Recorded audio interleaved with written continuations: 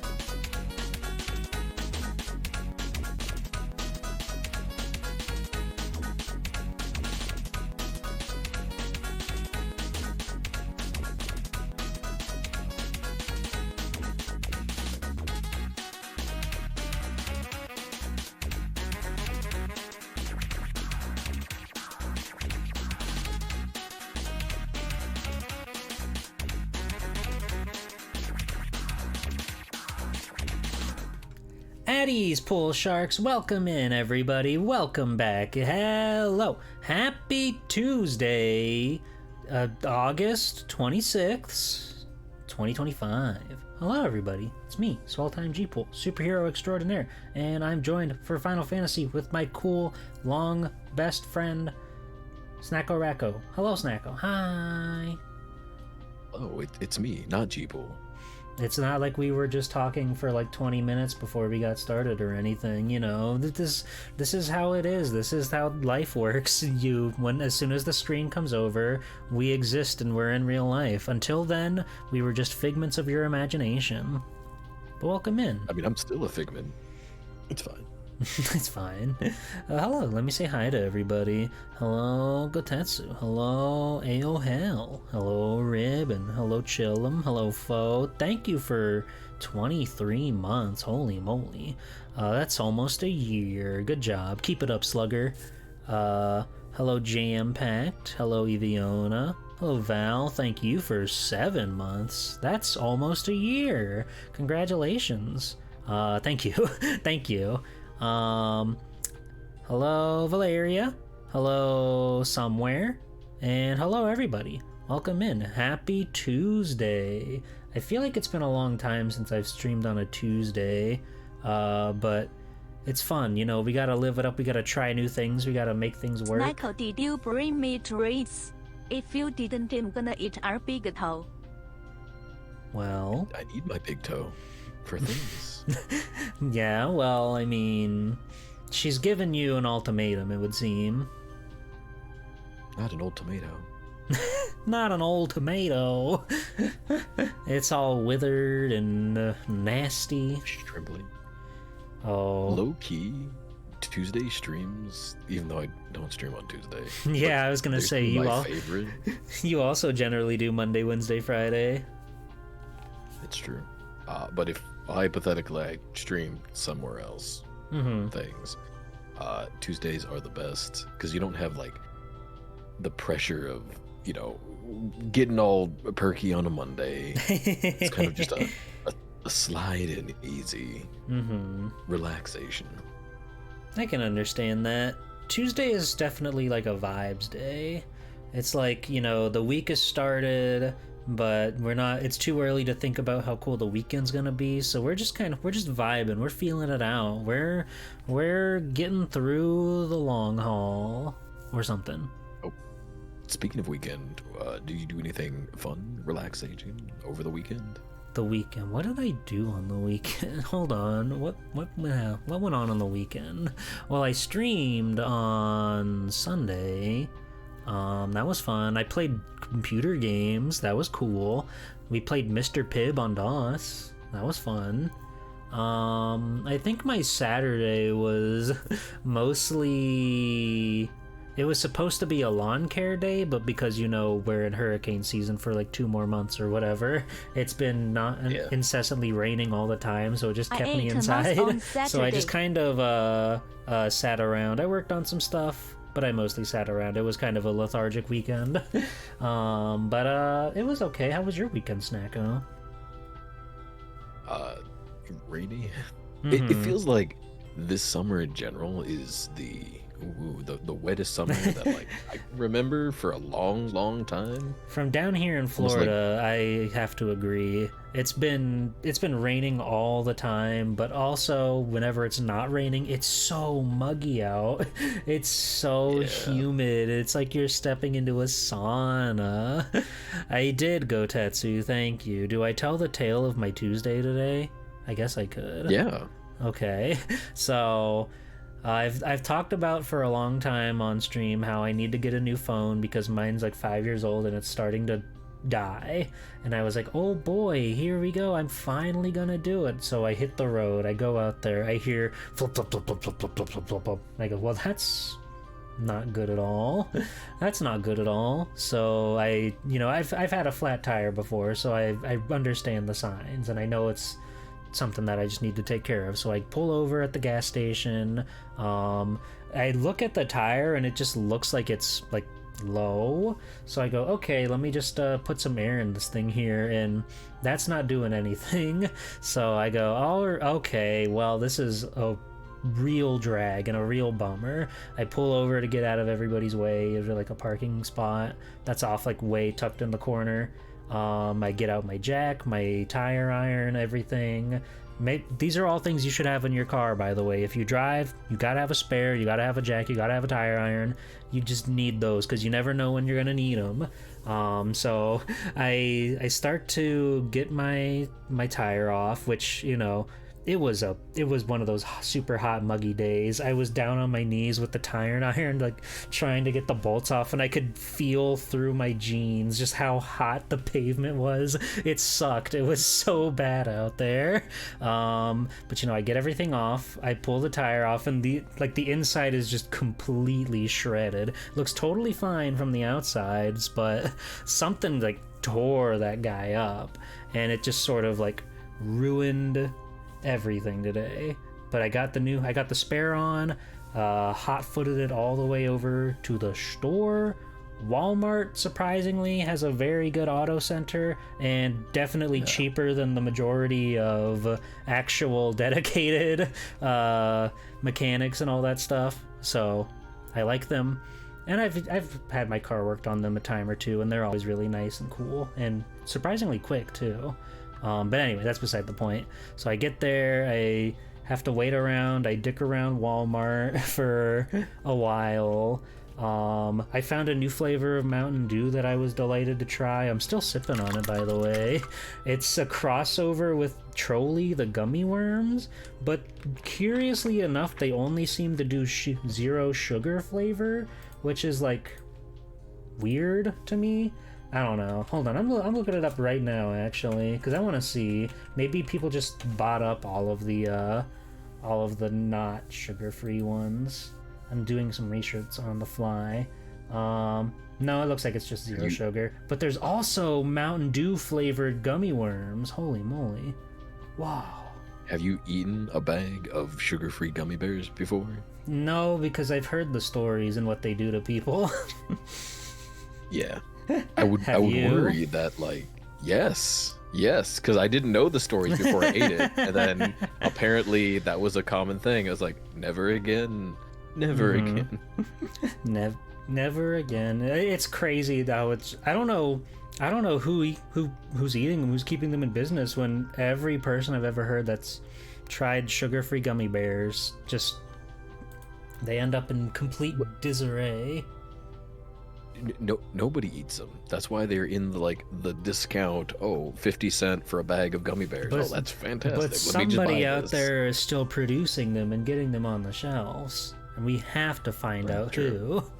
We have to find out who's to blame for all this. But yeah. Speaking of green goop, do you put green goop in your tires? Do you know what I'm talking about? I can't say I know what you're talking about. This might just be like a farm thing, but there's like this can of like sprayable green goop, and you just, you spray it in before you inflate your tire, and it looks like the ooze from like Power Rangers, like way back in the day. Okay.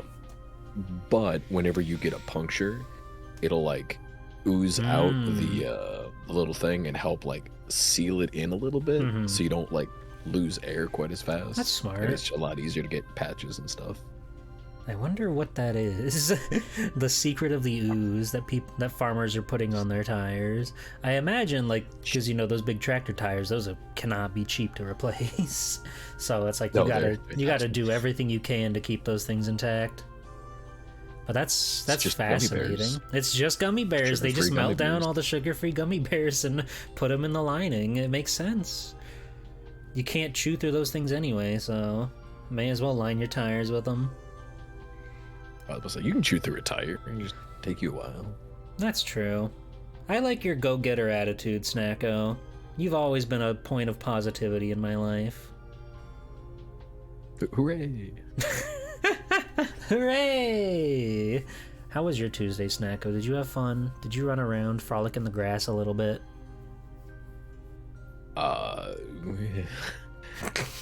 Frolicked, hobbled, it's one of these things. Okay.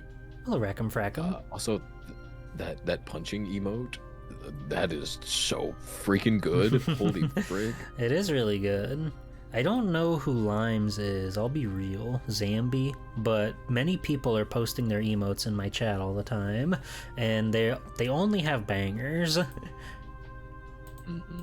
That's actually how I found out about like a lot of streamers. It's just awesome emotes, and then you're like, oh, I keep seeing this emote all over the place. Where is this from? It's Click true. on the streamer. Like an emote does so much for you. Like there you go, Calanod, fucking Calamanod, Calama29 Nod. That one's so good. Calamarici also just has like incredible emotes. They go a long way. They go a long way with it. What the? Who's Pygmy Falcon? Who does this belong to? This is someone's 5k bit reward? Val, you're dedicated to the craft. Hello. Also, hello, Mage. Welcome in. Limes is a vine sauce. I don't know what vine sauce. I guess it's a group of people. I know there's Joel. There's Vinny. Those are the only ones Vinny I know. Yeah, like for a while I thought Vinny Vine Sauce was the only one because people just called him Vinny Vine Sauce. You also have great emotes, SnackoRacko. I didn't know there was multiple Vine sauces. I know, right? It's crazy. It's crazy. It's like there's so much out there on the internet. There's more than an infinite amount of information on the internet. People to meet, things to see, things to learn about. It's truly like the Library of Alexandria on a small device in our pocket. Crazy to think about. I also thought really... Vsauce was a Vine sauce. Understandable. I'm really excited. Within this last year, there's been like, I mean, there's always VTubers that are coming out, right? Joining the ranks and hanging out. Of course. But like within this last year, I found so many really good like retro VTubers, like the second wave, the third wave, I don't know, whatever wave it is now. It's just like One Piece. It's true.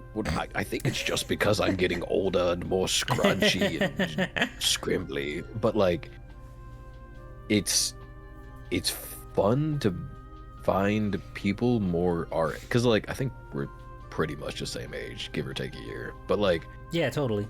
It's really fun to see people that like grew up with like, you know, our stuff, like the N64, the GameCube, the, you know, the Wii, like, and that be like their, most nostalgic childhood, absolutely favorite thing, and you're like, oh yeah, I remember this obscure shovelware game that nobody else knows. It's freaking fantastic. Yeah, it's always really cool. Like, one of my favorite things about streaming has just been like opening my eyes to so many different video games that I may have otherwise never touched or never played. Final Fantasy VII. And it's really cool. Like, obviously that is a poor example if we're talking about obscure video games, but whenever I see something and someone's like, oh my god, I had this as a kid, and I'm like, you were so lucky. This is awesome. This is so sick. And you got to play this one when you were a sweet young baby baba? I think Final Fantasy VII is a good example, because a lot of people are like, oh yes, my favorite Final Fantasy, but because at least back in the day, like back in the playground rumor days, beginning baby of internet, but like the amount of people that actually have played it, oh yeah, that's not true. a lot. It is definitely like 100-hour plus. It's the one people know, but how many people have seen outside of Midgar? True. Like, I feel like I've said this on every FF stream, but I'm surprised at how small Midgar is just in comparison. I thought that it was like a whole disc of the game, because that's how it is with the remake. The whole entire first remake is just Midgar, so I was surprised how quickly we got out of there. I haven't seen much of the remake. I do want to play it. I was watching Goki. I think it was Goki. Yeah, it's Goki. Like with the bike scene. And it seemed phrasing.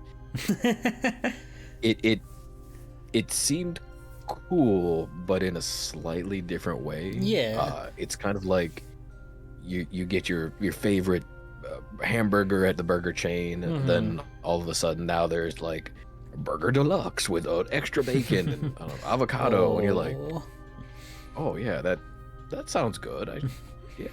Let's give that a go. Yeah, well, it's like in the same vein. Yeah, just before we went live, we were talking about like the idea of remakes and everything with games, and I think FF7 I respect that one for mixing things up, not just like with the gameplay. Apparently the story goes like different places too or something. I don't really know, but from what I've seen, they're definitely like mixing it up a bit, and the gameplay change alone I think is really fascinating and cool. But it's fascinating, and I appreciate them just not doing the same exact game just with like a fresh coat of paint, you know? What Final Fantasy was it? It's like in Ivalice, they started with the action combat system. Well, I mean, it's all action combat, but like you could basically program how your companions fought. Is that 12? With like little go-to commands. Is that 12? It might be 12. The one where it's 3D run around? Yeah, that's 12. It's like the starting area is all like sandy desert area. I hated that as a kid with a burning passion. But I think 2 years ago I played it, and now like I think I was trying to force it to be something that it wasn't, instead of accepting it for what it was. And now it's just fantastic. And I mean, like, Fran. Yeah. Fran makes everything better. Okay. Yeah, let me tell you something. I tried Final Fantasy 12 back when like PlayStation 2 was out of style, and it was like GameStop was selling games like buy two get two free just because they wanted them off the shelves, and I was eating that up. So I would just buy stuff there. I'm sure there are things on my shelf to this day I still haven't played, but it was just too good of a deal to pass up, right? Because they were already super cheap, but they were just like yeah, just get them out, hurry, just take these please. But anyway, I tried 12, and I could not get a grip on the combat system at all, and I was never like super into like deserty settings or whatever, so that wasn't really helping me either. But I just so I kind of got on it, played it for a little bit, and then never touched it again. If you could pick out of your current library, like any disc or cartridge or whatever that you have, like one game that you would like to go back and revisit for like a similar reason, that you didn't really give it the effort or give it the time as a childhood, what disc would that be for you? I have many things on my shelf. I have many things that I've out there, like, just because I never sold stuff when I was a kid, like ever. So my collection was vastly accumulated over the many years I've been on this planet. So it's steadily been getting to be like a sizable thing. But let's see. Let me think. Something that I like. You know what was like? This is like retrospective because I've already done this, right? But when I first played Kingdom Hearts, I kind of hated it. I kind of like hated it, and then I made it to the Alice level, and like I didn't know anything about Disney. I didn't really care about Disney, so I was just like, I checked out when I got there. But I played through all of them with a friend, and it's one of my favorite series now. I love Sora and Donald and Goofy and all the weird OCs, and when Final Fantasy characters do decide to show up in that franchise, I think it's really cool and really magical. But when I first played it, like back in high school or something, I was mad because I spent $20 on a PS2 game, and that was a lot of money to me back then. Still kind of is now that I think about it, but that's my skewed perception of money. Anyway, I was just like, I don't get why this game is so popular. Why do people like it so much? I didn't have the whimsy in me. I didn't have the Disney magic, the corporate Disney magic in me yet. But now my heart is opened and I see the world in a different light. And I'm so glad that I played through all those Kingdom Hearts games, because they're great. They're wonderful. So what's really funny is Kingdom Hearts is actually my pick as well. Full disclosure, I have never played any of the Kingdom Hearts. I was so... I know it's hard to think now, but I was a very edgy, like, metalhead, super, like, gothed out, weird. I guess I'm still weird now, but, like, you I was just wanted very to watch alternative. Family Guy and didn't want anybody to tell you not to. What? I had a friend that was obsessed with the series and like wouldn't shut up about Kingdom Hearts, and then like would try to be like, oh, you need to play this, you love RPGs. I'm like, yeah, I'm okay. Final Fantasy characters, great. Why is Goofy there? What the frick is Donald Duck? I'm like, no, this is so stupid. And why are their shoes like bigger than their head? Like, I didn't get it. But I was able to pick up the remake collection, I guess, for maybe the PS4. Yeah, I don't know if it's a PS4 or PS3. I think it's PS4. They released it on both, so either or. But I got like, you know, the whole shebang on it, and it cost me like $5. That's so but sick. I still haven't played it.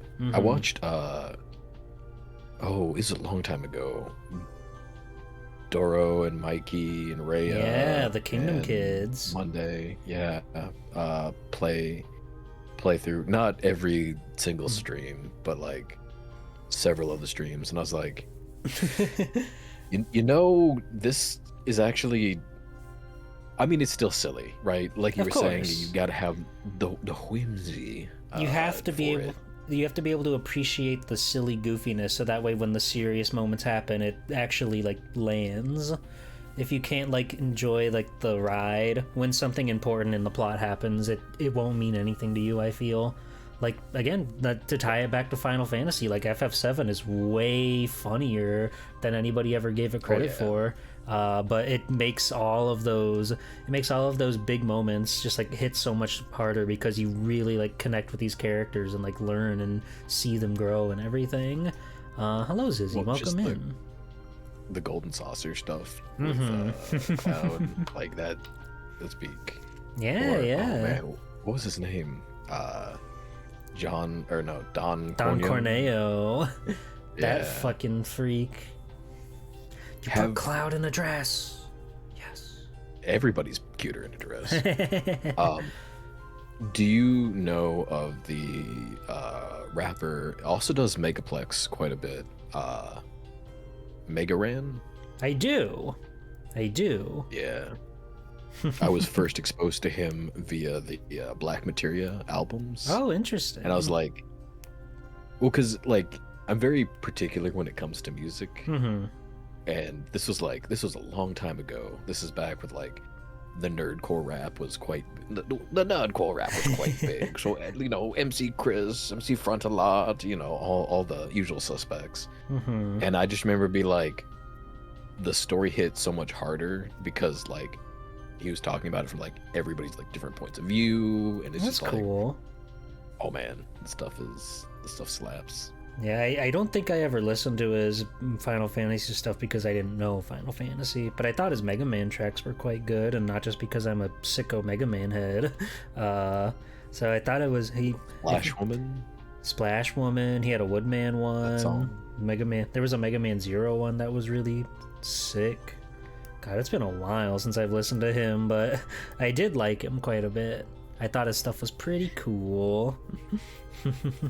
Yeah, your Kingdom Hearts arc. Yes. Maybe. I was talking to a friend about something similar today. Uh-huh. I feel like the last 10 years of music, specifically the last 10 years of music, I've just kind of blanked out on. Like a lot of bands or other things that, you know, people that I'm like, oh yeah, I used to listen to them way back when. I wonder if they're doing any. Oh, they released like 4 albums. Where? What? What happened? Where was I? What? No, I feel ya. I was never like particularly plugged into the music scene. Like Tony Hawk pretty much forged my my tastes in musics, pretty much. That, and you know, the Digimon movie is filled with ska, so there's that. We got that going for us. But like I never really like listened to music too much on my own until like I met a friend who was ironically the same friend that I played all of Kingdom Hearts with. They're super into like punk rock and like indie stuff, the whole like indie scene. So we've gone to a couple house shows, gone to a couple, like we went to one that was in like a warehouse that a company stored furniture at. That was very fun. I was always like scared and shy and nervous to go to them, but every time I look back I was like, that was really cool. That was really fun. But like in the moment I was always like, oh man, oh this is weird and there's so many people I don't know, and I'm in somebody's house. This is strange to be in somebody's house. But like nowadays, like if I learn about a new band, it's usually because they're doing like art or something for that band, which is pretty fucking cool. Like I learned about Origami Angel, which I really, really like their stuff. If you like the emo, like jump up and like jump on your bed or whatever kind of big cool vibes, definitely check them out. Their album Somewhere City, very good. My friend did the insert art and it's pretty awesome. But yeah, other than that, like other than what they spoon feed me, I generally haven't really kept up on any music, period. Well, that's valid. It's weird how time kind of escapes. No, I feel like, even not intending, it's just getting old. Yeah, and I mean, you're this is your 3rd going on 4th year. Yes. And it's crazy because it's like I remember you when you were just a little G puddle. I mean, when I was a small, tiny, insignificant speck. I mean, we all are in specs, grand scheme things. But like, I don't know. It's really.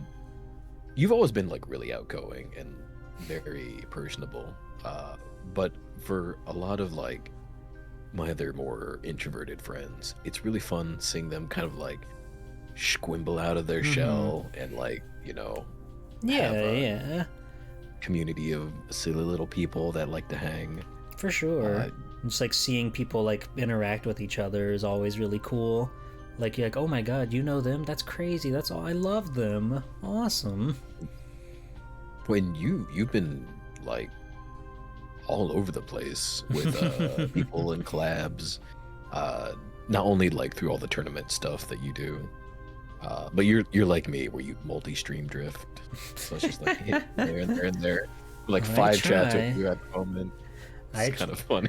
I try. It's not easy, but I want to make friends with lots and lots of cool people, so it's like somebody's got to put themselves out there. Everybody in the VTuber scene is the goddamn bottom, okay? We all are. We're all nervous. We're all afraid. We don't know how to talk to people, but you know, I'm a hero and I have to do the heroic thing and shove myself into the fray and, you know, say HEY period, and then, you know, I'm on the ground pounding my fists, begging, pleading that they respond. You know, that's the heroic thing to do. I mean, I guess. Because somebody's got to do it. Somebody's got to be the one that like sparks the conversation and everything. So I try because I wanna be friends with lots and lots of cool folks around here. Have bottom hero. What? Shut up. What's funny is I'm super atop. I'm just introverted and shy. Oh, likely story. It's fine. You don't have to believe me. You know what else sort of like warped my perception of time? COVID? Well, yes, that. But when I stopped living with my parents, God, I don't even know how long it's been now, but I didn't have cable TV anymore, and that just like that's a whole world that you're missing out on if you don't watch just like whatever's on cable TV or whatever. Like so many shows can come and go without you ever having known about them or anything. So many waves will just go by and you may have never known. I don't know. Did you have cable growing up or whatever? I know a lot of friends that just like didn't have it at their home. But like when you go without it and then you like step back into the world when you go to like visit family or something or whatever, and it's just like, what's going on the TV? So growing up, I had 3 channels: Nice. PBS, ABC, NBC, because that's what we got on the rabbit ears. Yeah. Oh, that takes me back.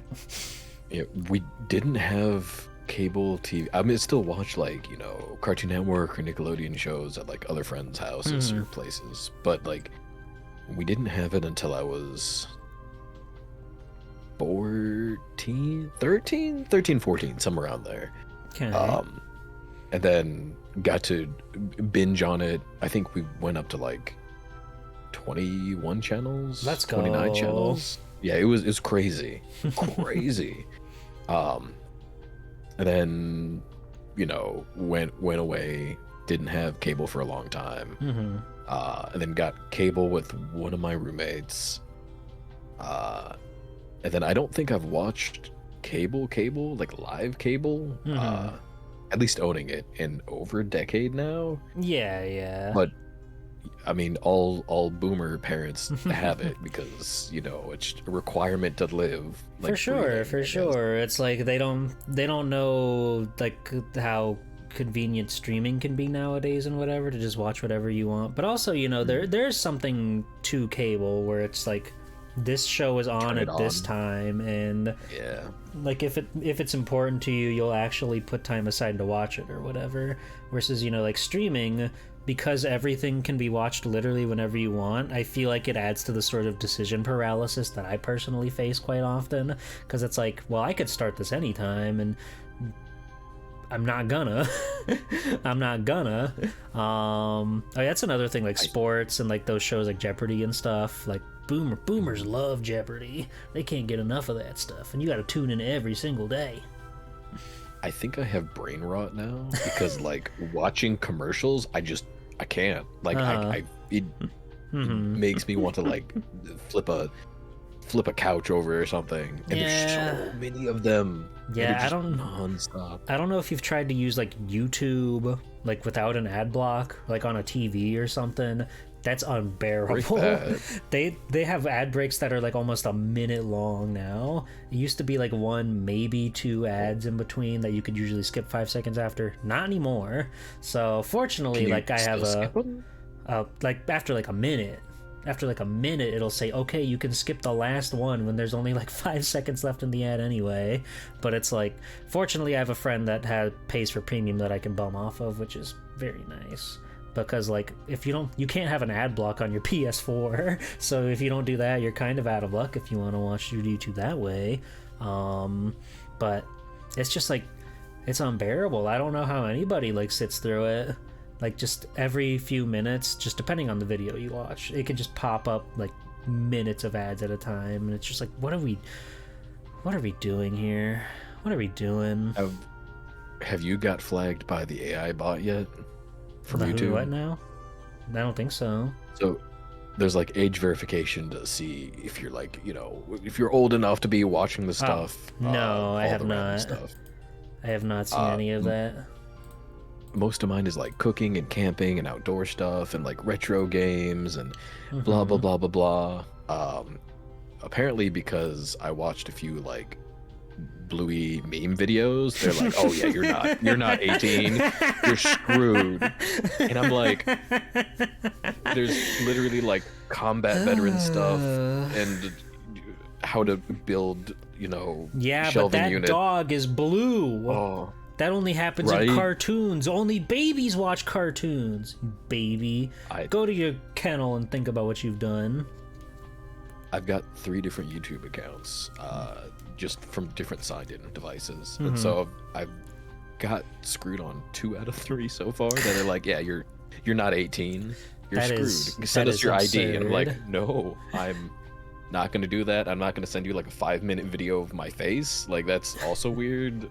Yeah, no, I really don't understand where all this is coming from. Like every person who tries to like argue for this stuff, they always say the same thing, like, it's for the kids, or what do you have to hide, right? Those are the 2 big ones. Like, the first one I think is the most glaringly obvious. Like, if you're a parent, you get to decide what your kid can and cannot consume, right? That's your responsibility. You shouldn't make the world change to fit around everything that like you don't want or do want. Then the second one, it's like, what does it matter? What does it matter? What does it matter? I don't need to show YouTube my face just to use their platform. I don't understand why people feel the need to do all this stuff. It's ridiculous. It's ridiculous. Well, and without getting into like crazy political rant kind of stuff, I think a lot of it is driven just by like money, right? Oh, I'm like, sure. Like stage capitalism stuff. Of course. It always comes back to how we can make a quick buck or somehow. I don't really get it, but I'm sure there's a way that somebody's profiting off of it. You can't use Pornhub in Florida. The state that I reside in, you also can't use Pornhub. Oh. Because, I don't know, obscure reasons. Yeah.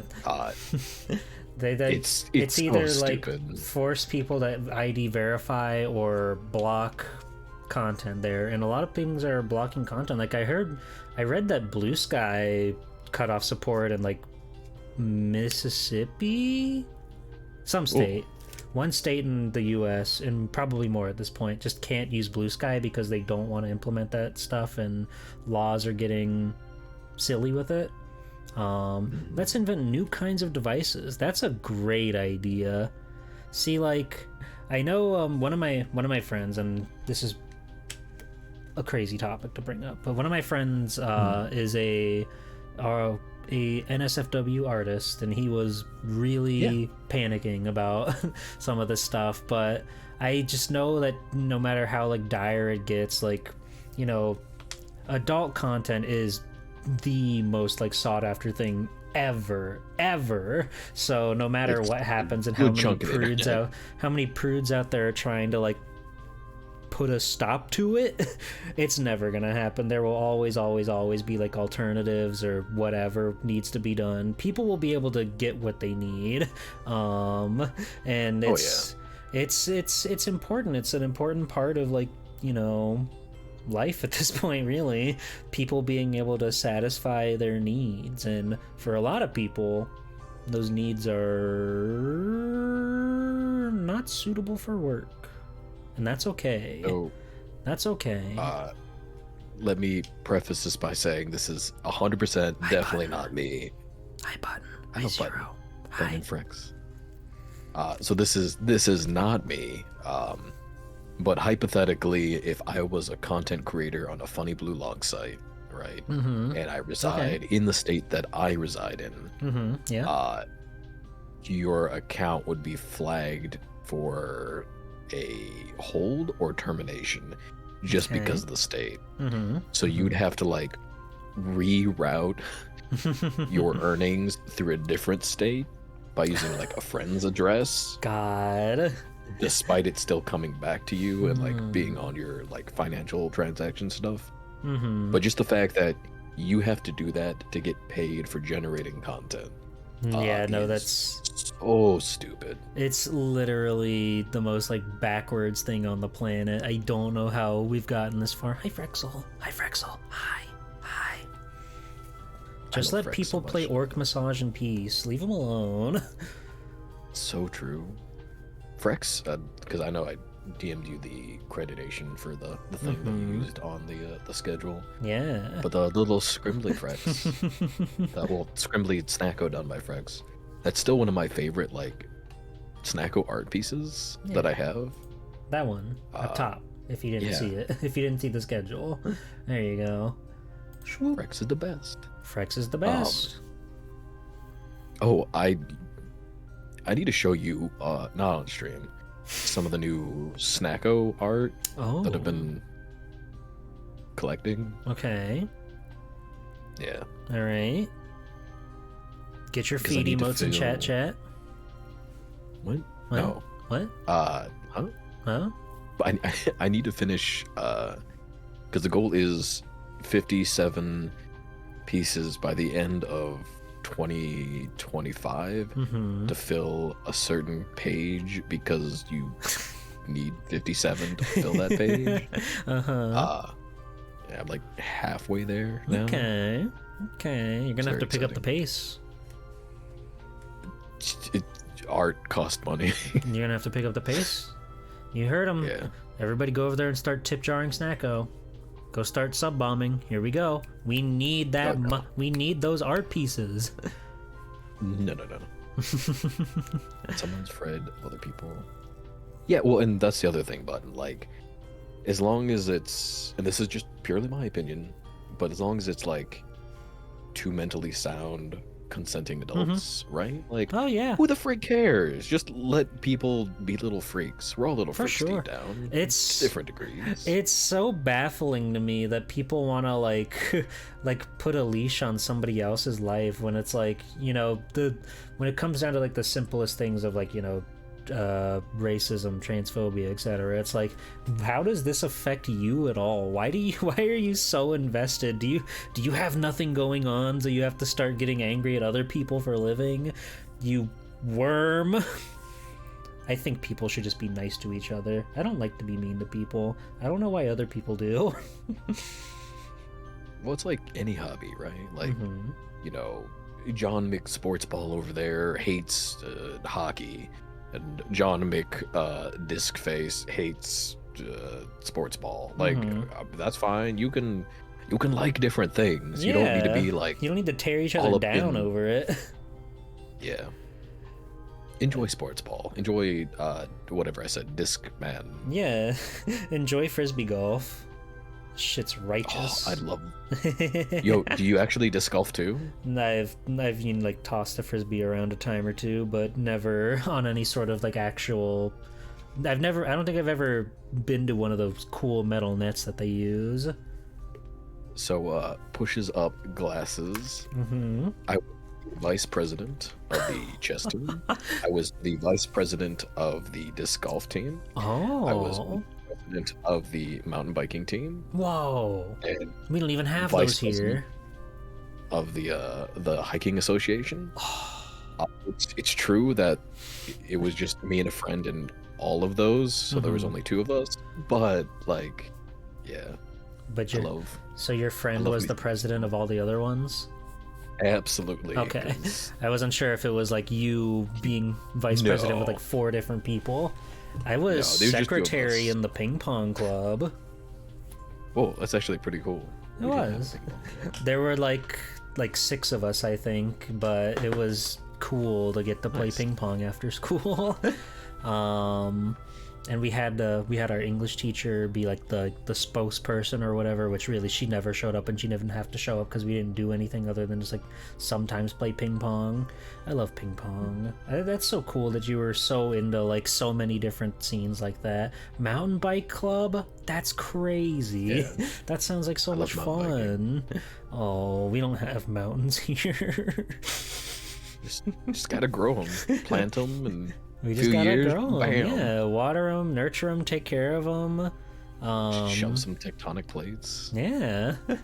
But yeah, that sounds like a lot of Did- fun.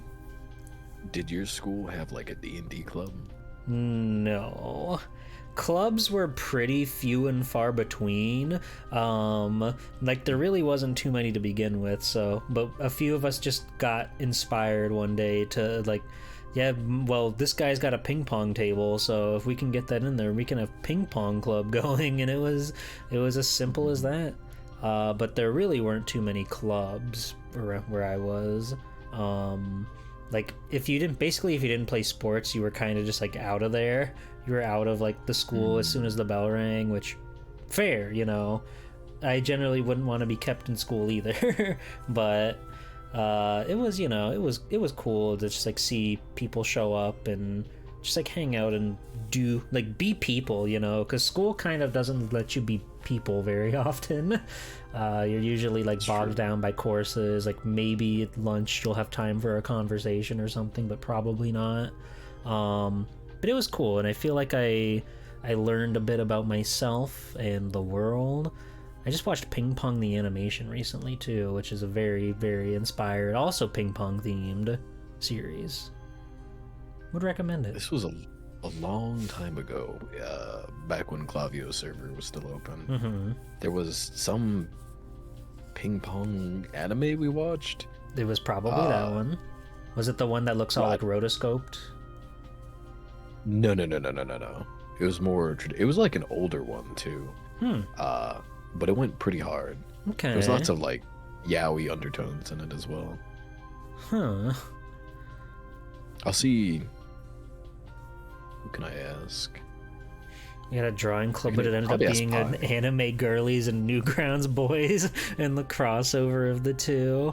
Oh, that's Actually sounds fun. That's crazy. It's a bummer that the teacher wasn't about it, but I mean, you know, the youth are gonna be youthful, right? They're gonna just like take excuses to do whatever and like chill. I'm all fired up for ping pong now, though. While I was wandering around Walmart earlier, I was looking at paddles. I was just like, oh, what if? What could be? What could be? Do I take back my pride, my journey, and my youth? Well, you could probably even do it by having like a table, push it up against a wall, Oh, and yeah. just like practice. Yeah, I do have a friend that has a ping pong table, so I could go over there and play with them. But you know, it's hard to make time for those little things like that when you're as old as we are. Old. Yeah. When it's It like hurts. It hurts so much. it's seriously a problem I face almost every single day, feeling like I just don't have enough time to do all the things I want to do. Like there's so many basic living things that you have to do to get by, right? And then there's like, you know, there's like physical gratification, emotional gratification, all these different things that you want to do to like either improve yourself or just enjoy your time or whatever. Like it's messed up. It's messed up. I don't want to sleep. I got stuff I gotta do. I can't possibly be Very sleeping true. now. Oh, you had an anime club? Whoa, that's so awesome, Fo. Yeah, see, we didn't. Just trying to wrangle people together too is like impossible. It is pretty few and far between. I'm going camping this weekend just for like an overnight, but it's Hell yeah. I'm looking forward to it just because it's an excuse to get to see friends and stuff, and just like, you know, go out and do something. Fingers crossed it's not too hot. I think it's actually gonna rain, so probably huddled up inside the tent. But yeah, you know, it's just an excuse to go out and see each other, you know. Like, I found holidays hit a lot harder for me nowadays, because, like, you know, Halloween is a great example. I love Halloween. I love the vibes, the spooky, scary, children's horror, etc. But being able to have a day centered around this big holiday is like an excuse for me and my friends to actually get together and like hang out and see each other and eat food and everything. It's like, yeah, no, this is awesome. I totally see why Christmas is like so important to a lot of people, because you don't always have the time to go and see the people you care about. So if everybody can kind of come together over something like that, it's like, yes, more of that, please. Thank you. So I went for a 2-week backpacking camping excursion with like a few friends. Whenever V Shoujo like imploded, that time, you were I was just gone gone. for all of that. Yeah. You were inside the building. You made it happen. Well, You pulled the plug. It was me all along. I am John Fishojo. You were chewing on the Yes. cables. But for that time, 11 out of the 14 days were just solid rain coming down. Oh And that my was God. like the week of the heat wave too. Uh-huh. Oh man. But it was still really nice. I want to go like solo, because like camping with friends is fun and it's pog, Yeah. but there's a lot more fun for me just being solo, because you can just, at least with like backpacking camping, the whole idea is you move between like 5 and 10 miles a day, set up, spend the whole afternoon, just vibe out, Yeah. pack up the next day, go out, and just kind of keep schmoving. But as I'm getting older, and as my friends who are a little bit older than me, people don't move as much as they used to. You know what I mean? So like, days that we're supposed to cover 10, we're covering like 3, and I'm just like, Yeah, okay, you just want that's to fine. you don't want to have to like worry about anybody else. You want to go out there and just like go at your pace. Yeah. I understand that. I respect that. And it's like it is just like a totally different thing when you can just go out there and see things on your own and do things on your own and experience it in the way that like only you can. I get it.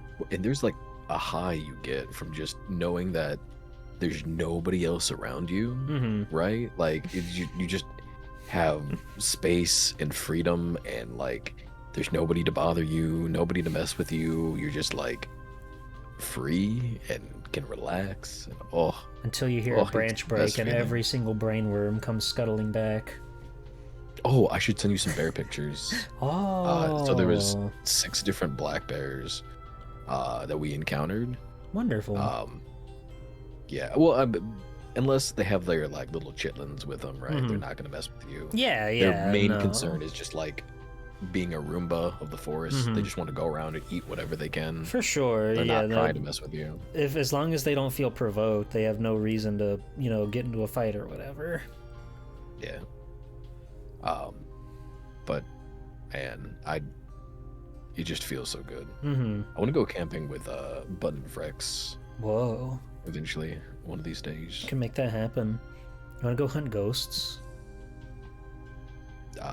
I prefer to hunt things I can eat that are real and tangible. But Oh, you're a non-believer. Not at all, yeah. And it's fine. I think people are entitled and they should have their fun and enjoy it. But if I'm gonna actively pursue something, I want to eat it. Of course. And it's very funny to me that the colloquial term is ghost hunter. And it's like anything but, buddy. Yeah, you're having great TV show, awesome scream, great reaction. This is not what that is. I'm fascinated by that world, though. Was it in St. Augustine? I went with because I lived in Florida for cool 4.5 years. Mm-hmm. Oh, you went to the nation's oldest city, St. Augustine, Florida? Well, so I lived in Winter Park, Florida. Okay. I stood in line and I got my Wii at the Orlando Best Buy with like shopping carts, and found out much later the Orlando what is it called? Olive Garden. That's the first Olive Garden. Like, oh, I thought you were going to say it was haunted. No. The Orlando Olive Garden is haunted. It's kind of broken down, but no, I don't think it's haunted. Okay, good. But yeah, that Olive Garden's kind of near where the Best Buy. Okay. Because like, you could get a PS3, you could be in line for the PS3, or you could be in line for the Wii, but you couldn't do both. I went to the Nintendo Wii launch event in downtown Disney Springs now or whatever. Yeah. I think most people I know still call it downtown Disney. Yeah, things keep changing. It's been Disney Springs for like a decade almost, but it's still downtown Disney. I hate that. That's okay. Hi, Benamy. Hello. I do miss not the heat and humidity. I don't freaking miss that. Understandable. But like, man, the food. There's some really good food in Florida. Yeah, really good. Yeah, Florida really is like one of the more melting pot parts of the country. I feel you get a lot of different folks and a lot of different stuff going on. And surprisingly, the best Asian market that I've found was in Florida, like outside of Orlando. I believe you. I've been to many incredible ones. My friend recently moved to a spot that is like within walking distance to this little strip of plazas, and there's a little Asian market in there, and they have delicious sesame buns. I tried a sesame bun and I tried a Pocari Sweat there the other day because we could just walk there. It made me so unbelievably jealous because like I've always lived in places that you need to drive like minimum 10 minutes to even get to a grocery store or something. So just like walking over there, and it's there's a little like Walmart neighborhood market there too, which if you don't know, it's just like the grocery portion of Walmart.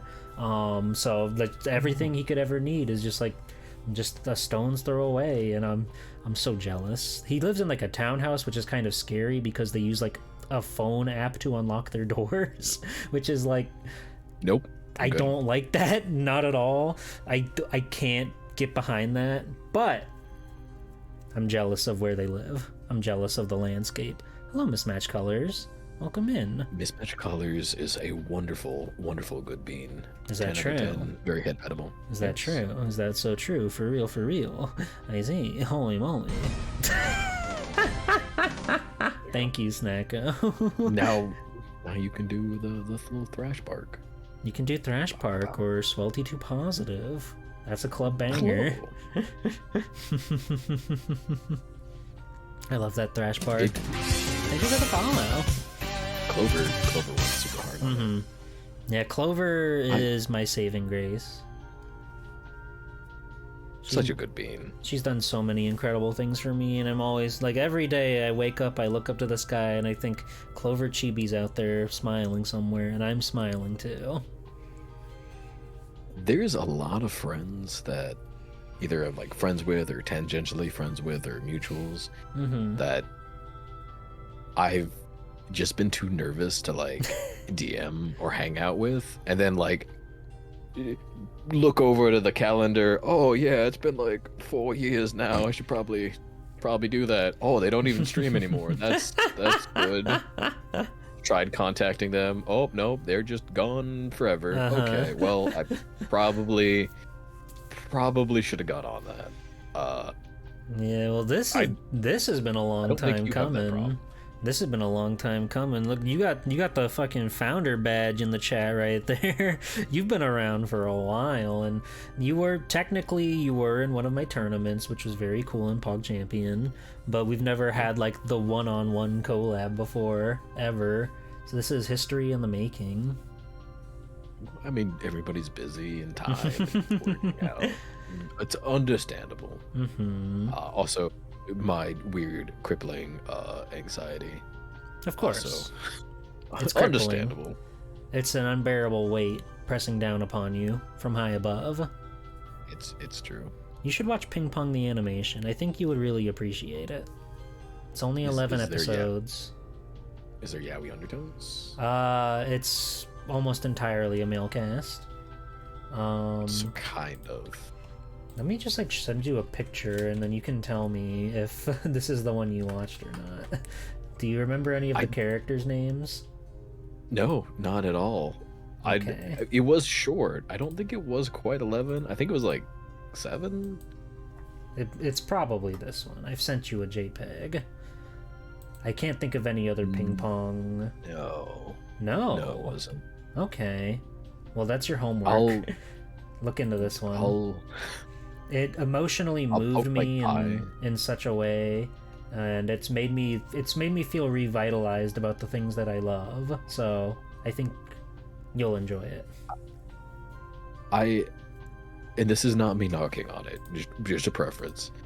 I don't really watch many like sports anime. Like I understand the appeal of the camaraderie, the team overcoming adversity and all that. But I totally get it. I haven't really watched anything like that. Like I never watched Slam Dunk or Kuroko no Basket or like any of them. But the characters really make it. The ping pong is more or less like a means to an end in a weird roundabout way. It's all about ping pong all the time, but it's really about the characters and their interactions with each other and everything. But I think you'll enjoy it. I think you would really appreciate it. It's very artistic as well. There's a ton of incredible animation and well-framed shots and everything. It's good. I like it. When, again, without doxing you or I's age, you are very Cartoon Network build. Yes. Were you watching or around during like the earlier Toonami stuff with like Outlaw Star and like Tenchi Muyo? I was definitely watching it, but I couldn't tell you like much at all about the shows. Like a lot of it's kind of brain fog for me. Like I know I really love G Gundam, but I really don't remember much of it. Like I remember Moltar. I remember the pre-Tom era where it was like 3D Moltar. But then Tom took over, and that's really when I think I started paying attention, just because like the bumpers really took like an upgrade in quality, and it really had this special personality about it, which makes it so cool. Like they still air Toonami to this day. Toonami's back like every Saturday on Adult Swim now, so it's more quote unquote mature anime that they're airing over there, but it's still really cool to see that they're still doing that broadcast, and they've still got like the personality, the vibes. They've got some of the best bumpers out there, some of the coolest stuff, like Optimus Prime voiceover talking over like this really slick off like drum and bass track and a bunch of anime clips going behind it. It's the coolest thing ever. So the reason I asked, because like even Cardcaptor Sakura, Yu Yu Hakusho, Sailor Moon, all that stuff. I found a YouTube channel that uploads compiled blocks. Yeah, I've seen those. So I have my little CRT and stuff. Then I have like a little converter feed thing that I go through. So now I guess I'm watching like pretend cable or whatever. Like when I'm trying to do something or cleaning, it's fun just to set up the CRT with the fake Toonami broadcasts remade and just like I saw pretend. I've seen a bunch of like stuff going around with that. Like somebody's been uploading the Rising Sun broadcast like chronologically, and I've kind of toyed with the idea of like showing those in the Discord or something, but I don't really know how I'd go about it because it's like, again, time.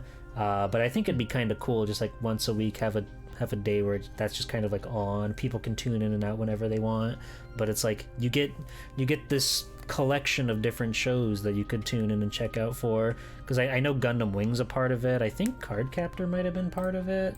I want to see actually, so let me pull up that roster because I had some good ones on there.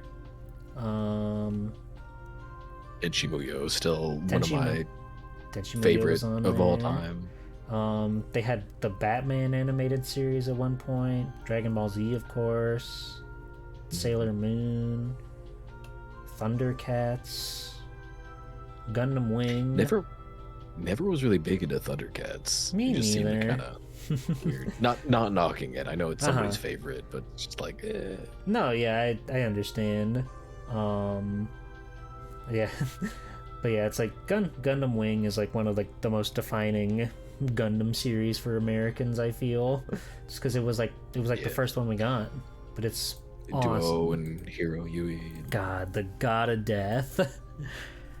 Oh. Duo still super cute. Freaking Oh yeah. beyond Duo, but like freaking Sasami from Tenchi Muyo, Toph from freaking Avatar. I think they're rebooting. I mean, don't quote me on this. I'm not 100% sure, but I think they're trying to do a third season-esque of Avatar. Interesting. I don't know the exact timeline, if it's between like so Korra like a and, new show. Okay. Just in the universe. Because I know they've also done like reboot movies, reboot like live action shows. All of those have not been. No one cares to about my those. taste. I was just like. I've never met a single person who cares about those. Like the live action movie was like one of the laughable ones, like the Dragon Ball movie. Did you ever see that? I've seen clips of it. I haven't watched the full thing, but it seemed kind of. You just got to see the one where he's sliding his head across the car, and that's all you need to know. Nothing cool happens after that point. But it's like it's just like it doesn't pay homage to the series at all. It doesn't have any interest in like representing what's cool about Dragon Ball. They just kind of like doing their own thing. I kind of want to watch like I think they were Korean films, like some really like early 90s live action Dragon Ball movies. Those ones are at the very least like interesting. Like they've got fun, wacky tokusatsu kind of stuff going on, but I don't know too much about them. I love Dragon Ball though. I could always the one where Poir smokes. God. We're so cute. I've never watched One Piece. I've seen like random bits here and there. Of course. But for my friend that's like One Piece absolutely crazy go nuts. Oh yeah. She really, really likes the live action. It says it's actually done well. So I think there is a possibility to do things but I think you have to have you have to like do your homework. You have to respect the franchise that you're doing it with, right? You have to actually like care and do something with it, because I know like the One Piece live action is not just like a one-to-one retelling of the series. They are kind of doing their own things with it, but you can tell like I mean they do have Oda like there to oversee things, so I imagine that helps quite a bit. But like the actors are clearly very into it, and the people behind it are very clearly into it. Like you wouldn't have people like all these CG animators making Gum Luffy techniques look good if they weren't passionate about this sort of thing. I'll always just be like a fan of cartoons no matter what. That's just who I am. But I can respect the One Piece live action. I bought it because of you, and I can't remember the exact name, but it's in my Steam library. But I was watching you play the Dragon Ball Z Kakarot. Yes. Yeah, I was like, Mm-hmm. it was so oddly faithful in a way that Oh yeah. granted I haven't seen all of it, but like Mhm. it was so oddly faithful for like the little bit that I saw you play that I was like, Mm-hmm. you know, I kind of want to play through this, not as a stream thing, more as just like Of course. I like to have games to Yeah, not you know, everything has to be just like keep turned your into a own. stream thing. Just play it Yeah. when you want it. But But yeah, it you know, give a group of competent furries your source material. They'll work wonders. or it becomes like some weird horde fetish thing. There's really no in between. That's true. It's a CyberConnect 2 game though, and they're geniuses at video games. Not only do they do like a bunch of the big Naruto games, they're the little Tail Bronx guys like Tail Concerto and Solado Robo, and the Dot Hack guys. So they know how to make video games, I think. I love Dot Hack so There you go. much. Same So guys, much. same folks that made it. Yeah. Hexagon Witch. I gotta play a Dot Hack. I owe it to CyberConnect to at least try all their games. Welcome in, Hexagon Witch. How was your stream? Creators. Welcome. Going into it, I know it seems very much like a faux MMO RPG, and I guess it is. Mm-hmm. But if you think of it more like an item management simulator, you'll have so much more fun. Okay. Because it kind of is just disguised in like a pretty wrapping. I think the art alone is like enough to sell me on the game. I like how everything looks in those games, like all the characters and stuff. They look really cool. I really don't know much about how the game actually plays, or I don't know a thing about the story, but I can tell that I would like it just by looking at it. If Mia doesn't make you feel anything, we can no longer be friends. That's all I'm saying.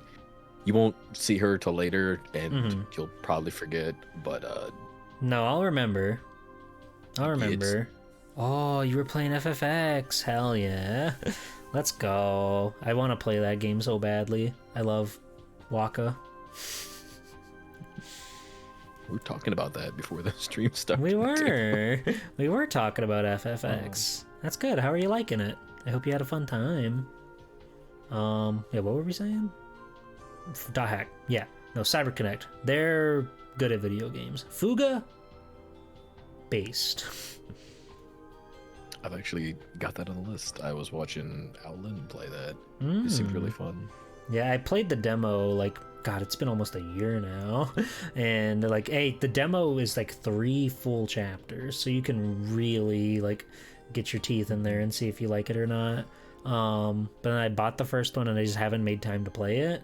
But it's been sitting there waiting for me. I fell in love with the demo, and it made me really just like that spearheaded me to check out their other little furry games, Tail Concerto and Solado Robo on the DS. They're geniuses. I watched Monday play Tail Concerto, Ilya as well. Ilya played it. I think Holly played it for a little while. A lot of people have played it because, shocker, it's a good game. It's a good game. It's a good game with some of the cutest models on the goddamn PlayStation. I'm so thankful that like the PSP and like, well, I guess by extension the Vita, PSP Go, whatever, because Frex was changing out her battery on hers the other day. As you all should. Yes, I'm so thankful that like specifically the PSP exists, because that was my foray into like, you know, running foreign executable code and like just hacking devices, making the Pandora battery, playing MGBA on it, PlayStation games, all the stuff. Good old Dark Alex back in the day. Shout out. Changed my life. It really was like a machine built on dreams. Well, but like even as a kid, it blew my mind. I'm like, wait, you can play a PlayStation game in your hand? Yeah. Like Is that allowed? This 2004 gaming device has like 3D graphics, music player. You can watch movies on it. Though it's a 2004 device with a web browser. That's crazy. I don't know how they crammed it all in there. Visited so many sites with that. I read all of Soul Eater on my PSP. All like 130 something chapters. It was my thing. It was my beast. And like sometimes the pages wouldn't load right and they'd be really hard to look at, but it was mostly fine and it was good. And I love Maka and Soul and Black Star and Tsubaki and Death the Kid and Liz and Patty and Krona and Ragnarok and so cute. Everybody. I also watched all of Soul Eater on my 3DS. I don't know why. That series was like stuck to my my handhelds, but it's one of the best. Have you ever played the Wii game? So much. Oh, I want to go back and like rewatch all of that. I still have my freaking from LimeWire like 160p or whatever the frick it is, like rips of that. But now like some absolute hero uploaded the entire Lucky Season in like 720 all in one like blob. Nice. Like a 9.5 hour blob. Oh wow. Oh yeah. That's wonderful. Super good. Hello, Did bird. you used to make like little, I forgot what the converter was called, but I would convert a whole bunch of artistic short videos and or anime to watch on the PSP? I was never like super great at, computers and stuff, but generally speaking, the PSP could do like MP4. So if you just like converted it to MP4, it would usually work. There were some websites that I could find like on the PSP's browser itself that would like convert them and download them, and it would still work on the PSP. So I was kind of jazzed on that, but yeah, it was really cool. Like I'd have episodes of like stupid Mario Brothers saved to my PSP, and just like if I'm on a road trip or whatever, I would just sit there and watch my funny little live action Mario adventure. This episode I've seen like a dozen times at least. I'll watch it again. Yeah, why not? It's cool. Well, it was a huge novelty just being able to have that and take that around with you. Oh yeah, no, like I'm pretty sure I've told this before, but like tangentially related. I used to go visit my grandmother like a lot, like at least once a week every time, and she'd go to bed pretty early, so a lot of times the nighttime was just me hanging out doing whatever. So when I was getting through One Piece, getting caught up on that, before the internet turned into nothing but streaming, you could go to your cool little websites that were, pre-Crunchyroll era stuff, so fan subs and everything, ahoy. They would actually preload, right? So what I would do is I would get like 5 or 6 tabs open of different episodes and just have them like preloaded up, so then I could close my laptop, and then when grandma goes to bed, I'd open it up and I'd just have like 2 hours of One Piece that I could watch, because you didn't need to be connected online. It was already there. You used to be able to do that with Newgrounds games too. Like if the game like loaded to where it plays, you just close your thing and then pop it up in the car or whatever, and you're playing like the super early like builds of Binding of Isaac or whatever, all that fun stuff. It was a different time, and I love those days.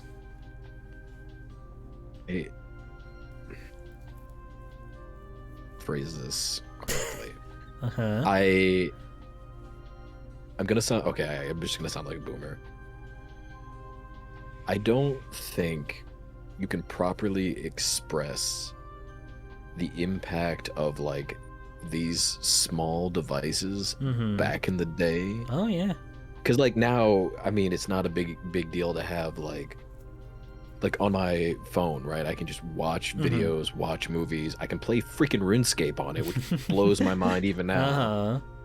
Yeah. But like, just the early internet days of, the idea of having your entire music library in your hand, like on an iPod, or being able to watch movies or play games on like the PSP. It was such like a crazy idea. No, I feel like, because like, we all know Vita, awesome handheld, right? It did not do commercially well in the States. No. I think that's because like by the time the Vita came out, like everything that was making the PSP so special and unique was built into like phones at the time. So it's like the vast majority of people didn't feel the need to get Vitas, which is like a shame because there is quite a cool library, and like the remote play thing alone I think was worth it. Like not just the PS3 but even a lot of PS4 games you could remote play to the Vita and like play on your handheld that way, amongst a myriad of other features, both stock and modded, hacking, whatever. Whatever you want to do to that thing. Like it's almost crazy that it didn't take off in the same way the PSP is, but I do understand why it didn't take off in America. Just because like a lot of those crazy new features from the PSP were just standard in your pocket at all times now. The PSP made such a big impact on my life that I have two. I have the 1000 and the Go. Oh, nice. But because of that, I actually have 3 Vitas that I got when like people were getting rid of them for mad cheap. Oh, like I yeah. have the original one, and then I have like the OLED, and then I have the little Vita TV that I use for streaming stuff. I should get one like of those. playing games. they seem nice. They are amazing. It's small and fantastic. Really easy to fix. At one point, you could get them for $20. Like they were in a clearance bin. I thought about when I picked mine up from Best Buy for $20. I was like, man, these are really cheap. I should buy like 5 of these and just like give them away to friends. I'm like, that's crazy talk. Nobody's weird, because like I didn't have the online friends and the connections that I have like now with like people that like retro stuff. So it was like just me. I was like, I don't have weird retro friends that would enjoy this. That's whatever. Like, and I didn't do it, and that's one of like the bigger regrets that I have in life, which is very stupid, very first world. But like, man, if I just would have stocked up on those, I could be like, yo, G-Pool, here, have one of these. Just like, throw it oh like my a God, frisbee. new in box. Yes. Yeah, I understand that, it's just one of those things where nowadays like stuff like that is very hard to come across. Like even if it's not necessarily like expensive per se, you just don't see them anymore. Like so true. I just recently came into a Sega Saturn. I'm very excited about that. But I saw your post. You're like, I'm not collecting discs for this. No, I'm like, not at all. understandable. Not at all. I am going to get some way to play games on there somehow. I think I was leaning towards the Fenrir because it's only like $50. And it doesn't seem to be too hard to like just plug it into the ports that the CD drive plugs into, which I think is like the way to go, because I've heard the Saru doesn't have great compatibility, and the other alternative, which plugs into like the memory port, is like $200 on a good day, which is a lot more than I should be playing around with. Theoretically, and this is all just theoretical, right? Not real. Of but course. like theoretically, if you were to do some kind of emulation on the PS2, the like little MX cards and the FMCBs that you can get to plug in just to the card slots to load ROMs and boot things with. The memory cards? Yeah. Okay.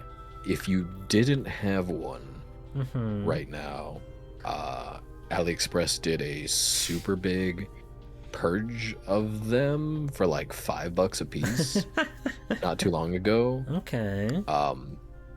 And theoretically, if I were to have purchased stuff from there, I could theoretically confirm that they're actually decent clone carts of and work well. Well, theoretically, my birthday is coming up, theoretically. You can't put AliExpress on Throne, I imagine. There's no way. But that could be fun. I mean, the PS2 is awesome. I love the PS2. again, the whole Dot Hack series Mm-hmm. and all that. The music, I still have rips of like the music CDs for those, and like I still listen to that stuff. It's so amazingly good. That's awesome. I think the PS2, like, not only does it have such a dynamite, insane, massive roster of games, it also has the PlayStation 1's dynamite, insane roster of games. So there's so much you can play. There's so much that you can do with that thing. Stuff being only sold on AliExpress, but it's so high. Website. No, they're just so bad. Oh, such a. I don't think I've ever been on AliExpress. I've heard of it, but I've never like gone there myself. The app is terrible. The deals are great. That's good. I fully regret, like, because I as a kid I bought all my systems and everything like way after the fact, secondhand through like yard sales and garage sales. So like by the time I got the N64, the GameCube was already out, right? Like I've always been behind. Oh, yeah, no, I feel that. I was the same way. Everything we got was always like from the previous generation. But you know, when you're a kid, you don't know better. You don't know what's what. You don't know what's new and what's hot. I didn't really go to hang out at friends' house when I was younger either, so if it wasn't in my house, it didn't exist. I regret to this day being such a diehard Nintendo fan raccoon. Right? Like I look down on the Genesis, I look down on the PlayStation, you know, all this other stuff, which is weird because like I was such an RPG pilled little squimble. If I would have just opened my eyes, like, I mean, I played like Lunar Legends, right? Like the Game Boy Advance port of it. But how much better would it have been, you know, on a, I think it was Genesis. No, I think it was Saturn, or maybe it was a Sega CD. I don't know. It was a little bit later. Lunar was kind of all over the place, I think. Yeah. Or, you know, the 50 million RPGs that were on the freaking PlayStation. I'll go play Aiden Chronicles again. Oh my god, I'm playing through that right now. It's one of the games I play through yearly. Oh yeah, that I know you like that one. KOTOR. Oh really? You're a Star Wars head. I wasn't as a kid, like, because I mean everybody remembers, you know, everybody, but like most people from our age group, if you were there for like hype. The prequel era, yeah, because like it was a thing. It was everywhere. I think I'm pretty sure I just talked about this on stream just like a few days ago, but I think like there's something about the modern like mass production of Star Wars that doesn't do it for me, and I really can't put my finger on why. I guess maybe because it is mainly just like shows and stuff, but they were putting out so many Star Wars video games in like the PS1, PS2 era, and like so many of them were original stories, like original things, some even original characters. Like you had Rogue Squadron, Shadow of the Empire, Dark Forces, Battlefront, Republic Commando, Jedi Survivor, Jedi Republic, what a Republic Jedi, Bounty Hunter with Jango Fett. Everybody loves that guy. Coder, of course. Like they were all over the place. Have you played Jedi Power Battles? A little bit, a teeny tiny little bit, way back in the day. That is, I replayed through it a little bit ago. I guess over a year ago now. It maybe hasn't aged the best. I've seen like because they recently like re-released it, I think, for like $20 really? or something. Yeah. Holy frick. Yeah, it's out there on modern platforms. You can enjoy it with your big boy bucks. But it is it's a game. So nostalgic. I love it because like it's Star Wars beat 'em up. You can use force powers. Oh yeah. No, I was like that with Masters of Terras Kasai. They're like Tekken knockoff. So it's a 1v1 fighting game with Star Wars characters. I was all about that as a kid. It does not hold up. It is very clunky and very awkward to control, but you could just like pull out your lightsaber or your gun and start trying to do like electric wind god fists against your opponent. It was all the rage back then. I never played it, but I feel like The Force Unleashed was like the last, I mean, it really was like the last like game that came out that was kind of doing its own thing. Nowadays there are those Jedi games that seem pretty cool and original and fun and neat. But that was like the end of the era for me. The Force Unleashed came out. It's like in between episode 3 and 4. You're Darth Vader's apprentice. Who is this guy? He must be a big deal. But I just never played him because I kind of missed that console generation for a long while. And it was on the PS2, but you know it's not the same game. It's not the same game as like the PS3 version. As this is a very hyper specific kind of weird. Mm-hmm. When you were a kid, and like the whole Star Yes. Wars prequel stuff explosion off, Mm-hmm. did you ever want to kiss the battle droids? Like, they just seemed very cute and kissable. I've seen a lot of art going around recently of like the regular droids wearing crop tops and stuff, and I get it. I don't think I got it back then, but I get it. They're very funny. Like, I remember the Tartakovsky show would use them quite often. You'd hear them go like Roger, Roger, and then they'd shoot a missile out at somebody. They're quite awesome. I don't think I was that level of degenerate just yet.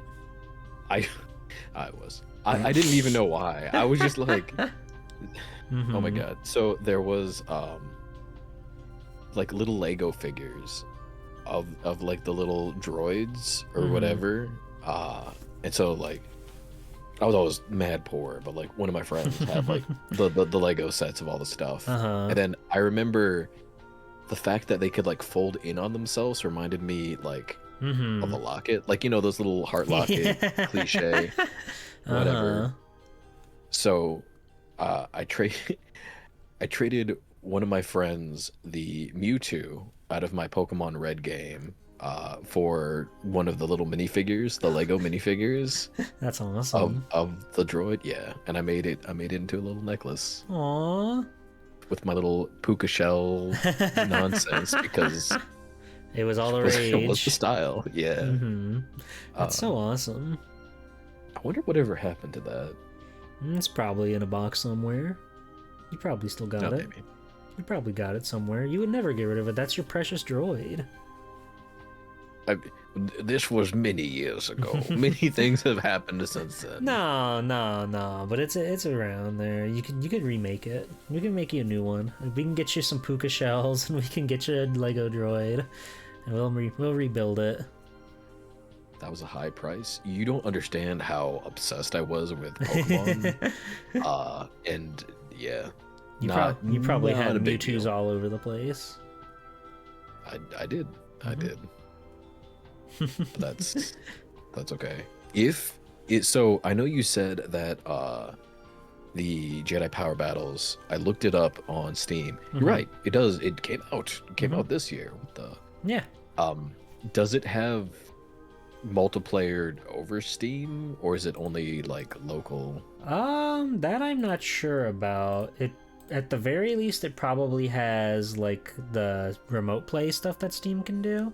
You can probably do it that way, but I'm not too sure how it's handling the multiplayer stuff. Usually they'll do like some sort of online version if they are going to re-release a multiplayer game like that, so I would assume, but I don't know. If it does have an online multiplayer, when it goes on sale, you wanna, I'll buy it for you. Again, when it goes on sale. Yeah, because it's like what, $20 right now? Yeah, it's cool. It's not $20. No, a game that's 20 years old should not be $20. More than 20 years old. It shouldn't. They should not be re-releasing it for that high. Well, but I mean, think of it. It's kind of weird. Like, if I saw that disc loose in the wild, like at a yard sale or something, I wouldn't hesitate to be like, "Oh, here is a $20 bill. Give me that." Right? Well, sure. But like, that's like the digital original. only. Like, Yeah, you're paying for like a new digital version of the same thing that you could buy at a yard sale or something. And it's like, granted, yeah, how often is that going to happen these days? But still, the point stands. Like a re-release of a game like that should be, I don't know, like $10 top. Worms Armageddon is still like $15. That game came out in like 1998. Really? It goes on sale to be like $2 or $3, but generally Worms is all like a $15 game for some reason. I don't know why. I don't know. I don't remember the name of it, but there was a tank flash game that like tanks? during maybe, but like during the lunch break or whatever, I would sneak down to the library and I'd play that like in the library computer. Oh, I would do the same thing. I would play people. I would play tanks with people. Now that's a world I completely missed out on. I don't know a thing about Homestar Runner. Oh, so good. You guys, Worms is on sale for $2.99. Go get it. Hurry. Sorry, I had to look that up. It was important to me. Oh, where's your little worm emote? It's a tier 3. Why do you not have it? You're a cool friend, but not cool enough for a tier 3. You gotta pay big bucks if you want to play with the worm. That's what I'm always saying. But no, Worms is great. It's not a $15 game that came out in 1999. Don't sell yourself short. But for $3, you can go play with your friends online. The thing I really like about Worms Armageddon is that it has a stage builder, and by that I mean you can literally import like a thing you made in Photoshop and it'll turn it into a stage. Without you having to code like this is the ground, this is the sky. Nope. The stipulation is like the solid blacks will turn into the background, and then everything else will just be like landmass. Like, hold on, let me see if I can pull up one of my Worms maps that I made. I gotta go digging through 1,000 million files to That's amazing. find them. But no, it's super cool. It's super fun. I want to do more of it, but I kind of just go through days where I forget that Worms is a thing, but when I remember, it's awesome. Okay, here we go. Save levels. Yeah, so this is one that I made about a near and dear friend, as you can see. So what it will do is it'll just take the black background and it'll cut that out, and then everything else, like the worms can stand on, there's collision and everything. It's quite awesome. You can blow up any of your favorite hex with your missiles and golden grenades and everything. It's wonderful. Cute. Yeah, it's fun. You can just make whatever you want. It's awesome. But hey, Mr. Piggy Mouse. Hello, Mr. Pig. Welcome in. Yeah, this is my Worms map that I made for Holly Heck Maybe, who historically hates worms. Understandable. But it's funny. It's cool. I like that game. Because when we were younger, like there was all the kind of like the fashion at the time, like Scribblenauts and like, you know, kind of generate your own content to then play upon. Yeah, you know, Drawn to Life always looked like the coolest thing on the planet to me. I missed the boat on that one because, like everything else, I was kind of late to the DS. But I remember seeing the commercials and everything to be like, you can draw your own character in their SpongeBob edition. It's crazy.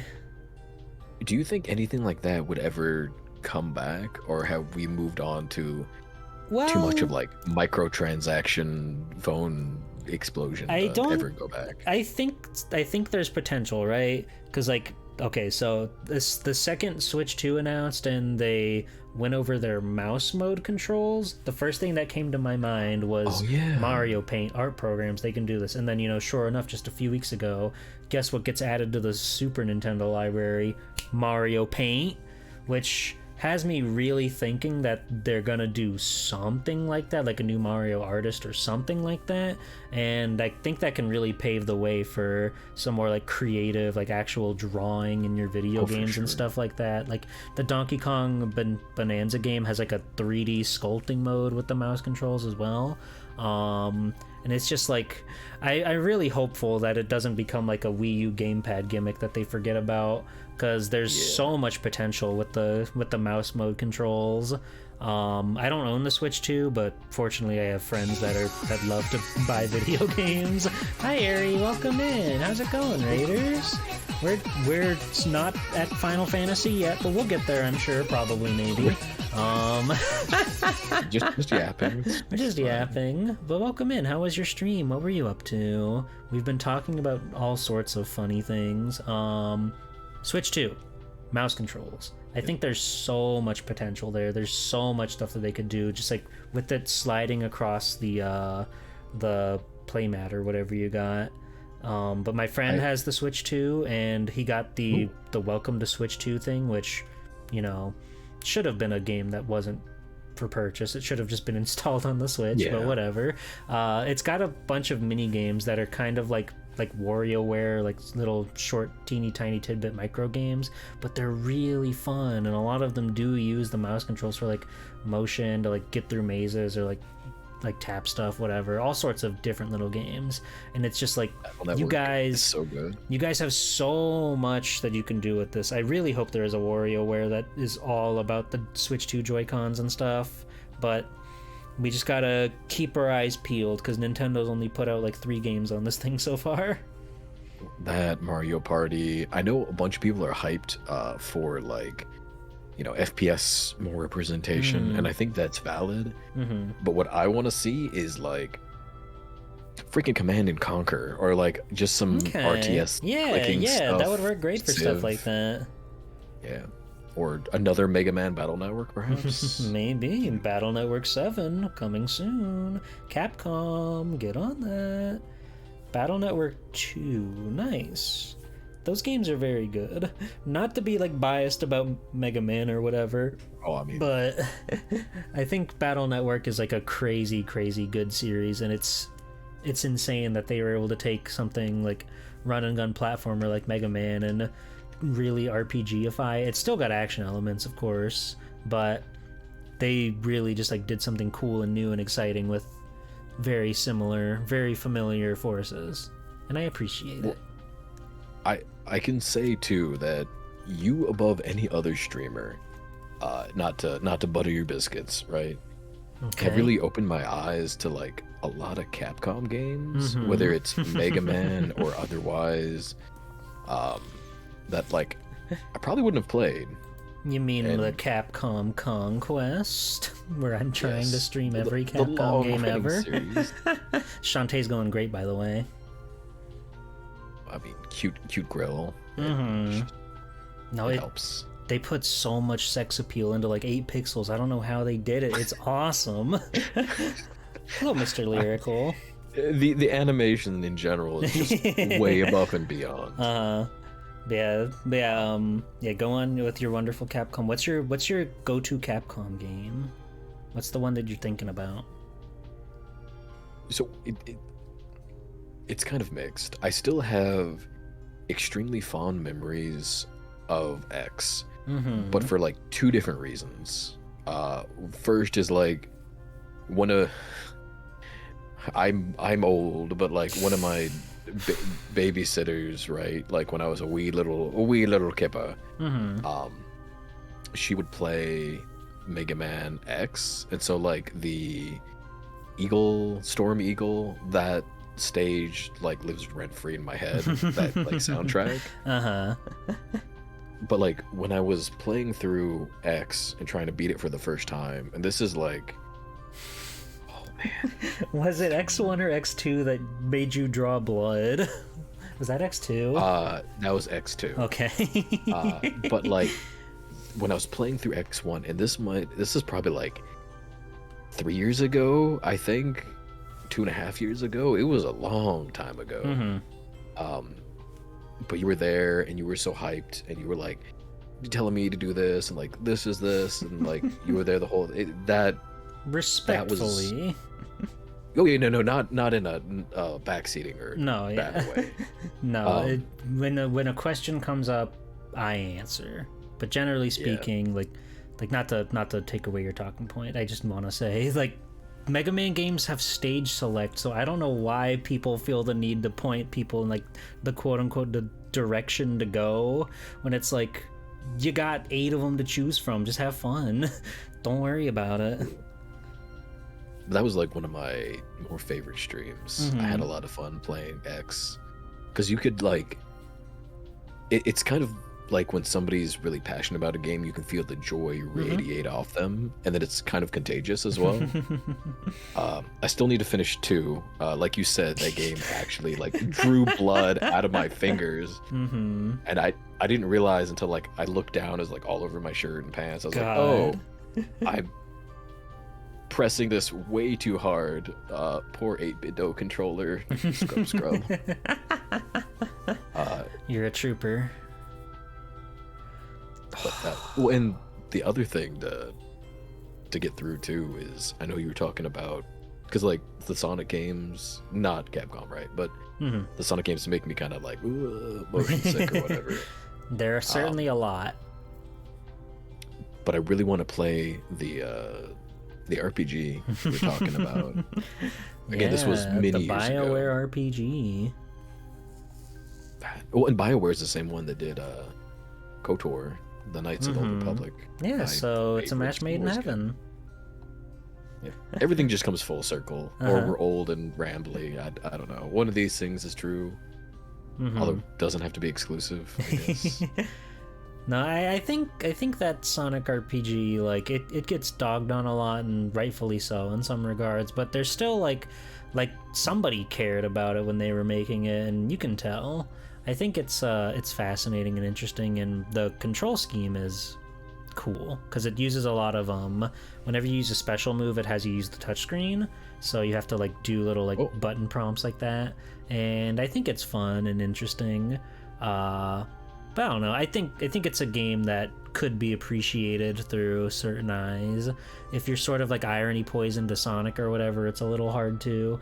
But I think it can be appreciated because I played that game in like middle school when Sonic was just like the coolest thing to anybody ever, right? So I think I liked it. I was happy to play through it all. I don't know if I need to play through it again personally, but I enjoyed my time with the game. I know you were playing through a lot of Mario 64 stuff. The shotgun, whatever, mod hack. Have you played Cream 64? No, I have not played Cream 64. I know there's a certain little special somebody that's in Cream 64. Yeah, well, I'll send you the version because Game Bun put me as one of like the playable models in a special secret little version. But it's the first time I was ever able to 120 star Mario game. Yeah, you're like crazy Mario for that. You're so I can do crazy it for in that. 4 hours 20-ish minutes. Nice. Nice. Now but it's so nice just being able to have Cream and cute outfits, but like B fly too. Yeah, it looks pretty fun So and good. cool. I've never like even come close to 100%ing a Mario game. I never like have it in me to go and get every single star, shine, whatever. Cream 64, I'm telling you, it'll make you a believer. It'll make me a believer. Just being able to fly, I mean, there's limitations on it. Of You can't fly course. forever, but like, Yeah, but no, it definitely looks like a nice way to play. Do you think can they do like a Cream B3313? now we'd be onto something. what is that? Oh, you don't know. I don't know. The Shantae Enlighten me. swimsuit special releases next week. Oh, I was gonna go to my comic shop today and have them order that for me, but my car exploded.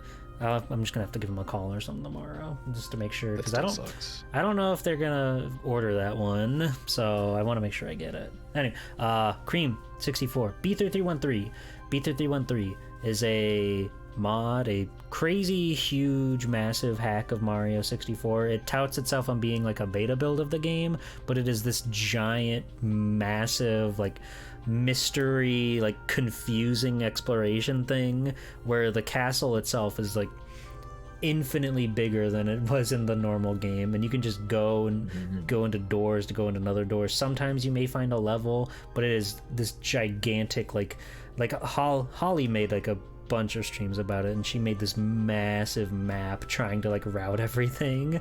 But that game is like so inspired to me because I felt like with Mario games, the 3D ones, I've always enjoyed more my time in the little hub worlds more than actually playing the games. And that one is basically just like the entire game is a hub world, and it's so cool to just explore and see what's there. But it's a lot to take in. I bet Cream could make it even better though.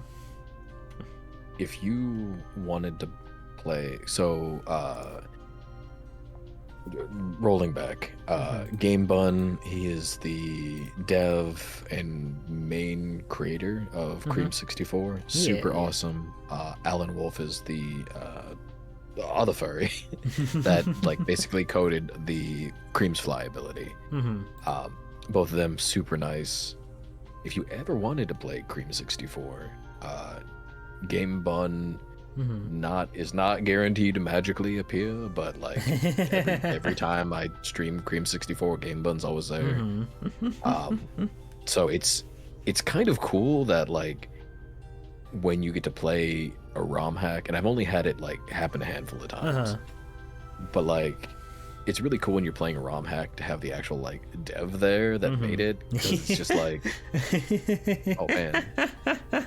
Well, and so halfway through the last Cream 64 like little playthrough, like Game Bun like hot patched something for me like live, and then sent me like the new build. I was like, oh, here you go, this will fix that. I'm like, that's crazy. You are amazing. Why? Okay, thanks. No, that's really cool. So last week, I didn't know this until after the fact, but the dev for I Wanna Be the Guy showed up in chat. Cute. And they were just hanging out and talking about stuff. I didn't know it was them until like somebody said it in my Discord like after the fact. Then I looked them up, and sure enough, that was them. They were just hanging out having fun. But it was really fun and fascinating. That game is good. I like that game. But it's really cool to see like people who, you know, they worked on these big passion projects, and they actually show up to see people like enjoy the things that they made, because it's, you know, they worked hard on it, and they clearly enjoy putting something out there for the world to enjoy as well. You know, ROM hackers, generally speaking, make hard games because they've played the main game to death. So it's like, of course they're gonna make a difficult, super hard version of the game. So may somebody like Cream 64, who's just passionate about the game and cute, charming, beautiful little things, I think that's really cool. I think that's really nice and really sweet. So when I was a teenager and young adult, I spent most of my free time working on like Pokemon Gen 3 ROM hacks. And it's amazing now, the tools that are available that we didn't have, because now you have like decompiler tools, which are so much more powerful than like the binary edits, because with the binary edits you have to worry about like space size running over on memory and then corrupting stuff. And so like the very first ROM hack I ever did was just a sprite replacement that like everybody was naked, because I was a young adolescent and I thought that was the you best made use my of my ass time. edition. No, that was you. I didn't, but every possible sprite that could be naked in the very first ROM hack was definitely very naked. That's how I learned how to like sprite edit and like do pixel art. I gotta good I gotta times. learn to sprite. It looks so cool. They're things I want to make. Oh, it's super duper fun. With now they're, because of the more advanced tools, you don't have to worry about it. But like you had to index colors weird because a lot of the trainers and that kind of stuff, they share indices for like calling the colors, whether like things are black or white. The main pro tag shares it with like signposts and like talking boxes and like the SSN. A bunch of fun stuff. So if you like change their skin color, then like the signs are a different color. Yeah, or just the text box, or like one little nook on the SSN will be weird. That's so fascinating. But because of the binary editing, you can do really fun stuff too. Like I made and then had somebody help me way back in the day, made like one of the many dozens of Team Rocket editions of Gen 3. But it was cool because like you could go out there, you couldn't catch any wild Pokemon, we just toggled the flag off. The only Pokemon you could catch was other trainers, but you weren't allowed into the Pokemon Center. Interesting. Like you couldn't go in. So the only way to heal is to buy potions. They were reduced in price a bit from the Pokemon Center, and then just kind of progress. So it was inventory management between enough Pokeballs to catch them and then enough potions to heal to get through the end of the game. That's cool. Yeah. Jam-pack, you can do that. You can become a modder. You can become a hacker. I believe in you. So look up Hex Maniac. That's the new decompiling tool for Gen 3. It's so user friendly. It's crazy. And make sure you double down on Rule 34. That's the important one. Absolutely. There's a lot of rules in hex editing. True. If you wanted to get into like the Game Boy modding scene in general, like GB, like the original Game Boy or like GBC stuff, the tool's been out for a while, but now it's on Steam. Oh, what is it called? GB Basic. That'll help you like dip your little toesies into making like an actual game that can play in a cart from scratch. So that's super fun and exciting. I need to get back into all this stuff. It was such a weird obsession of mine for a while. Hey, if anything that's creative, I think is well worth the time. I mean, who's got the time? But the time that you do have, if you can be creative with it, you're doing something right. You're doing something wonderful, I think. What was your creative outlet like when you were a wee chitlin? Drawing. Oh, okay, that's true. And still evident. I've been drawing for as long as I could hold a pencil. I would come up with tons and tons of Mavericks for Mega Man X to fight because I beat all the ones in the video game, and I needed more of that guy. I remember I actually this was literally made out of like notebook paper. I like taped together this little box, and I would it would have a little cartridge slot in it, and I had these little also paper thin controllers that were attached to it by yarn that my grandma had, and I would draw my little cartridges, which were like paper that was folded over a couple times, so they had some density to them, and they would slide into the slot, and I would make my own games on that thing. I had That's so cute. I had my own Mega Man X's. I remember I made Jurassic Park 4 because I had Jurassic Park on the Super Nintendo, and I knew there was a third movie, so I was like, I'm gonna get in I'm gonna get in before anybody else can do that. And I just remember I made a bunch of little games like that. Of course, it was made of paper, so it did not last very long. Yeah. But it was cool, and it was my own little creation because I loved video games growing up, and the idea of having more video games and making video games was so magical to me. I cannot program. It is not in my brain space. I've tried. I took college courses for programming. It didn't work out for me, and quite frankly, I wasn't very happy doing it. So I decided that I if I ever am part of like that creative team for video game, media, whatever, I have to be the creative one. I have to be like the artistic one. I can't program. It destroys my brain. So I wasn't as creative or as clever as you were with like the little cutout stuff. Mm-hmm. But before I was able to save up and get a Game Boy at a yard sale, I had because I'd seen the Game Boy, like, because other friends had it, and I really wanted one, Mm-hmm. but I just could not afford. So you know how like, Ed and Eddie, Johnny had like Plank, right? Yeah.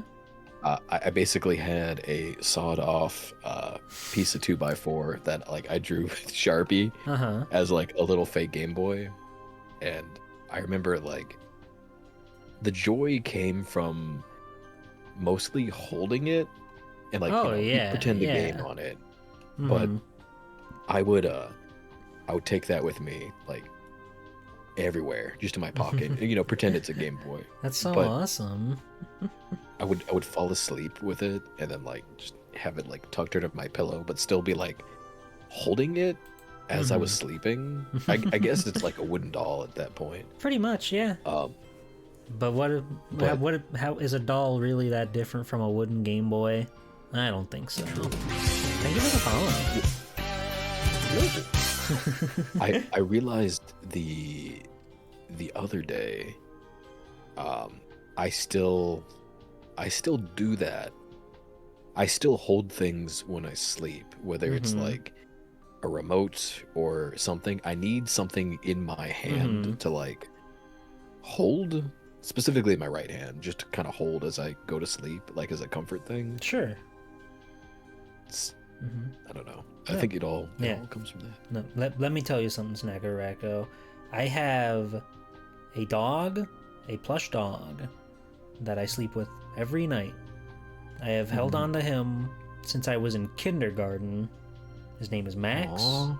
He's my friend, and he's still with me to this day. And he's That's awesome. adorable. And I love him.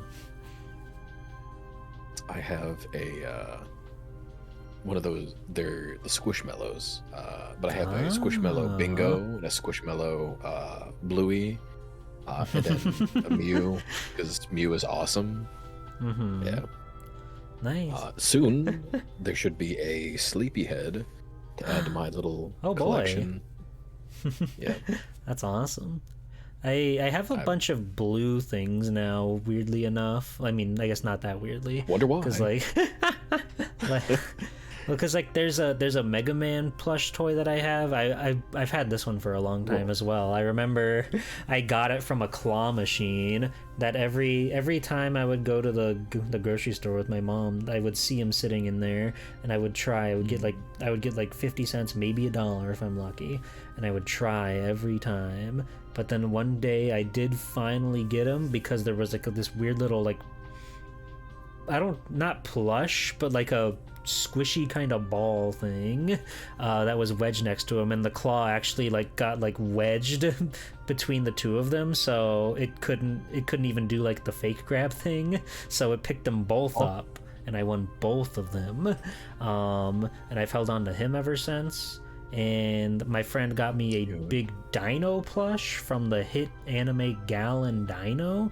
We watched it together, and it's very cute. He sewed in a button that lets him do, because in the show he doesn't talk, but whenever he raises his arms, they do like the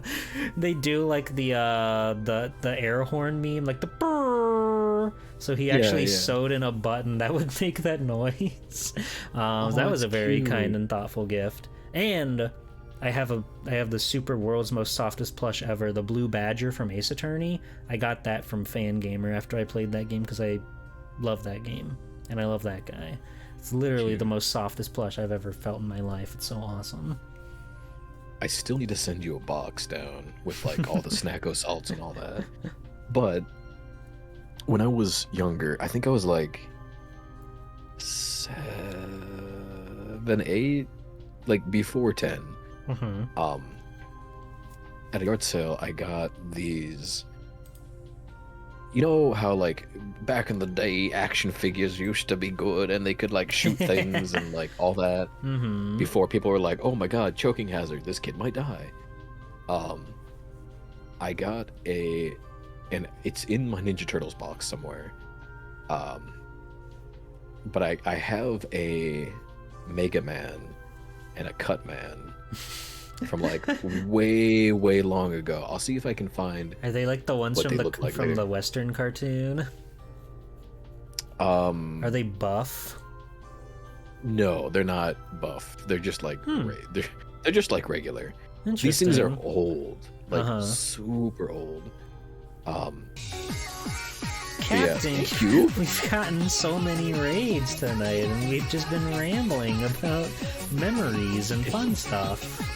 Welcome, Captain. I'm old. Hello, Cube.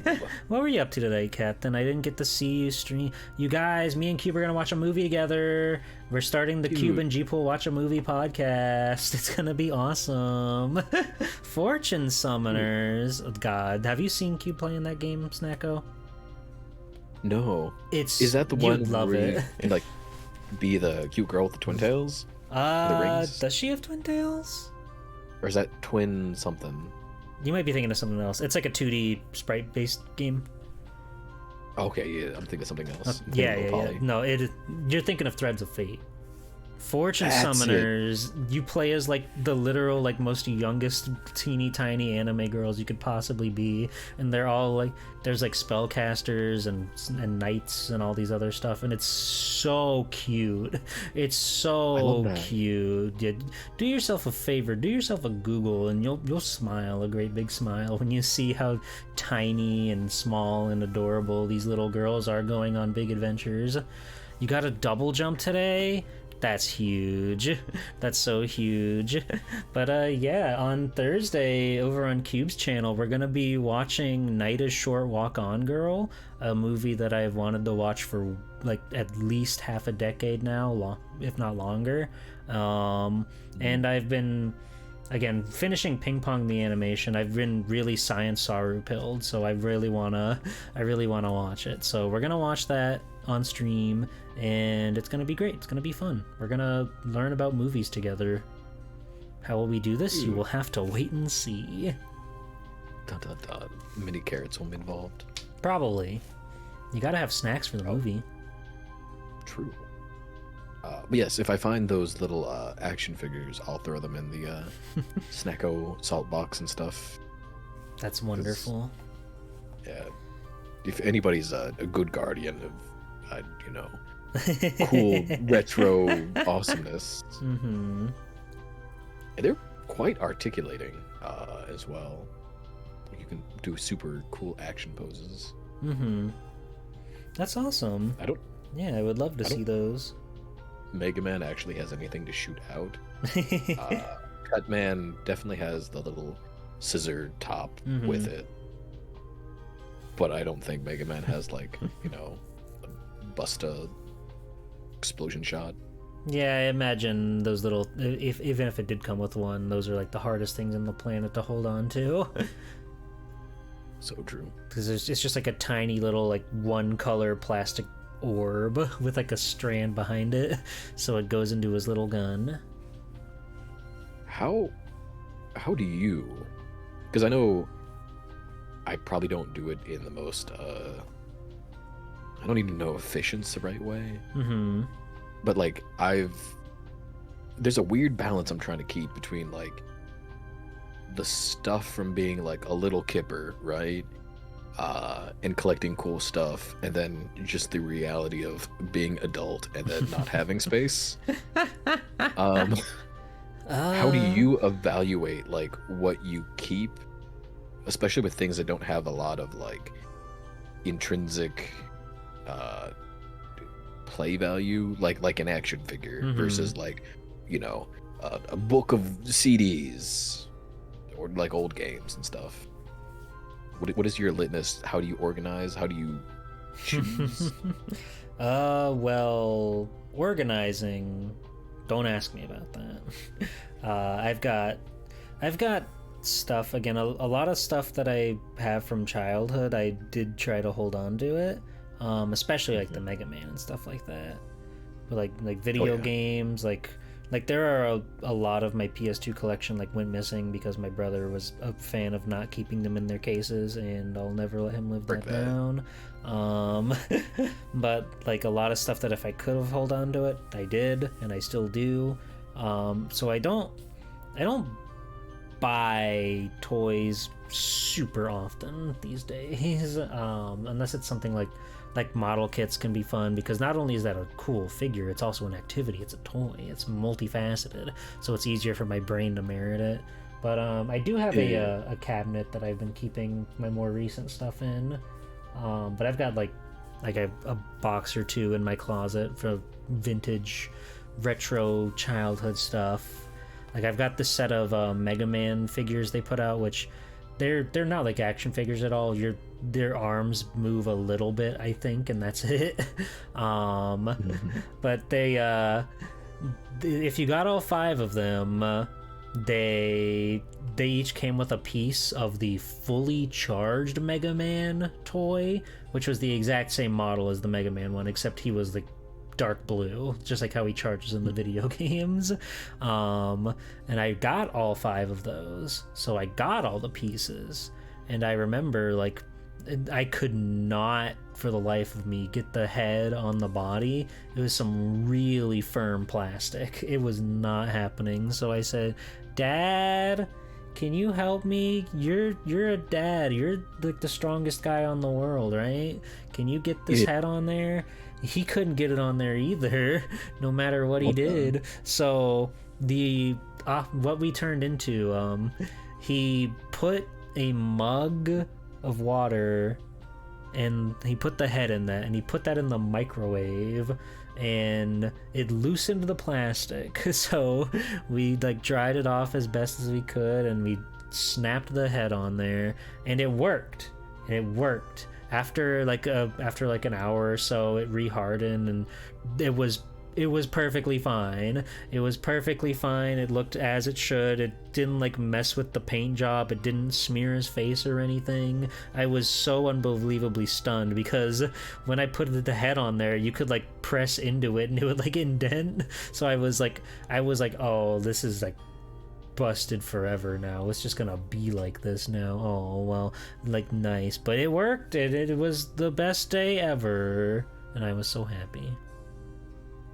So keep in mind that when I got this is probably 2000 or 2005. But I sent you in the little DM. It's apparently it's from 95. Yeah, that's from the animated show. And so, there's his big yellow hunk of gun. Yes. So yes, apparently it's from 1995. The Cutman and the Mega Man little figure. Yeah, those are from the animated series. That was all Western animated and everything, and it's pretty cool. It's pretty fun. That show is strange. It does some things right, and then it does some things not so right. But that's kind of like 90s television in general. And I could be wrong, because I watched a bunch of this stuff on Shoutcast from like Winamp, like back in the day. Like I watched all of Lavina on Shoutcast, a bunch of like Chobits, Oh My Goddess. But I watched a bunch of the Mega Man stuff, like the one version. Is that the same version that has Dr. Light with like a lisp? Or like a speech impediment? That's like in Mega Man 8. That's like from one of the video games, where he goes like, "We must go after Dr. Wawi. You got to you have to stop him, Mega Man." But I that's my favorite version of Dr. Light. That's most people's favorite version. It's very funny. Like what Mega Man is like the most infamous line flub in anything ever, and they just didn't bother doing it again. They're like, yeah, that's good, let's run it. Yeah, he's kind of British in the American cartoon. When do we cut some fools with our big ass sword? We're getting to it. Hold your horses. We're gonna get into the video game. We can switch to video games. At this point. We I'm always just can. old, Yeah, rambly. the thing about RPGs is that they generally are like Zatsu fodder anyway, right? Like, there's a lot of times where you're traveling or grinding or whatever you gotta do, and it can turn into conversation anyway. But it's still fun to chat and live life and everything. Well, now that I'm less awkward, not completely not awkward, but like we can always do more streams with like just Cream 64 and chatting or some other thing as well. Sure, of course. There's always time for more streams, so long as we're on this big beautiful ball, this wonderful planet, and nothing happens to it. That's true. As long as the planet doesn't explode. die and the live stream doesn't leave us, we'll be okay. We can keep streaming and we can keep playing video games. Hello, Bombix. Inadvertently been talking for 2.5 hours. Yeah, this is about my nothing. longest Zatsu ever. Congratulations. Whoa. Feel so honored. Well, I guess it's almost 3 hours now. We're talking like 30 minutes before. Yeah. We've been going for a minute. Am I having fake Mako poisoning memories, or does Snacko have a Tifa costume, or has it had some Tifa outfit art? Actually, it depends. The publicly at Mage, we're gonna use code words to be super safe. Oh. Publicly art of me in Tifa suspenders? No. Is there art? Possibly. I will not confirm or deny. Theoretically, if there was art, which we don't know if there is, it would be in my DMs right in about 5 seconds from now. But that's all hypothetical, so I don't know if that's going to. You're assuming I have everything organized well. That's your first mistake. You just slipped up. Yup. But Uh, that's okay. we didn't even talk about Final Fantasy. Snacko, what's your favorite Final Fantasy? Okay. This will get me canceled. And I fully accept it. But my favorite Final Fantasy is not actually a mainline. It's Tactics. I love Final Fantasy Tactics more than the moon loves the sun. I think you're overblowing the situation. I think there are many people out there that adore and love Tactics as much as you do. Maybe even more than you do.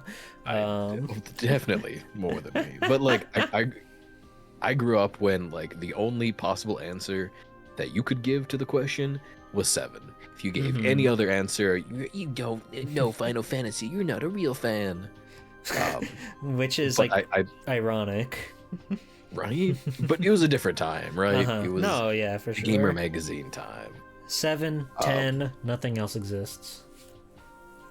Even though again, 8 and I 9 don't were think- also like some of the highest selling PlayStation 1 games, but whatever. I don't think 8 gets enough love. I bought 8 for $20 to play on the computer. And our computer wasn't strong enough to play it. So like Aw.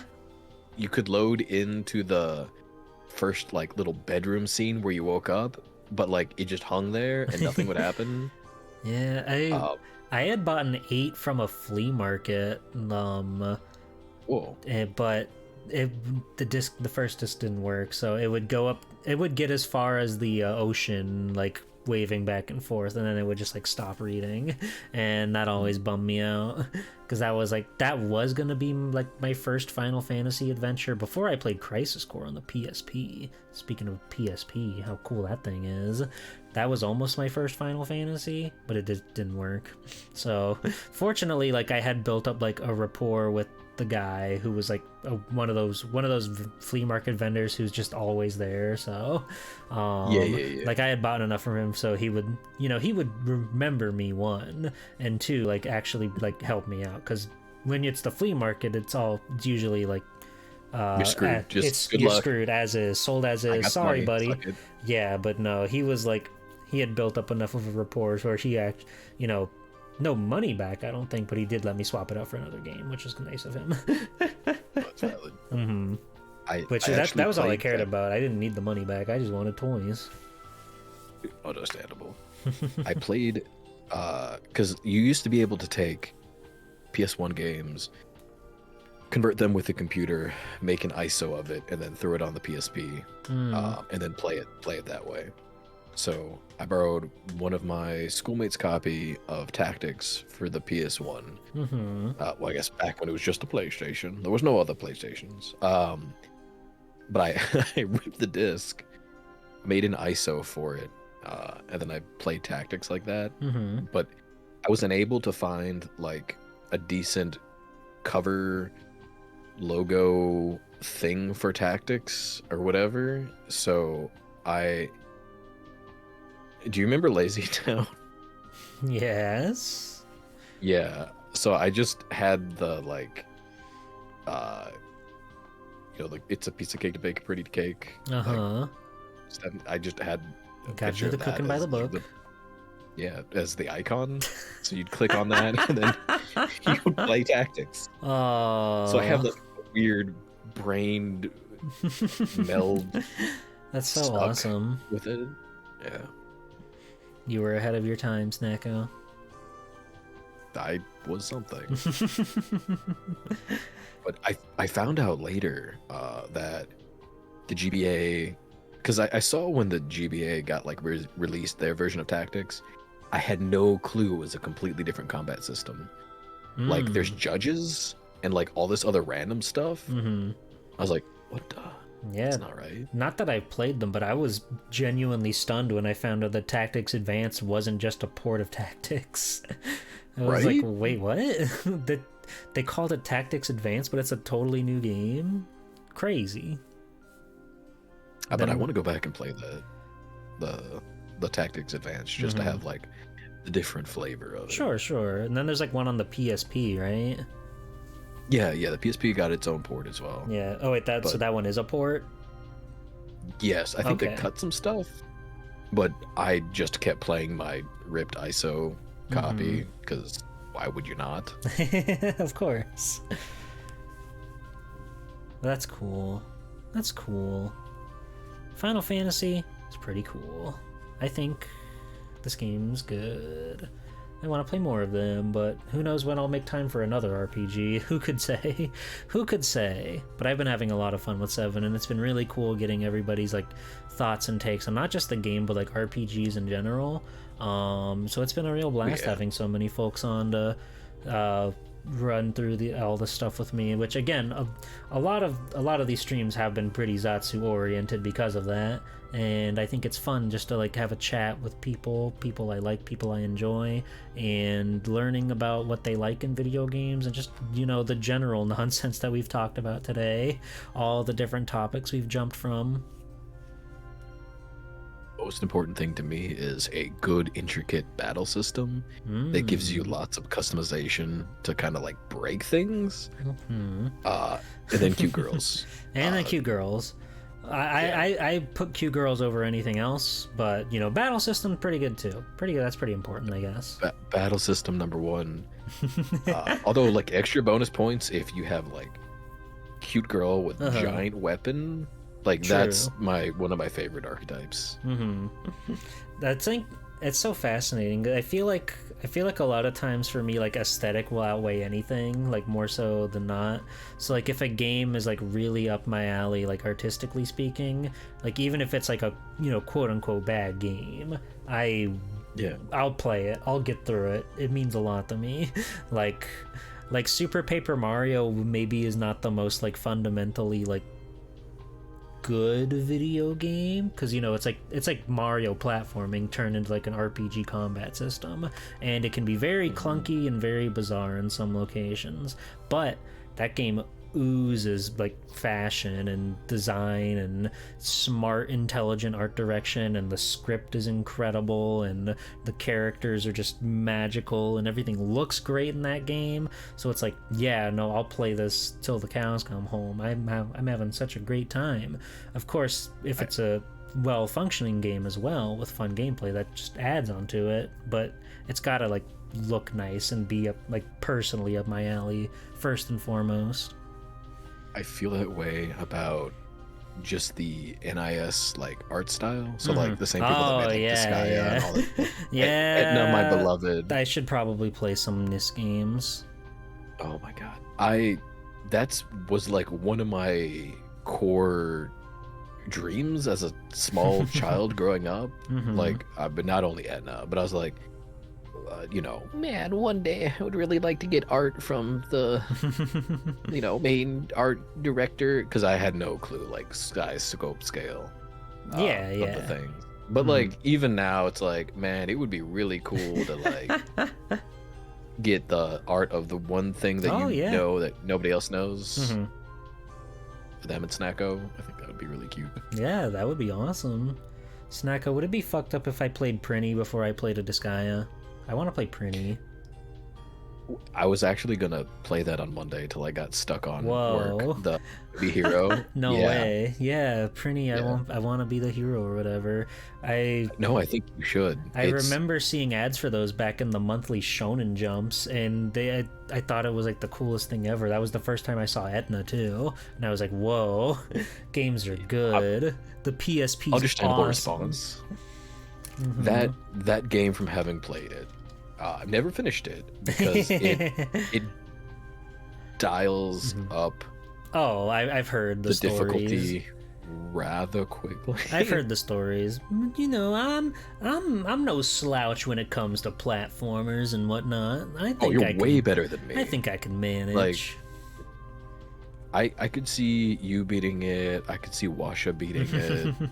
I don't think even to this day I have like the gaming prowess to be able to clear it, but if you're having fun, that's what's important. Well, yeah, and just anytime you hear "dude," like it makes you can't be angry, you can't be sad. You literally cannot be angry at a dude. Yeah. And okay, I do have it written down good. I think it's 1,000 pretties that you get to beat it, or something like that. It's either 1,000 or 999. Yeah. I gleaned a lot from those like magazine ads. I think they might have even reviewed it in one of their issues, because they did have the handful of reviews in their Shonen Jump monthly manga magazine, which was pretty cool. That was how I first found out about Mega Man 9, when I found out that they were still when they made new Mega Man games. I was like, what? 9? What? Since when? But you know, this was before I knew that like digital markets were a thing and you wouldn't see Mega Man 9 on shelves because it was a digital only game. But still. What? I know this is heresy speaking of it, but the main programmer that did all the Mega Man games, when he was like let go and then tried to do an indie project to kind of like be the spiritual successor. Oh yes, Mighty Number 9. That was it, Mighty Number 9. I couldn't remember the name of it. Have you played that? Does that hold up? I got that game day one. Well, it is understandable. It is lackluster, is the most polite thing I can say about it. It's like the gameplay loop is very simple, but not in like Mega Man simple, right? Because you know, run, jump, and shoot, that's all you need, that's all you got to do. But like the level design is very bland and boring, and like the mechanic is he shoots people, right, like a Mega Man, but when they get to a point in their health, they'll start to glow, and you can like hit a button to like Mega Man X dash through them, which seems like a fun gameplay mechanic, but it's just like the enemy layouts are never like super well thought out, and again the level design is just really bland and like straightforward, so it makes it just like really boring to play. It's not bad, but it is boring, which is like not good. Again, I'd rather play like an interesting bad game than a boring competent one. So like, man, they had Steve Bloom voice one of the guys you fight in that game. Whoa. He's the cool guy with the sniper rifle. It's still just like whatever. Didn't Steve Bloom also voice Tom? Oh yeah. You know, he was the voice of our like, generation. He was Big O Tom. and, like, everything else.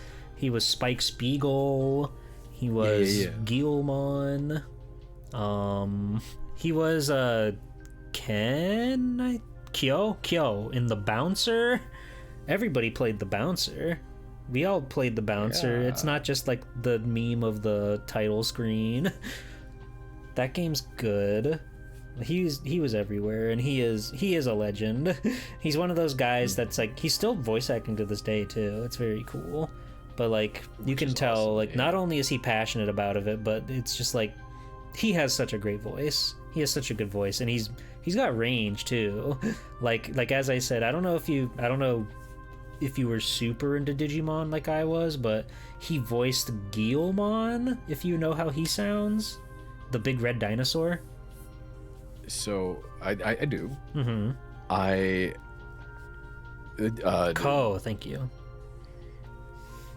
Again, confession time. Mm-hmm. You were a Pokemon kid, I understand. Yeah, I was a super big. I was very like, you know, everything's black and white. You know, it's either this team or that team. For sure. Just stupid. Well, it's I like, was like, oh, the world's gray as fuck. That's understandable. Mm-hmm.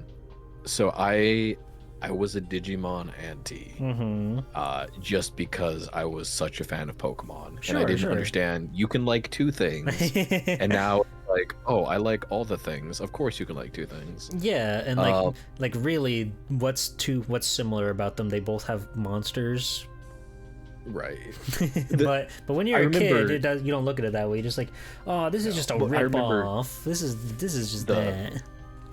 The theme song slapping and me being upset that it was so good and that it was two characters. Like, I remember being upset that the characters were cute, the monsters were cute, the song was good, but like I wasn't allowed to like it because Pokemon. Of course. Again, because stupid kid brain. Yeah, no, for sure. Like every child had moments like that where they felt they needed to pick a side. No matter what it was. I need to rectify that at some point and like dig my little paws into like the proper Digimons, because even since then I've tried different things. There was like a Game Boy Color or Game Boy Advance game that was like this really bad 2D platformer that sucked. Yeah. It was a fighting game that wasn't very good. Yeah, the Game Boy wasn't doing him too many favors. There's also a kart racer, which is not good. Oh, I didn't even know. But I know that there's good RPGs out there. Oh yeah, you can generally find like the Cyber Sleuth collection for like $5 on everything. Switch, PlayStation, Steam. You get both games, and it's usually on sale for very cheap. I definitely recommend that one for somebody who's like jumping into Digimon for like the first real time, because it's a competently made RPG with fun mechanics, cool evolution sequences, and the story is pretty good, I think. A lot of people have told me it's reminiscent of like SMT and Persona, and I know you like those games, so you probably enjoy Cyber Sleuth for that as well. So even above all the new ones that are out now, like Cyber Sleuth that's so hard to say. Well, Cyber Sleuth is like one of the most recent ones. It like revitalized interest in the franchise. But yeah, it's on like PS4, Switch and stuff. Okay. But yeah, there's a new one coming out, which is very much just like, it's okay. So there's many things in the world of Digimon. There's like Digimon World, there's Digimon Story, and then there's like some that are just Digimon and, you know, doing their own thing. Cyber Sleuth is part of the Digimon Story franchise, which are generally the more traditional like RPG mechanic games, Like, you know, turn-based combat, one running through a big world, all that stuff. And the new one that's coming out this fall is a Digimon story game, and it looks like they've just done everything with Cyber Sleuth that worked and improved it, like done more, like better graphics, better animations and everything, and just like more interesting worlds, more interesting mechanics from the look of it. You can ride on your Digimon. There was a very prolific Nintendo's meme gonna going around. try to sue them into oblivion. There was a thing going around because they absolutely fucked up how long they could make their social media post. So it's like, it's like, go ahead, ride on your Digimon's like shoulders, head, cock, ... They knew what they were doing. They tried to play that off. They definitely know what they're doing, but it's really funny that that's how it is. You click the more and it's like cockpit. Oh, cockpit. But it's like there's no way. Sat out there mathematically. It was like, okay, to get it to this point, I need to be all right. Yep. No, I definitely think it was an inside job. But like, no, they've been doing little like promo streams and stuff to hype up the game, and they've got their own little VTuber called Teranosuke, who is a little Terriermon with a lab coat, and they like have him reacting to stuff in the game. And the first time they show the girl protagonist, he's like, isn't she like a little too sexy for this? Her hips are like going crazy. And then the crowd uproars. They're having such a wonderful time. There's been a lot of drawings of Terriermon just like admiring that girl's butt now, and I'm very thankful for that. But it's looking good to be a Digimon fan again. Like the card games got Steam behind it. There's a new anime coming out in the fall, new game. Digimon is coming back, and it's nice to see because they're actually like doing cool and interesting stuff with it. I think it's because, well, look, and I can only speak from the furry community, so take it with a grain of salt. But like in the early 2000s, yeah, everybody knows. There was like a great furry awakening or something. I don't know, upwelling, where like it was either because of Crystal or like Renamon, or both, because it was like the exact same time in like the early 2000s. I think both. Yeah, Legend of Crystal, big shout out. That game it affected things. But it's kind of cute that like to this day you can go to a convention and you can see somebody with like a really well done like Renamon like fursuit or like just inspired cosplay, and to think that like that stuff is nigh about a quarter century old now, but it still has such a grasp on like modern culture, existing culture, art, different degrees. Yeah, no, like it's really come a long way. The Renamon, Crystal, and then Lola Bunny Space Jam. That's like the three, the Triforce of furry awakening. I completely forgot about Lola Bunny. But now you're remembering, and all the memories are coming back to you. And you're so happy now that you're thinking about it. I've sent you a JPEG of a Renamon card from the current TCG. You'll notice that they, despite it all, they managed to give her an ass cheek, and I think that's good. I think that they were smart for that. I think the art on this is very well done. I know nothing about DP, but I would pay 3,000 DP to summon this Renamon. Yeah, you get it. Yeah, no, the Digimon card art goes crazy in the TCG. There are tons and tons of like cool artists that work on it, and they seem to get like new ones in all the time as well, which is always cool to see. But they're like going over the top with all the illustrations and stuff.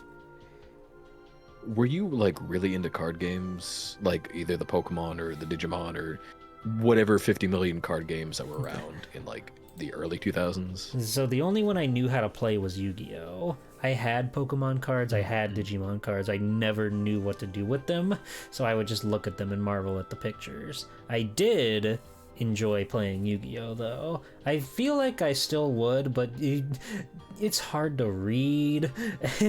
There's so much text on modern Yu-Gi-Oh! Cards, and you have to, like, make everything work with everything. But back in the day when me and my brother would just like go through our piles of cards and try to make decks out of that was always really fun. I think I could get into Yu-Gi-Oh! Again, but it is a different beast from how I remember it. I never learned how to play Yu-Gi-Oh! Because my attention span was way too short. I could play the Pokemon TCG. Well, did you have the Game Boy Color game? Yeah, I still have it. Yeah, no, that game, like, that's how I learned how to play it. I played it on, like, my PSP or something, and I was like, wait, no, the game makes sense now. It's crazy they made a video game that actually teaches you how to play the card game. I meant the Pokemon. I played the Pokemon one, but I've not played any of the Yu-Gi-Oh! No, I was talking about games. Pokemon TCG. Oh, okay. I played the Game Boy Color one on my PSP. Understandable. MGA. And there was GBSP that was also available back then. Yeah, the good old days. But yeah, no, I was so stunned that the video game actually did teach you how to play the card game, which, you know, of course it should, but there are definitely Yu-Gi-Oh! Games that just kind of throw you in there. But I didn't play too many of those. Have a good night, Gotetsu. Have a good night, Gotetsu. Don't worry. Cloud will show up eventually, even if it's in your dreams. Draft format and new card releases a lot. Draft seems really fun in Magic the Gathering. I don't really know too much about Magic. I know if you want to play it quote-unquote like competitively or whatever, you just have to spend money. You have to spend a lot of money to buy cards that work with it. But there's also the drafting formats where you can... You just, like, you and your friends have a couple packs of cards, you rip them open, and then you just build a deck out of what you got there, and that's really cool and really fun because, like, everybody has a shot that they can win there. There is I use local in giant air quotes, like 45 minutes, an hour away from where I live, because I live in the middle of nowhere. Yeah, I think that's about as far as I would have to go if I wanted to go to a card shop. But the card shop out that way, well, it's like card / weird order comic shop. Okay. Like, they don't carry most things in, but if, like, you're a big fan of this comic series, you'll be like, hey, can you order this issue? Like, oh yeah. No, that's cool. They'll actually order stuff for you. But it's primarily like... The cards are the main thing. Yeah, most heavily Magic, Pokemon, but they also have like stuff for, you know, D&D figure type stuff, minis, board games, I imagine. Not a lot of board games, but there is like Warhammer 40k type stuff. Yeah, figures and stuff like that. Things that you can, like, get people coming back to for. Yeah, that makes sense. But they have and I won't say what nights it is because that might be too much information to dox me. But twice a month they have like mini Magic tournaments and that kind of stuff. We pay like a small entrance fee, and there's like chips and other little snackies and stuff they give you for free. And so I think that's really cool. I wish the local mom and pop's retro shop store kind of got on that community bandwagon. Because, like, if you did Smash tournaments or, you know, just small little gaming things every now and again, there's going to be a ton of people, old people like me that show up and like, oh, yes, I love Jigglypuff, let's go. I don't know. I think there's not really any card shops in my town anymore, unfortunately, so I also have to go for quite a commute if I want to go to like a card shop, period. So I've never really done any of like the locals, the big nights where you go and like play or whatever. I have so many Digimon cards, but I've like played like a game with a friend that came to my house. But I guess mine is 2 towns over, but it's still close-esque. yeah. But like it is cool, like, because if a card shop can get going and it like finds its community, then that's how they can just like stay in business and keep the lights on. People come by every week to play their Yu-Gi-Oh, their Magic, whatever the hot thing is. One Piece as a card game now seems to be getting popular. And as long as they got people that come up to pay like the venue fee, then that's a lot of their stuff. And then of course they're buying more cards to build their decks and everything. So it doesn't take it doesn't take a whole village to make a shop like that profitable, but you gotta have your dedicated fans showing up, and so having those community events really helps keep them going. And if you're a card shop, why wouldn't you do community events? Because I assume you're also into the card games.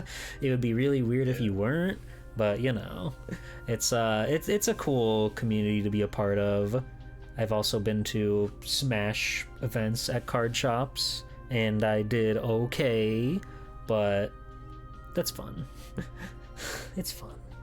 Games is fun. There was 2 kind of, one was mom and pops, they're still around, but there was another one that wasn't like quite mom and pops. It was just this kind of douchebag that came into the area to put like objectively, right? Sure. Charged way above markup, and I get you got to pay for space and like there's bills, I get it, like, but would just constantly be ripping off like the greater area locals. So got kind of a bad rap about that. And then a bunch of people locally started getting fakes like repo carts from them.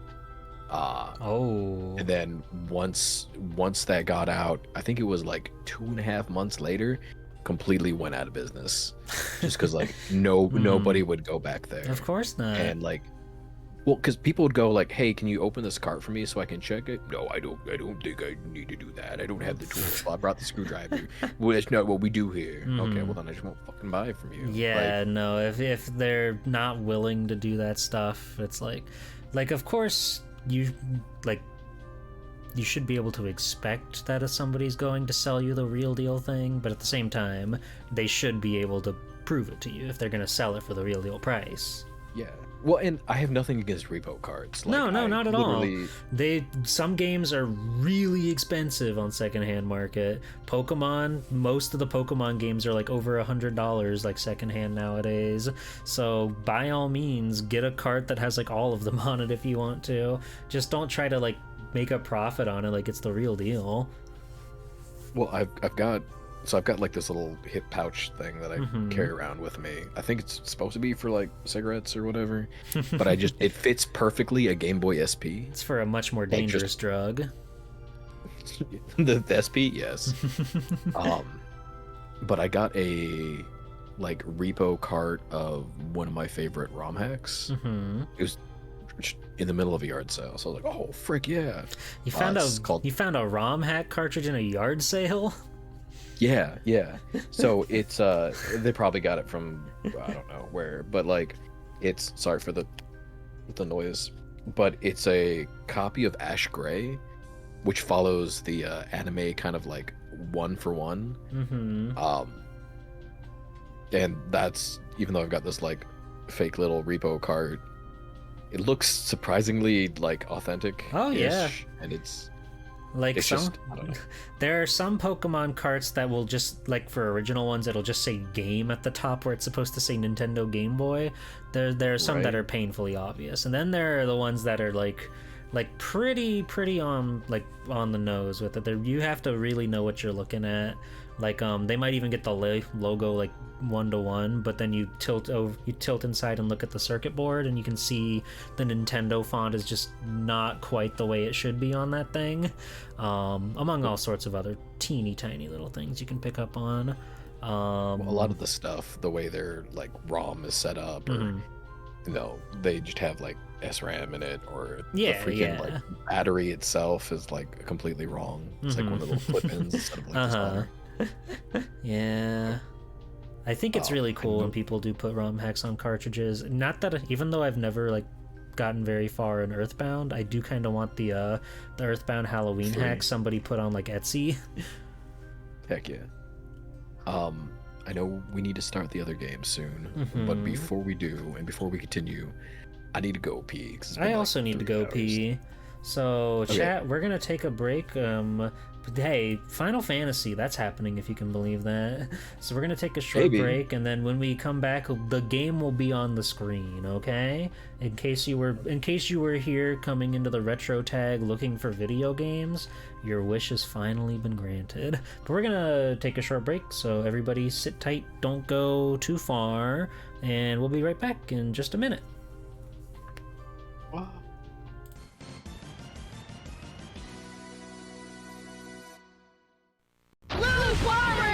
Robots, Mega Man's everywhere. Computers, games, TV, everywhere. I love Mega Man. Mega Man. That is so cool. I need more Mega Man games. More. I think Mega Man is cool. They call Mega Man the Blue Bomber because he's blue.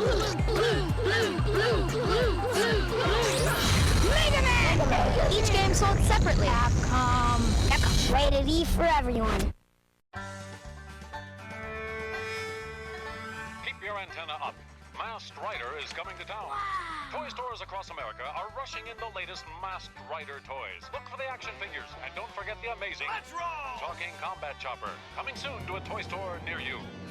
We'll get that Masked Rider, or we're not the Mutant Marauders. Masked Rider, them bugs sure got guts. Bandai. Action, satisfaction. Are you sick and tired of putting out fires, cutting the grass, taking out the trash, solving crime, and wasting your time? Why not have a robot do all the work? Cubics, premiering this September, only in the Fox Box. Ready to rock and roll, Cubics? Ready. Security alert. The perimeter of Robix Corp has been breached. Robots multiplying at increasing rate. Cubics, robots for everyone, premiering this September, only in the Fox Box. On the road of life, second chances are rare. Watch out, kid! But for Yusuke Urameshi, fate has intervened. This is weird. You have all that's required to be detective of the spirit world. That's a fancy title.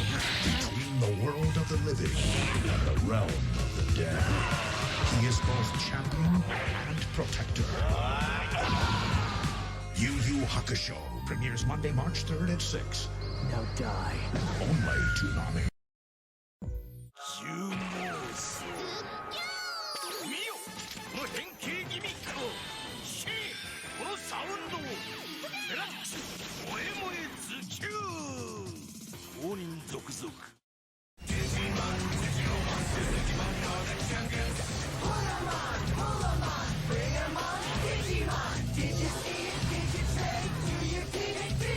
Check out all the cool stuff at Digimon.com and find out about Digimon the Movie, coming to theaters October 6th.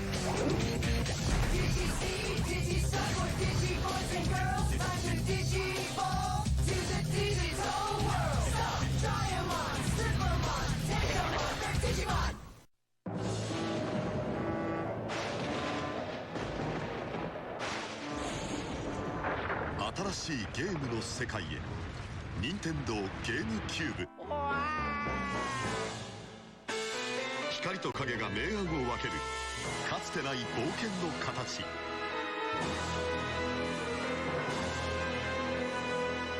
Nintendo ゲームキューブルイージマンション。ゲームキューブ。We believe there are 5 perpetrators. I've never seen anything like it. There's fruit everywhere. Look what they did to my taxi. Donkey Kong is back in an adventure so big, it's taking the country by storm. In reaction, the governor has called in additional troops. We believe one of them looks like this. They're just not civilized. We urge caution, as they are heavily armed with fruit. I'd like to tell you the situation is under control, but it isn't. This turbocharged game has better graphics, more moves, bigger bosses, huge worlds. It's so big we included an expansion pack to get it all in. They didn't even tip me! And now, this.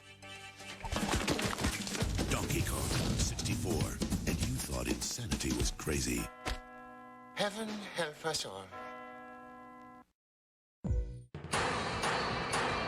超稼働。それはフィギュアの常識を変えるハイテク技術の結晶である。SH フィギュアツ秋葉レンジャー。公認様？ Ed, Double D, and Eddie, starring in their own video game. In this tag team adventure, you switch heads on the fly to use their unique abilities. Use the batter edge to break through obstacles. Use the trample edge to extend your reach. Use the Tower of Eddie to sneak up and hurl the El Mongo Stink Bomb. Ed, Ed, and Eddie, the Miss Ed Adventures. Available now. Rated E for everyone. That was good, Eddie. Whatever. A world under siege, where the baddest bosses rule. Who will save us? Mega Man! Join him on his ultimate quest in 3D. Who are his friends? Who are his enemies? Danger lurks around every corner. Mega Man uses awesome firepower to battle diabolical forces. Amazing non-stop blasting action. Who can save the cities from destruction? Don't call a plumber. It's all in a day's work for Mega Man. Let's do it!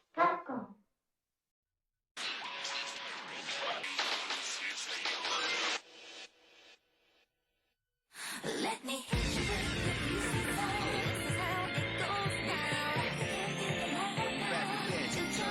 Flow loves Shadow the Hedgehog.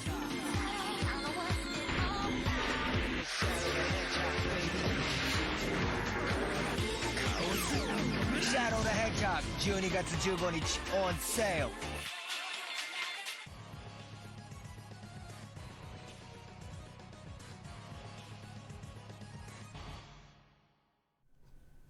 We're back! Video games! They're real! I know, it's hard to believe, but here they are. I love video games. Let me just put my tail down. Oh, welcome back, everybody. If you can believe it, we're playing the video game Final Fantasy VII. I love Final Fantasy main theme so much. It's so nice. Because I was the edgy kid, right? Mm-hmm. You remember back on like forums where you got to make like the little like signatures under your post? It's like all the rage. Yeah. I couldn't draw. Still can't draw. So my my solution was to turn like red into freaking a like lime green version because it had something to do with my name. So I used that as a signature on the RuneScape freaking Tippet forums. Oh. Back in the day. That's wonderful. I didn't know what forums were. That was like a world that I didn't understand on the internet. Like, I just knew Flash games and then YouTube, and then that was like it. I didn't explore too often. Outside of like looking at Mega Man video games and whatnot. That was just like I didn't belong to any communities or whatever online, because you know you always hear like don't talk to strangers online or don't talk to strangers period. So I'd never like went into those spaces where people just like posted their opinions about things. I would just play a video game, usually Mario was involved, and then I would move on. I mean, to be fair, that's actually like good advice. Oh sure Right. Mm-hmm. But I definitely talked to some weird strangers on the internet without any cognizant ability to be like, oh yes, that's probably a terrible idea. I think it was when I was going into high school that I made a DeviantArt, and then I like spoke to people online, as all high schoolers should do. I still haven't closed my DA account, but I probably should. It's fine. You're fine. Look at our squad. Back better than ever. Oh, I hope there was a sword we could have bought for Cloud earlier, but he was out of the party, so I didn't. I hope that's still an option. But everybody's here. I think I probably have to do some materia. Yep. Give me just a second. But we last left off, we just got Cloud back into the group. Things are really coming up Cloud Strife now. And it's awesome. It's magical. It's beautiful. I'm so happy. I'm so happy that it's happening like this. Where... I love the materia system so much. Mm-hmm. It's yes, so satisfying. It really is, because it makes every character like customizable in their own cool way. Yeah. Ah, there you are. Hold on. I have to put everything back to where it's supposed to go. Lightning, that's Cloud's trick. I love the Colorucci emote though. Mm-hmm. Oh, yeah. So good. Yeah, it's really nice. That Caladol is so awesome. My favorite new emote, global emote, is the Psycat 9. Oh, yeah? It just makes me yeah, so happy. That one's really good. They locked in. Yeah. Let's see... Long range... You should have that, Barrett.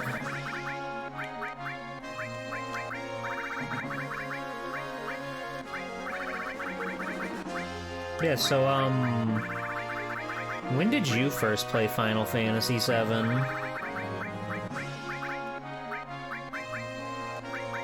I played the first 2 discs for the very first time. Probably...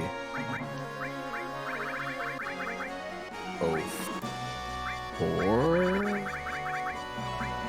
Okay. 04 or 05. So there is a... I almost said the name of it. There is a flea market that has a notorious reseller who rips off everybody, but will like go around early, like when people are setting up their stuff, try to buy out all the games to drag back to his lair of death.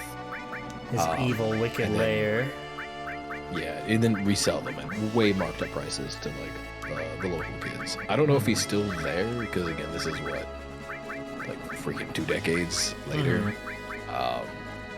But being as a chitlin, I remember like trying to urge my mom that we gotta get there early before this crazy guy goes around snatches up all the deals.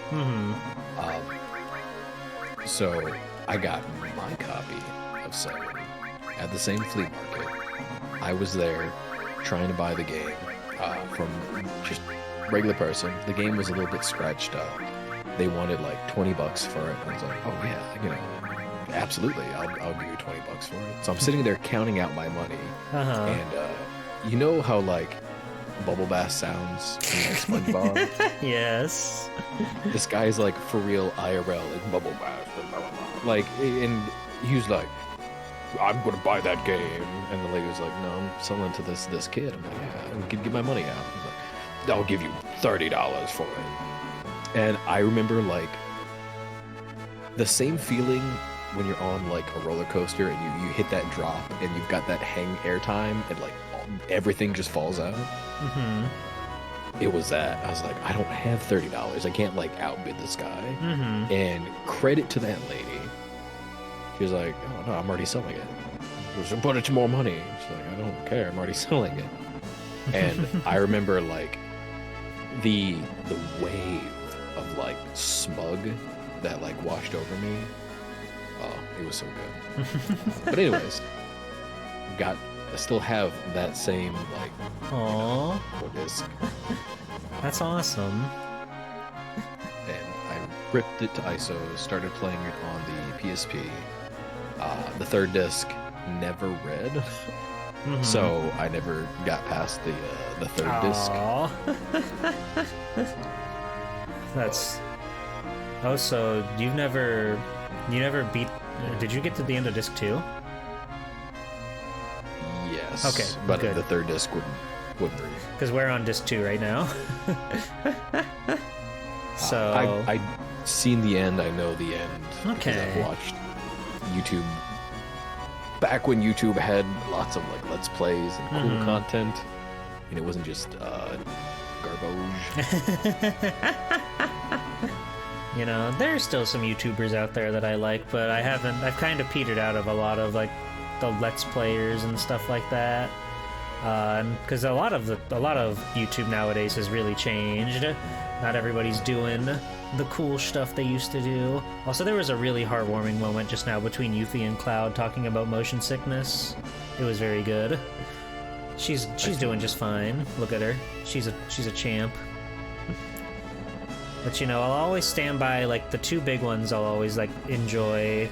Red Letter Media, I think no matter what they do, I'm always down to see the weird nonsense that they talk about. Usually movie related. Sometimes they'll do something completely nonsensical, like burning a bunch of toys in acetone or whatever, just because they want to. And then Brutal Moose is the other one. He also makes a lot of really avant-garde videos that are usually about like fast food or something, but he just has like such a genius like way he goes about himself and how he edits his videos and how he presents everything. He's like the last true YouTuber to me, because he's still to this day just doing what's on his mind and what he wants to make and making it the way only he can. So I'll always be into Brutal Moose stuff. Yeah, the banquet meal videos are really like. I like all the stuff of like just old PC, early PC games. That makes me happy as well. Yeah, I've kind of been like, he's kind of been on the background for me the past couple days again, just going through his old like food reviews and just random like Yukon Trial, the Game of Life PC game, just all the funny random stuff that he comes up with. Well, and just throwing in the surrealism like gives me that like Tim and Eric like pleasant vibes. Makes me happy too. He did like the one on like TGI Fridays, like freezer snacks, and the entire thing is like green screen him going on this massive adventure, like from restaurant to weird avant-garde vaporwave arena, and then he just sits down and starts talking about like jalapeno poppers or whatever. It's really fantastic. I can never get enough of his stuff. The sound bite of marinara sauce. Like, it was just rent-free in my head. I can't look at a jar of like marinara sauce. Marinara sauce, yeah. Like Plop. Plop is in like every one of his videos for the past 7 years. It's crazy. All right, you get to be Kate Sith, okay? How's your Scottish? Just kind of spur of the moment. What shouldn't we get out to, Junon? Junon, right. That's what we were doing. You have to go to Junon. Come on, Cloud. Don't... dick around. We're going to Junon, boy! Barrett, I love you so much. He's so awesome. Escape from the world of illusions. I wonder which is better. We're going to Junon, boy. I'm glad you're back with us. Me too, Red.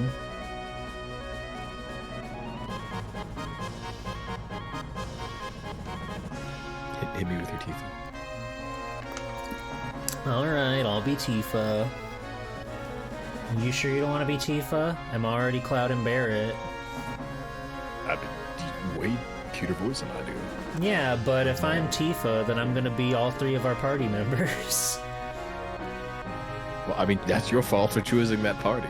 Yeah, but they're the most important ones, is the thing. So you're just gonna have to dig deep and hit us with the Tifa.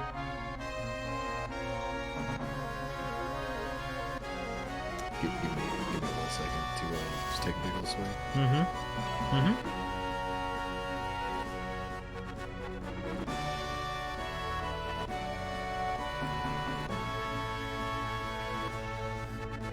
I love the zooming in. Now I can't even see the things.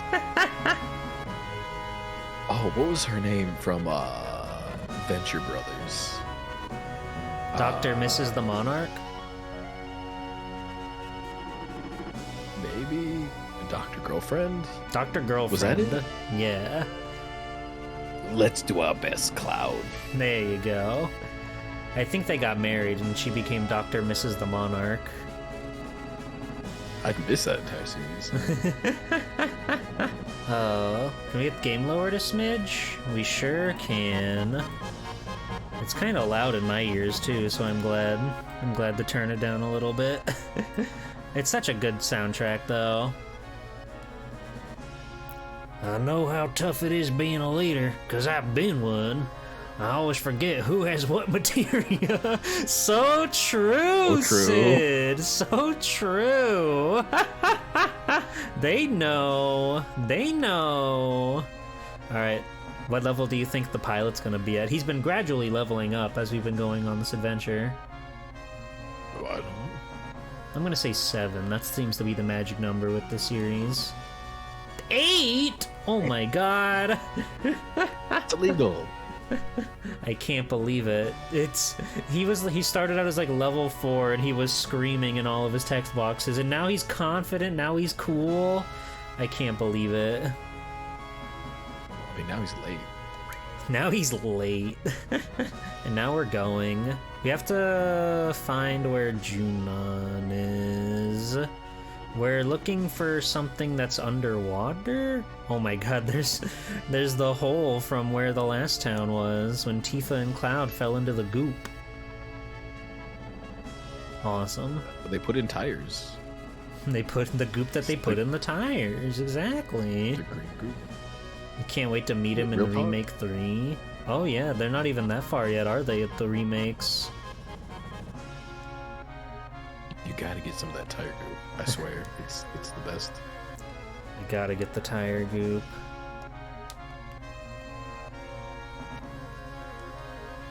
I think this is Junon.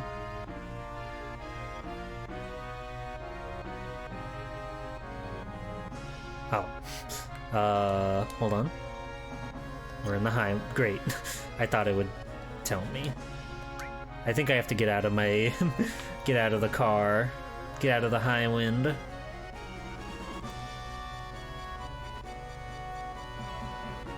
That's fair, Mage. That's fair. Thank you.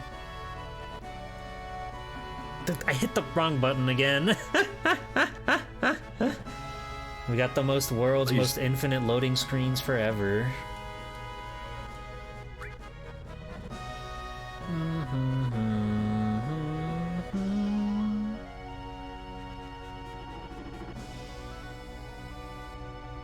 There we are. I think this is Junon with the big gun. Under Junon. We're there. God, the music's so scary. The world's ending, by the way. There's a big meteor in the sky. Give us They say Shinra's gathering a huge materia from around the world and bringing it to Junon. Bringing it to Junon must mean they want to use their airplanes. I've noticed there's been a lot of Shinra ships recently. I think they're going to the offshore underwater reactor. Isn't Shinra trying to transport the reactor's huge materia? Yeah, so how do we get underwater? That could have been a conversation between Cloud and Old Person. It's possible, but who knows? Once a meteor hits, not just the fish, but the whole ocean will be destroyed. He does have a giant fish skeleton right in front of his house. It's foreboding. I know we could, like, go to the side of the ocean here, but I don't know if that's gonna lead us where we're going. We had an awesome boss fight here with a big fish. We had a funny dolphin friend hang out here. That was cool.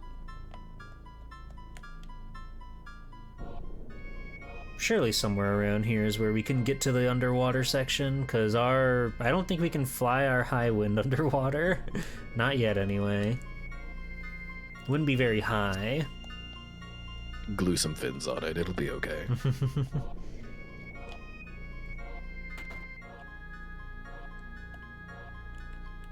Oh, this is the shop.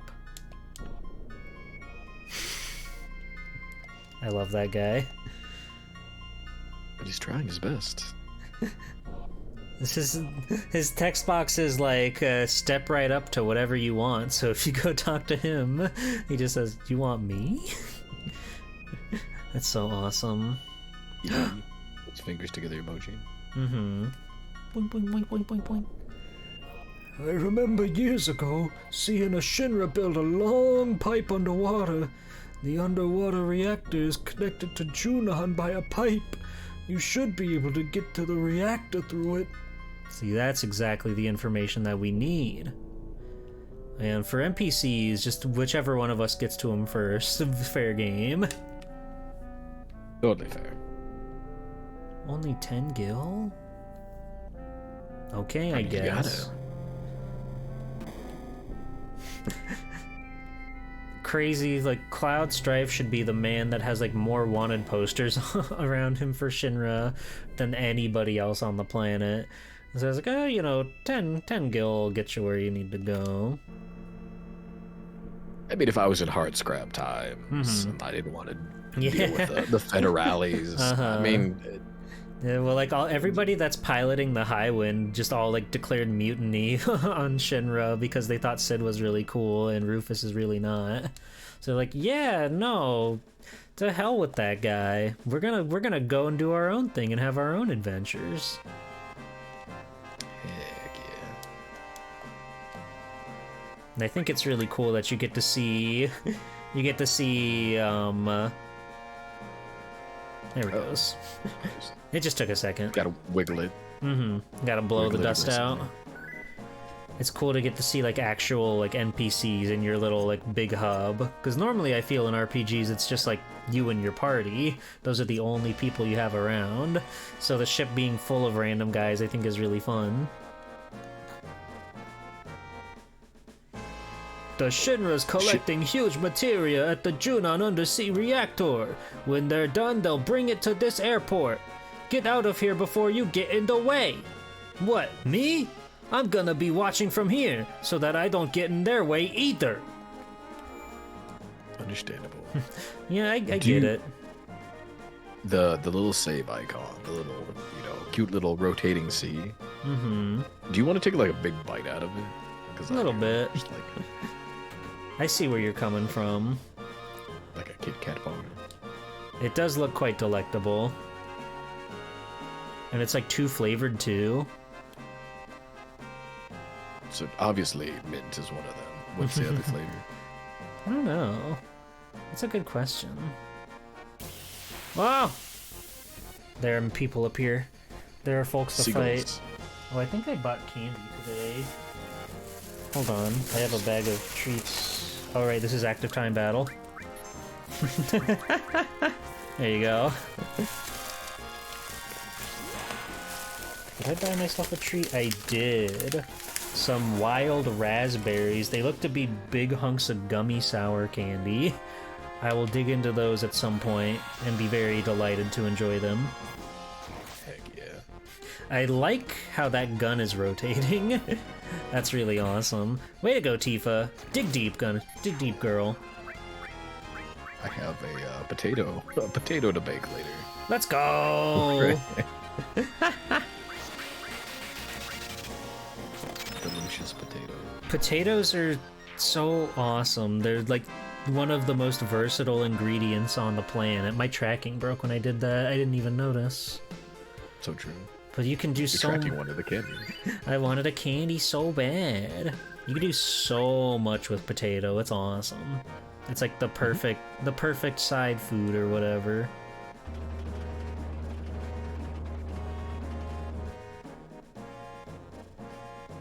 I don't know if we're like trying to intercept them or if we're gonna meet them at a pipe somewhere. I'm just running around Junon.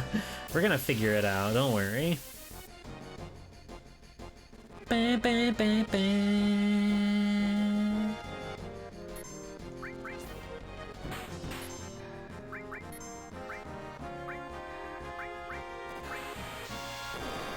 Do not shoot a missile at Tifa. That's messed up. Me pedestal contained a bunch of like plushies. Just trying to help. You might be right. You might be onto something there, Snacko. Have you played any of the more modern Final Fantasies?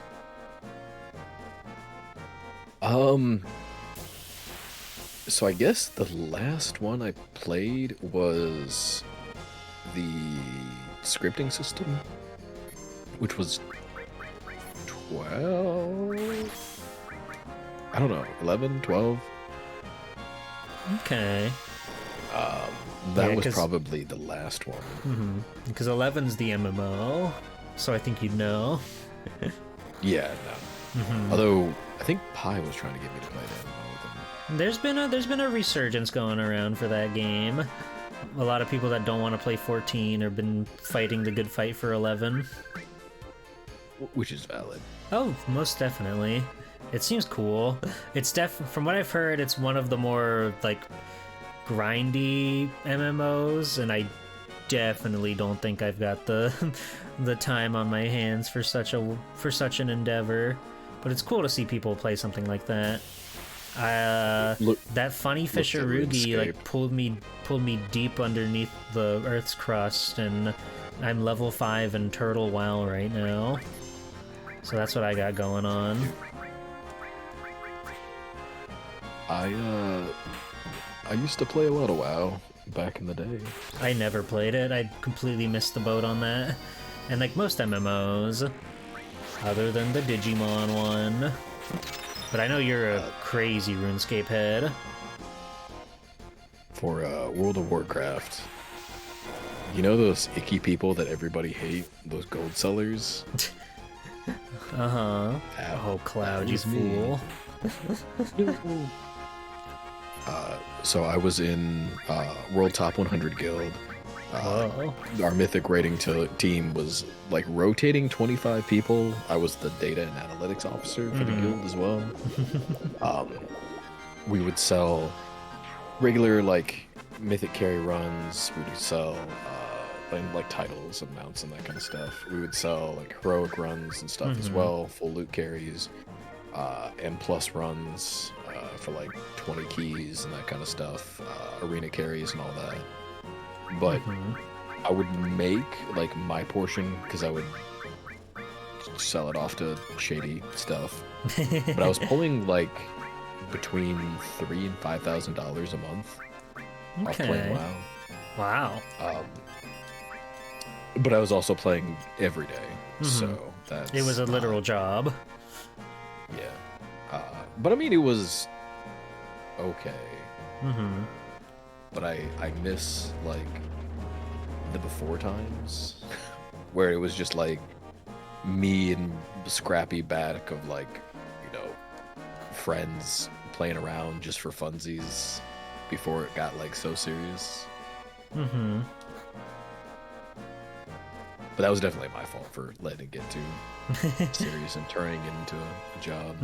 Because yeah, it's always so fascinating thinking about how something that's just like a fun game or whatever can really just turn into like somebody's livelihood. Like streaming is a big dangerous thing about that. Some people can like really lose the love on things that they have for stuff if it means that they can like make a profit off of it. I never wanted to be that way. Not saying that's a bad thing. No. Because, like, you know, it is a grind, right? You have to, if you want to be like a full-time streamer, you do unfortunately have to make a living, or else, you know, you'll die. So it's such a hard thing to manage, right? You have to actually keep going and keep people interested, so that way they're basically paying your bills. So you can continue to be the funny, likable internet character. But I can see how it would really, really get out of hand for people, especially if they get in like a shtick of sorts, where it's like, yeah, this is like, I'm the WoW streamer now, so I gotta play WoW all the time, I gotta do raids all the time, and I gotta just do it every day, and then, you know, it's gonna be hard to keep the love in your heart true. Cloud, tell me about this. I may be mistaken, but doesn't it feel like we're missing something? Oh, that's it. Okay. That's it. That's all you had to say. Understandable. He doesn't want to go this way. Never mind. That was just a cutscene. Hello, sir. Oh, come on in. Okay. Welcome. I can't believe it. I've never bought a monster-like weapon really existed. I've never bought a monster. I don't believe in energy drinks. It's true. We grind them up to give you energy. You're the materia man. I've got all these. Oh wait, revive. And again, there's nothing wrong with making a living off of streaming or whatever. But I have a scaredness in my brain from, again, playing with my friends and hanging out and WoW. And then having it... And it's insidious. It happens to you little by little. Like, you're like, oh man, hey, I'm selling gold and I'm making like, you know, $100 a week just, you know, converting some extra runs. You're like, oh, word? That's like a whole freaking 2 video games. Yeah. Let me do that. And then you just get stuck selling runs and then joining guilds to find people that can help you clear the runs better. To do that, you gotta do crazy mythic raiding. Just get stuck. Yeah, it really does seem quite stressful. Look at that, I think we found the plot. Alright, let's see how hard you pray. Yeah, like turning a game like that into a profit. Like, I'm sure there are plenty of people for stuff like, you know, RuneScape. I'm sure there's many people that like make their livelihood selling monkey nuts or whatever is on there. You would know better than I about stuff like that. But it's like scary to think about, like trying to monetize something that you enjoy and then it just turns into like a harrowing, horrible job for you, and you can't even like take solace in the thing that you enjoyed because that's what you're doing nonstop. RuneScape is mostly bots. With World of Warcraft, it wasn't easy to. You could bot gold to sell gold, but most of the money that we got was from selling carry runs. So you had to have like actual people there that were of high level. Oh, I see. I understand. Basically paying, kind of like in Shadowrun, how you would have like a hired goon to come with you. Yeah, we were essentially hired goons. That's awesome. Have you played that game on the Super Nintendo? Hired goons? I didn't know that was a game. Shadowrun. Oh, not the Super Nintendo one, but I've got my friend's childhood Sega Genesis now. Ah. They went to go back teach for like their 3rd tour of duty in Japan. So. And that's one of the games they have. Yeah, I've got his childhood Shadowrun. That's where I played Rocket Knight. That was his. One of the best. Hey, that's the underwater reactor. Come back. Yeah, the Genesis Shadowrun is a completely different game from the Super Nintendo one. You probably saw Washa stream it. It's like that like bird's eye view game where you're running around clicking on guys to shoot them. They were using the mouse mod.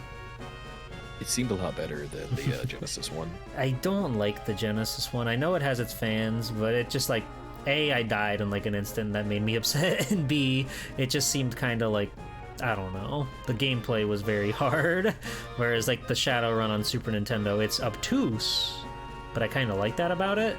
I like that it's weird and strange, and it's like a point and click game where you literally point and click your gun and shoot people.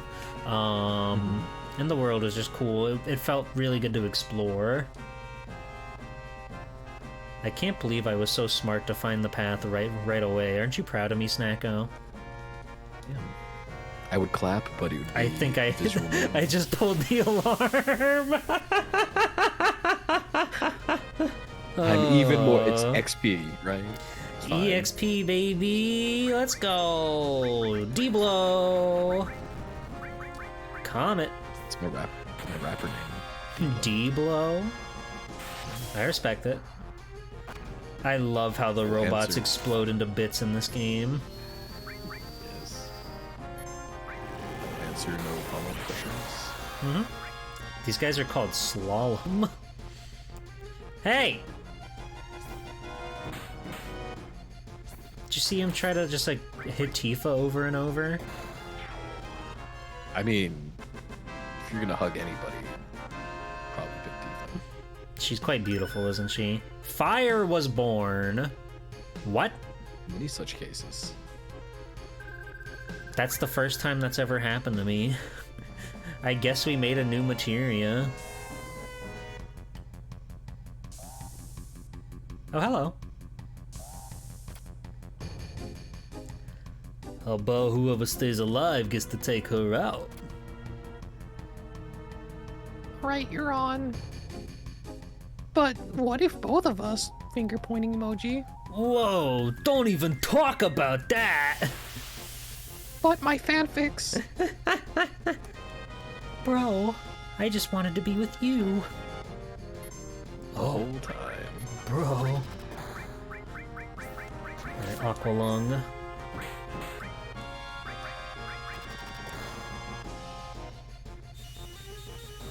I really like the enemy skill stuff. It's cool how you can have such like a versatile... Well, they're both dead. That's unfortunate for them. I guess it's up to us to ask that beautiful girl out on a date. The Goyle. Well... we just like actually killed them in the elevator. Great. There went two perfectly good men. Jeez, I'm sorry. Just wanted to be part of the fanfic, after all. Doggy!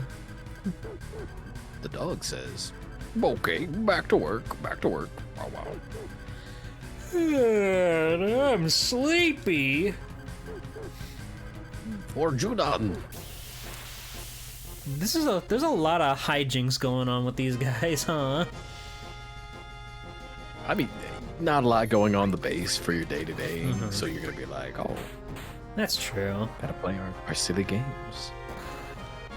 Everybody's just out here having fun, going underwater. Soundscape on this game is really good. It's really awesome when guys fade to red and they go... So true. Oh, and when the bosses, they go all slow style. It's crazy. Don't worry, you'll see. I'm sure there's a boss down here somewhere. What's funny, and I'm realizing now, looking back, I don't remember Tifa having, like, giant pixels, right? I remember her being flat. Maybe that's just wishful projection. You just think, what the fuck is this? Right. I remember her being cute because punchy kickies and long hair, but I don't remember so many pixels.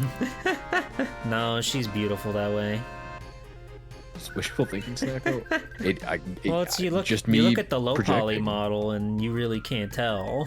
But no, it's pretty indisputable that she is hourglass form.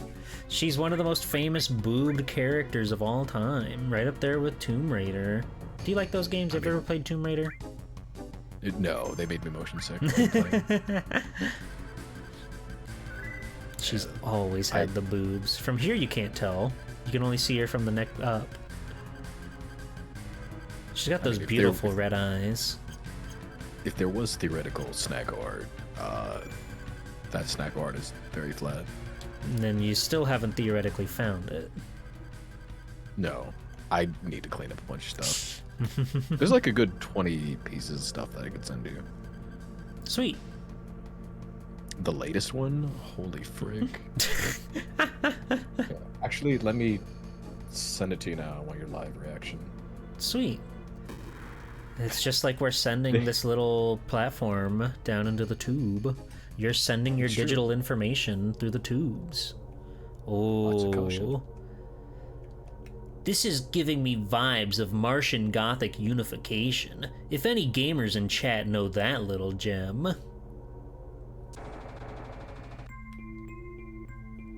Oh, Snacko, look how... Oh! SeaWorld. I was enjoying SeaWorld, and now there's a serpent in the tube! That's a stingray. Diver nest. It happens a lot. Oh my god. That guy hurts. D-blow. Oh. Okay, he wasn't so bad.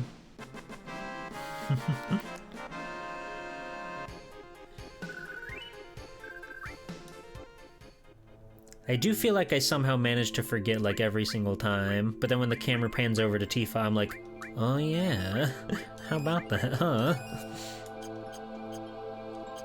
I just look at... I really appreciate how they do all the pre-rendered angles and stuff in this game. To bring it back to Digimon, because I love doing that. Digimon World 1 is also like pre-rendered backgrounds and stuff, and that game also is quite gorgeous for doing it like that. You get a lot of really cool shots like this. It's just like, it makes you think, you know? Art's really cool. It sure is. You think that dolphin was my friend? I like to think so. Not anymore, it's gone. No, it's right there. No. They're gone. No. Do you think that dolphin's related to Echo? Maybe. But sorry, there's a whole ghost pirate ship down here? Just rowing. Just rowing. The thwack noise. Alright, we're summoning the Phoenix.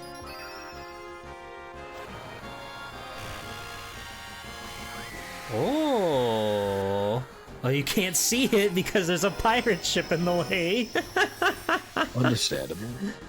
Oh, that's so awesome. Final Fantasy really does have some of the best, like, summon, fight, magic animations ever. It's really cool. I think this game is kind of a genius video game. So St. Elmo's Fire. That wasn't so bad.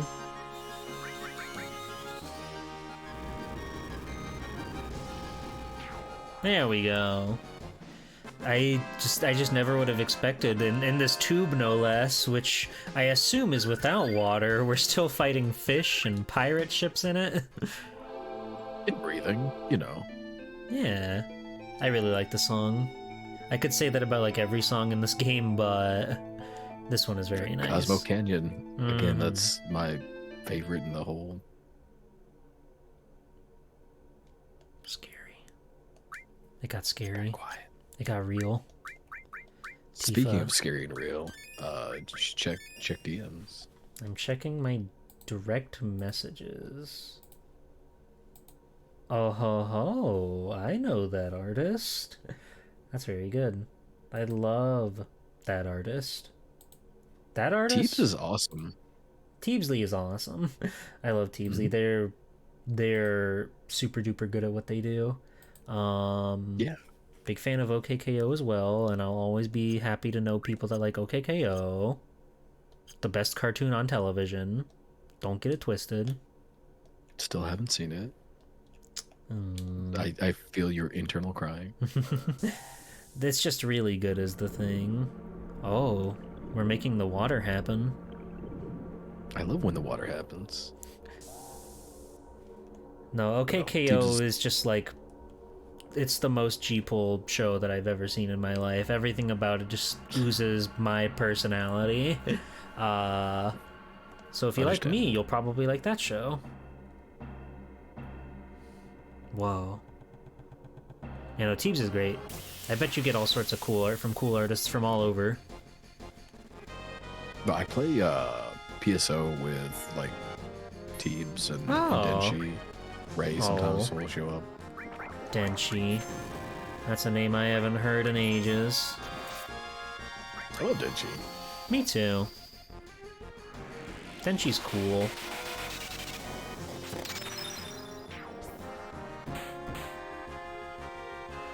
Oil. You show him, Cloud. Don't let that guy push you around.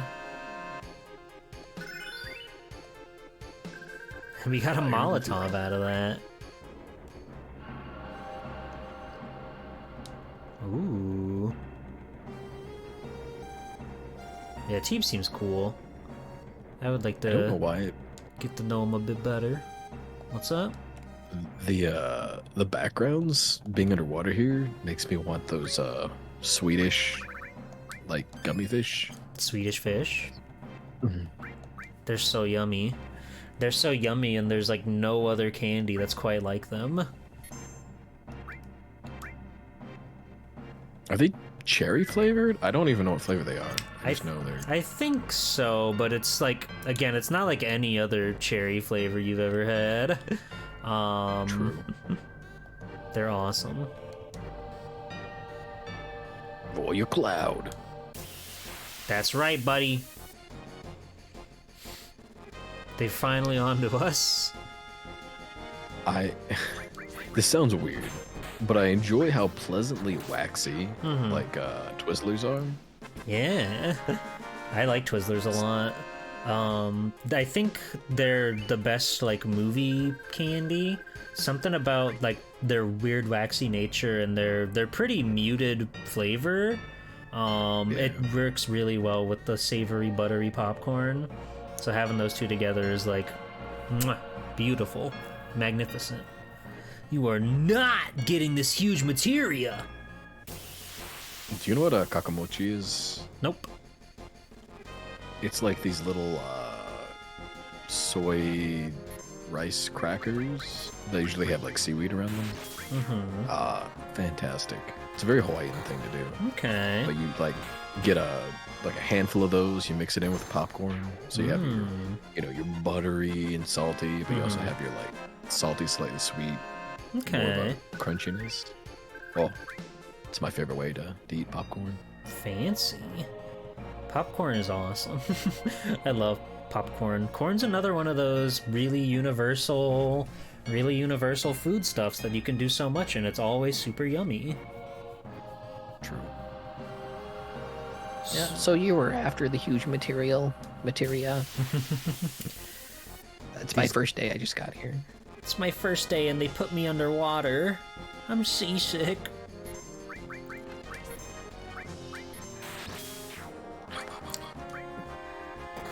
Yeah, I really like Twizzlers. I really like when I think of like movie theater candy, the one that always comes to my mind is the cookie dough bites, the little chocolate covered cookie dough bites. Yeah. Those are like that's just genius candy right there. It's literally just cookie dough wrapped in a little bit of chocolate, and they're super duper good. And I used to always, Mom would be like, make sure you're wearing the pants with the big pockets. So that way you could get like the stuff in. So you could bring like 80-cent candy in instead of like $4 box, which I don't go to the movies too often these days, and when I do try to actually I try to get concessions, because I know that's where a lot of the theaters like revenue comes from. And if they're playing something I like, like if they do anime films or whatever, those rare like niche showings, which are the main things I ever go to the movie theater for, even though there's no way for them to say like, oh, the person that bought this ticket bought this candy, right? I still just like in my head think like, well, I really like that they're showing Pompo the Cinephile in theaters, so I'm gonna give them a little extra cash and buy their sweet popcorn and their big soda pop. My favorite thing to smuggle in is either like spam musubis or which is very again Hawaiian thing. You like have like the whole Tupperware like under your shirt. Well, you wrap it in like cellophane, and then it's they're easy to fit in your Jikoji cargo pockets. God, there's like a scary movie bit where the girl like pulls out like a Tupperware with like barbecue chicken inside of it. Well, the second best thing is the Wendy's Junior Bacon Cheeseburgers. They just fit so like good in the side pockets. Oh yeah. Yeah, some of my my most enlightened moments in life were over those Wendy's little junior baconators or whatever. Like I used to go visit a friend who lives out of town, and on like the way back home, it would be Sunday night. It would be like the highway would be totally dead. It would be magical. So I would usually stop by the Wendy's before like the long highway drive, and I would just like one arm on the wheel, the other with a burger in my hand, and there's just not a single person on the road. It's sublime. It's magical. Driving is really cool until like literally any other human being is like anywhere present. Then it's the most stressful, harrowing experience you could ever have. But when you've got those controlled situations, it's kind of nice. It's kind of cool to go fast and live life. Unfortunately, when that thing happened that you knew about, it totally trashed the Wendy's that was close to me that I would take on the way home. Oh. Well, I mean, the whole thing was like underwater by several feet. Of course, but it's still tragic. If it were a Waffle House, it'd be different. True, up that day.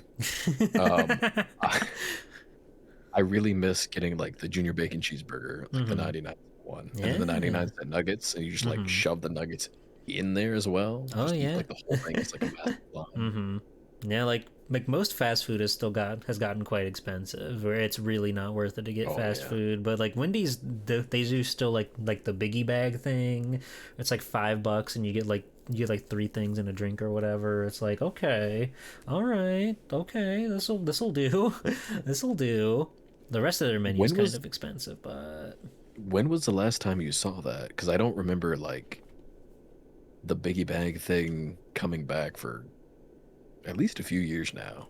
I might just be going at the wrong times too. It's been a while since I've like got it, but I remember it still being there, even as few as like, I don't know, 2 years ago. 2 years ago, maybe. Because I used to hang out with friends a lot more frequently, and like Wendy's was generally like the go-to spot because the biggie bag was the good deal. Understandable. But I don't know. I fall victim to the Baconator fries because they're really yummy. So I don't get the biggie bag. I get my upgraded Baconator fry thing because I love cheese and bacon. The huge materia?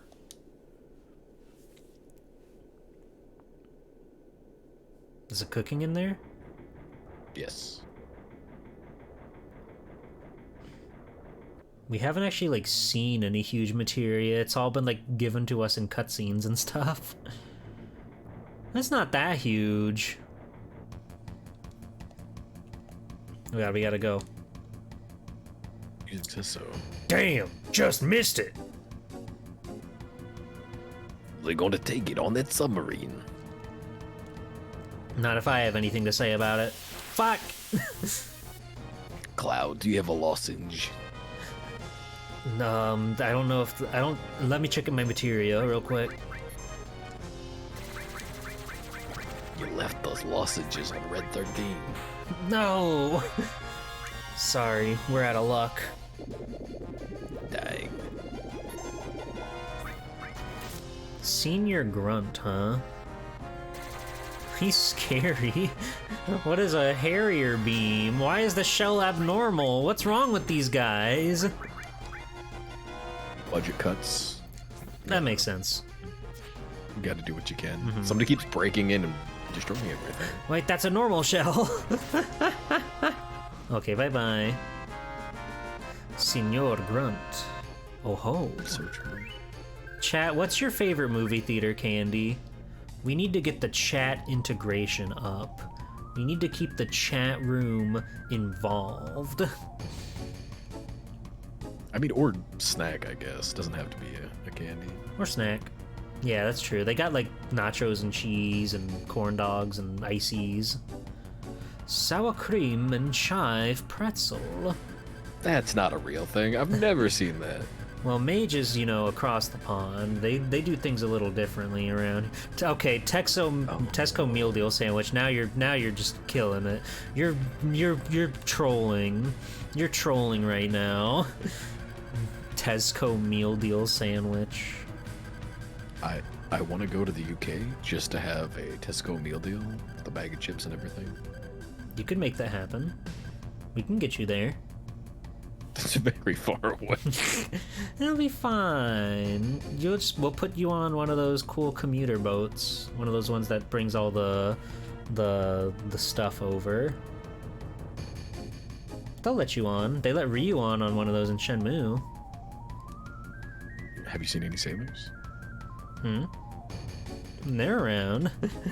It's too expensive to be cool and good now? What? I'm sorry. The ship, Cloud, or a Tesco meal deal? How could it be a meal deal if it's too expensive? True. I wish Taco Bell would go back to normal. Yes. They used to be the spot. But now they're like as expensive as all the other fast food places, and it's not like you're getting any more than you were before. But times have changed. Gotta make our own Crunchwrap Supremes. Gotta make our own Doritos Locos Taco. If I could tap into how to make a Doritos Locos Taco, I'd be set for life, I think. I mean, I can teach you how to make the Cooler Ranch one. That's wonderful, because they don't even make those anymore. But like, for real, if you want to know how to make your own Cooler Ranch chips. Yeah, that'd be awesome. Your own taco. Let me know. Did we make it? The Turks are here, by the way. That's a Turk. Oh, that's a pretty big materia. That materia is pretty big. I wouldn't call it huge, but it's pretty big. Reminds me of Krang, like Teenage Mutant Ninja Turtles, the little jar. It's a little Krang with it.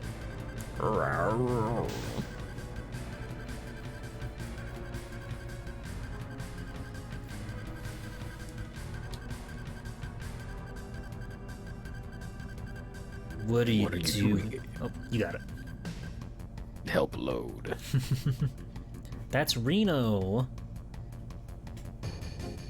911? Cloud? Yeah. We're gonna help transport the huge materia, Reno. Looks like we barely made it. Either give it to us or else. Which is it gonna be?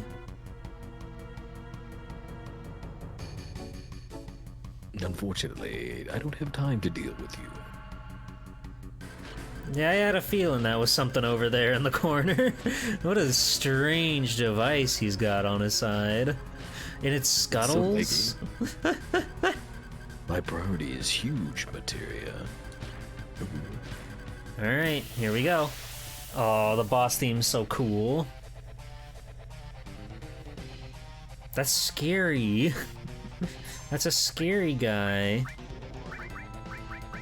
It kind of has like a Real Monsters vibe, like the Grundle, the Grimmel, the Grundle. Oh, what was the headmaster's name? Oh god, Grumble? I don't remember.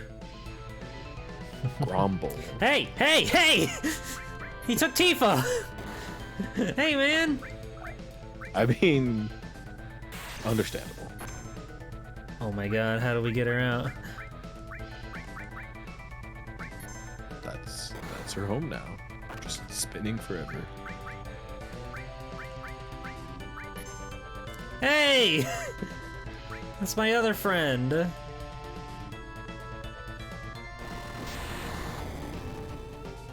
Oh my god. No more arms, so there's only one place to go.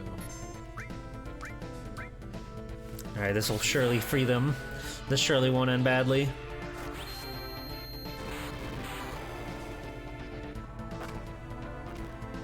That did not free them like I thought it would. Tifa's got her limit break, but she can't do anything. Being broken.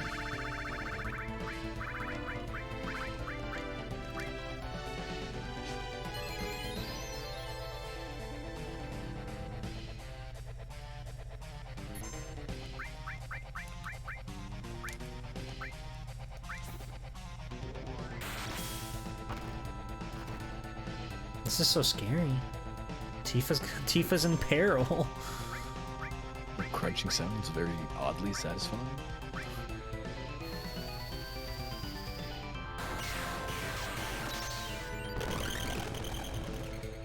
Whoa. Well, that's unfortunate. Stop!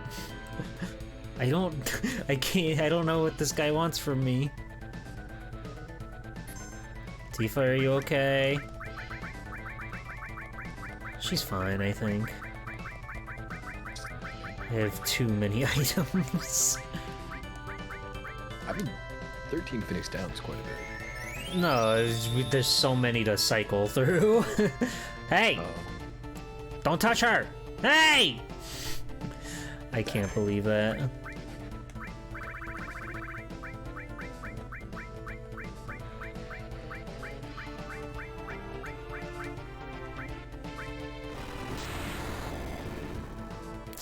Holy moly. That is not a small number. That was pretty big. Alright, Tifa, come back to me. I need you. Chug the sex potion. Go, go, go. Oh god. God! Oh, Cloud, you're Chad. I love you.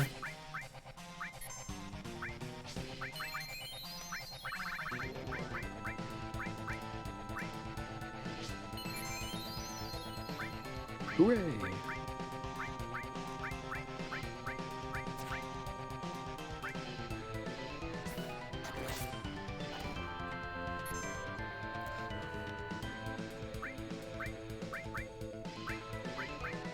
I'm trying so hard to figure out...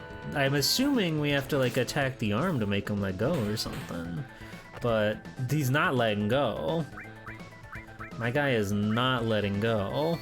He's got Barret in a vice lock.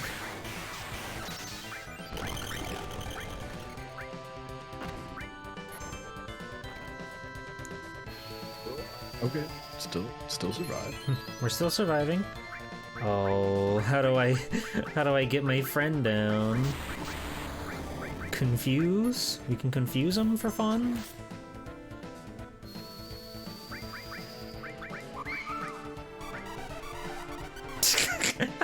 I think that's the first time I've ever used confuse.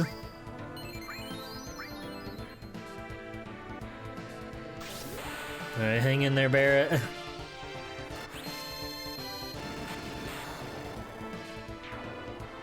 Oh, we got one of the arms. Oh, sorry, Barret. If only it was the other arm. Oh god, the laser. Oh. Unbelievable. So much damage. We're gonna figure this out. We're gonna make it work. We're gonna survive. It's gonna be okay.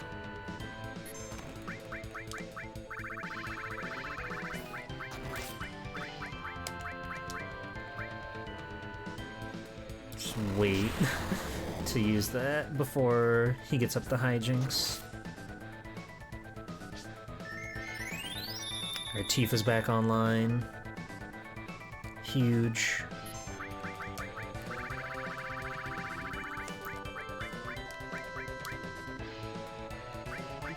No! God damn it! Dang.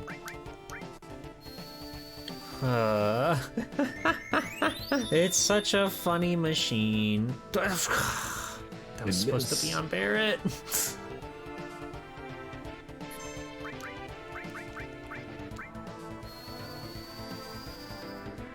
We made a crane, but it also has a death beam. As all good cranes before do. They had the AR code scanners.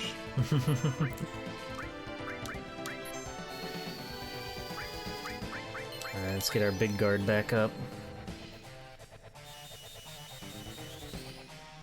Big guard is crazy good. I mean, buffs and debuffs are just essential. Mm-hmm.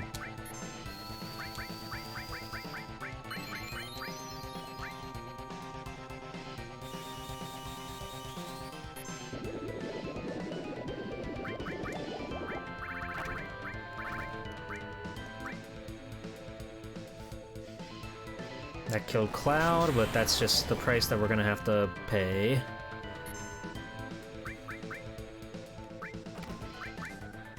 Sure, he'll grow back. He'll grow back.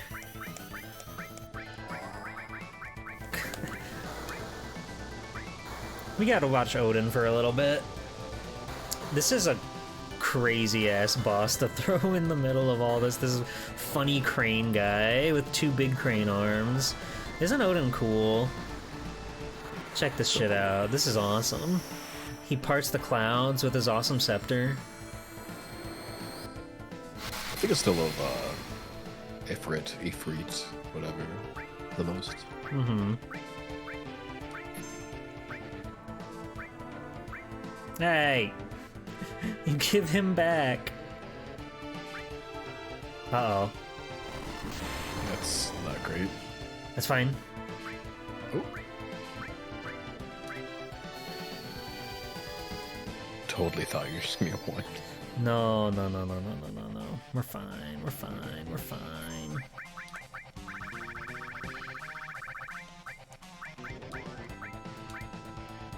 We're fine. We're not fine. I can't. I don't know what this guy wants from me. I don't know how to get my friends back.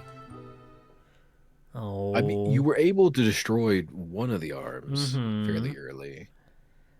I was just hitting him with big heavy attacks, but my friends were taking a bunch of damage out of it. Maybe I need to use, like, gravity or something? Some sort of strange spell that I haven't been using at all. Something to, like, suck my friends back. Something. That would be cool if it worked. It would be. Enemy scaled up below. Mystify.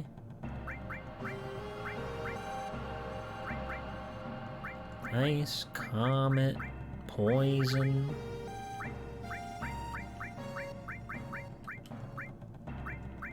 Now, what if we give you, like, gravity?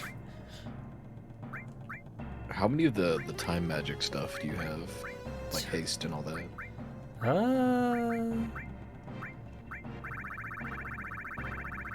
None of it. Dang, this haste is so OP. Yeah, that's why I like big guard. It gives you haste and like a magic barrier. It's kind of crazy, but it wore off way too quick. Yeah. We'll get him this time, probably. He just ran past the first guy. Oh no, he's joining the fight. That's awesome. Behind two? Yeah, there it is.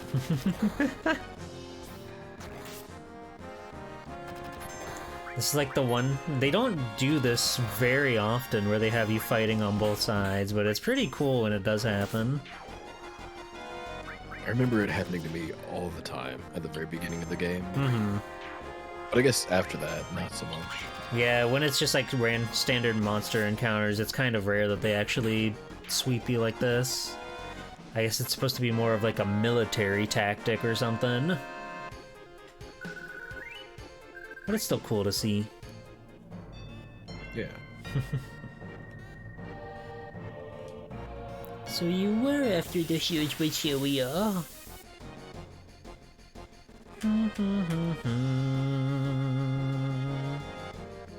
be worth it after this just to make the safety save before going in and fighting up.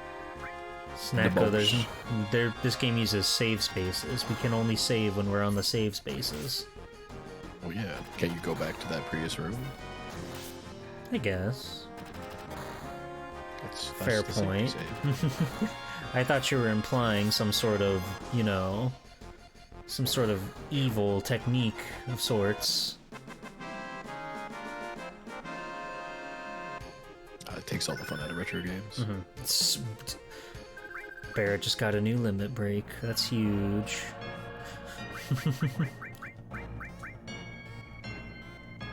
Yeah, limit level 3. Everybody else's limits. You're good. Okay. Soon, TM. Soon.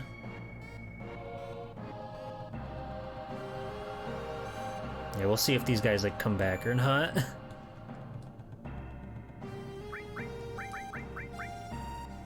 I don't think they will, because they had dialogue. Mm-hmm. Yeah, I think so. I wouldn't put it past them, though. Been wrong before.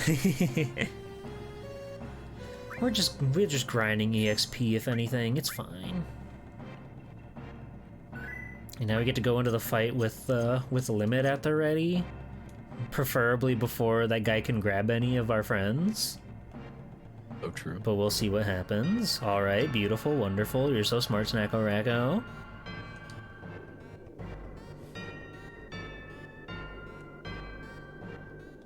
Oh yeah, and this happens too. Kinda forgot about this part.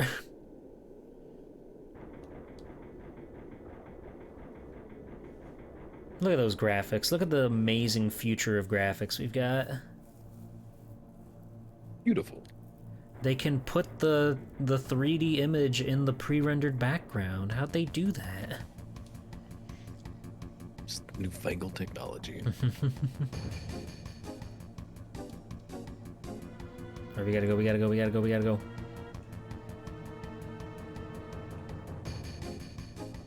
Bum, bum, bum. There it is. A Swedish fish submarine. Oh. I could go for some Swedish fish right now. Those guys go crazy.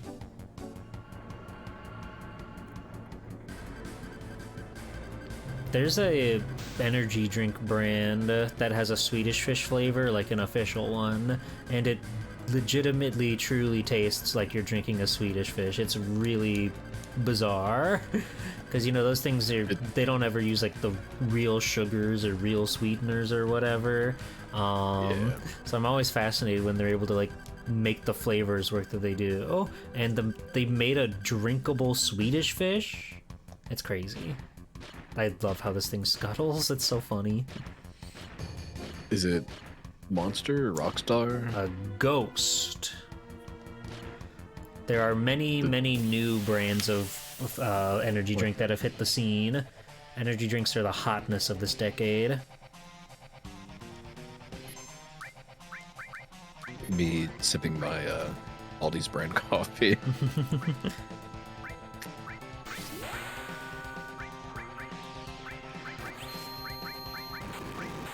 I used to chug quite a bit of energy drinks back in university stuff. But they kind of hurt my tummy now. I believe you. I believe you. It's a lot of stuff that you're putting in your body when you're drinking one of those. I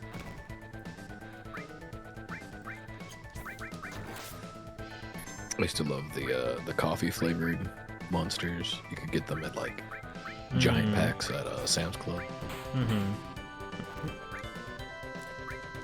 Oh yeah, the Java blend is really nice. Would you stop abducting my friends? Oh, Quake, maybe that could do something too.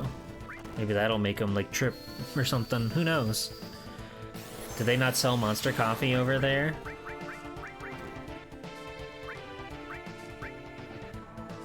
Sucks. I could only find it in Texas, but there was these little blue half cans, like the size of a Red Bull, and it was like, it was just coffee, or it's supposedly just coffee, but they'd like put all the B12 vitamins and stuff that you'd get in an energy drink in there. Oh, I miss HEB. Oh.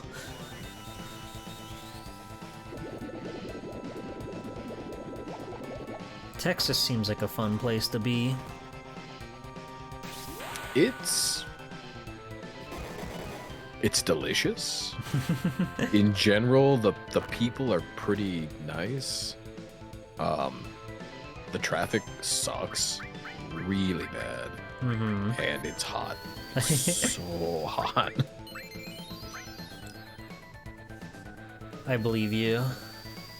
I've heard many different things on Texas. Some people love going there. Some people die when they go there.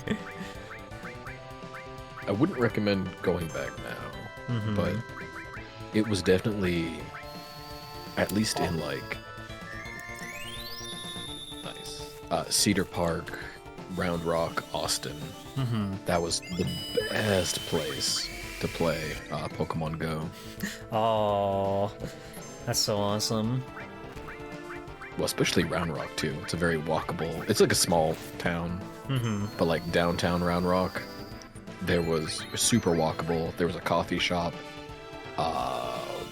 block and a half from the parking structure, and they gave you a discount, a 10% discount if you were playing Pokemon Go. That's so awesome. You could reach 3 Pokestops on the inside, so you could just chill in there, drink coffee, and like spin 3 stops, recharge, and then once you're all loaded up, go back out and walk around. That's really cool. Times. Oh, I big guarded way too early. That's okay.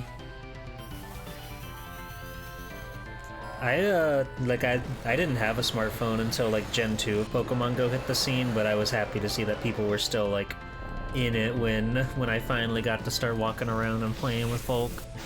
It was really like quite like world changing seeing everything just like come together. So many people all playing Pokemon together. I used to like slow play through the HEB out near Cedar Park because there was just lots of cell data, so just tons of Pokemon in the actual like supermarket. So I just kind of like walk behind my shopping cart slowly, scrolling, catching. That's so awesome. Cedar Park had tons of good restaurants and stuff. They had a book off there as well. You could get some pretty prog old games. Manga. Oh, nice.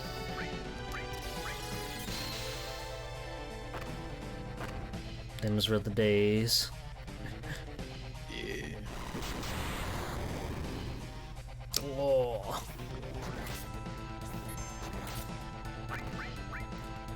I wonder if the arms are overall bent OS percentile, like a third, or if it's strictly X amount of hit points versus boss X amount of hit points. I'm gonna assume that. Would you stop grabbing Tifa? Just so grabbable. I know, but you have to know when to quit. That's true. You can't be doing that to every beautiful woman you see. You're gonna get into trouble.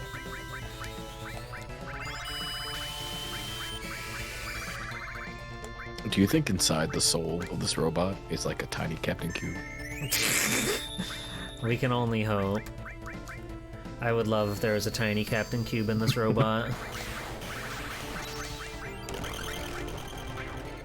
Okay. Oh, you got both arms. You can't grab me anymore. Now we're gonna Odin. Gungi Lance. In before the Voltorb style explosion, wiping your entire body. We do what we must. I've got Aqualung in the tank, ready to go.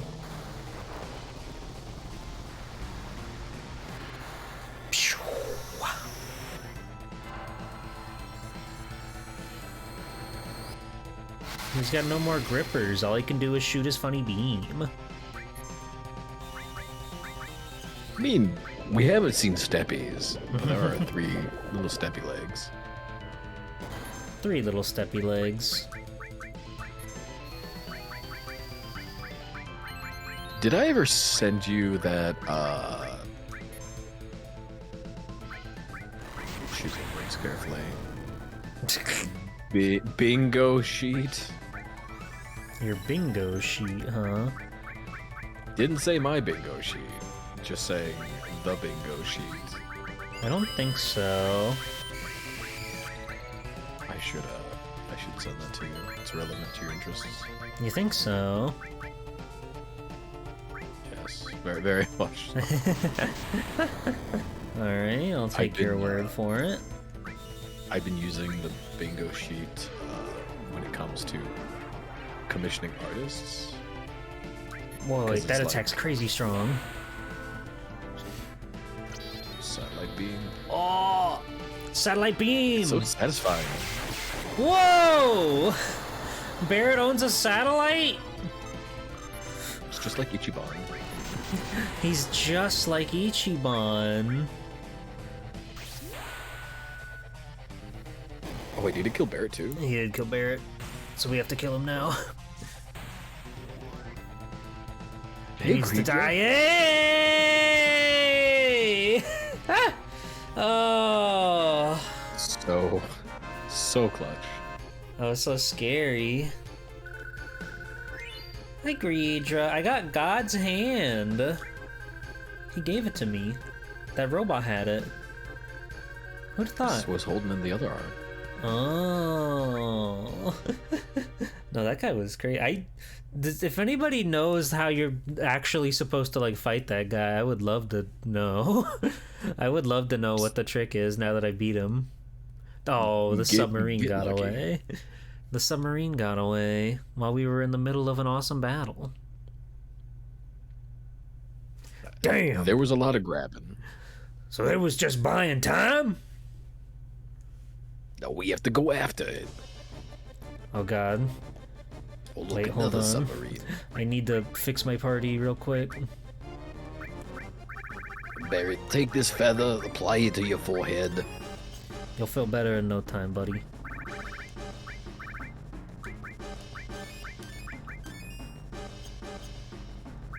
Slap on a few cures. Yeah, we'll all be right as rain. There we go.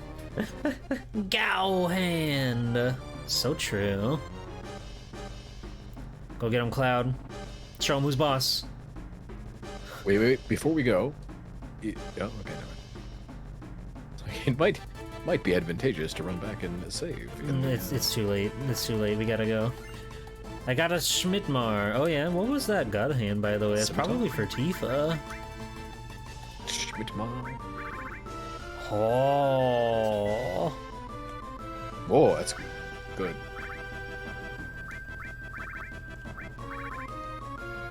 Yes, Barrett, famous for using a curved sword. Alright, buddy. Any of them could use a curved sword. Except for Cloud. Who?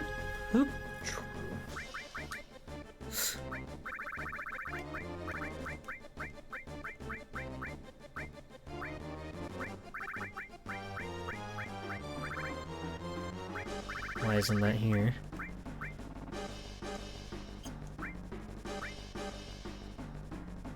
Oh well. I don't know why it's not here on this list, but whatever. Like a boomerang, you just threw it, it'll come back eventually. You think Yuffie would use a Schmidtmar? Maybe. It's for Sid? Oh. Hello, Ed. Oh, There's another treasure chest over there. You'll never have that treasure chest. Not if I have anything to say about it. Cloud's sitting on a limit.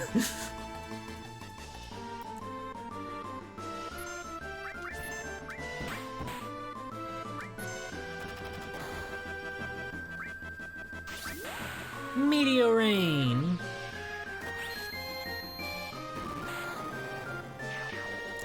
It's really cool how this game, everybody has like multiple limits to them.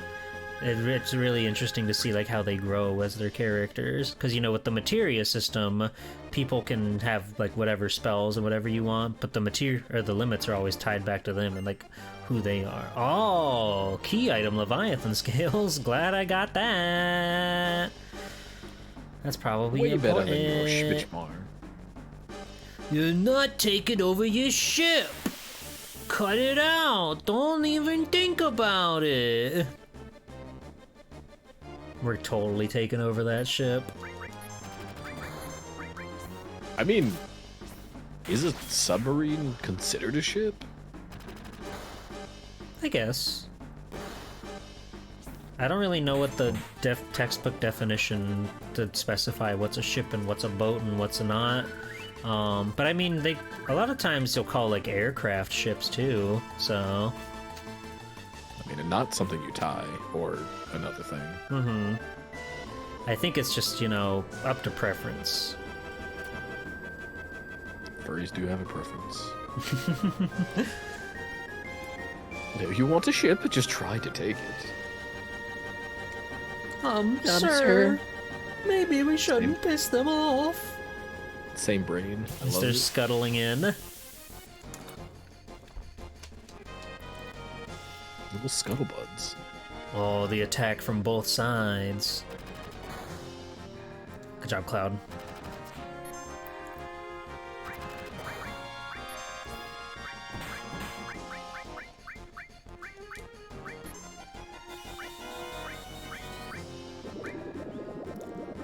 They hate when they're put underwater like that.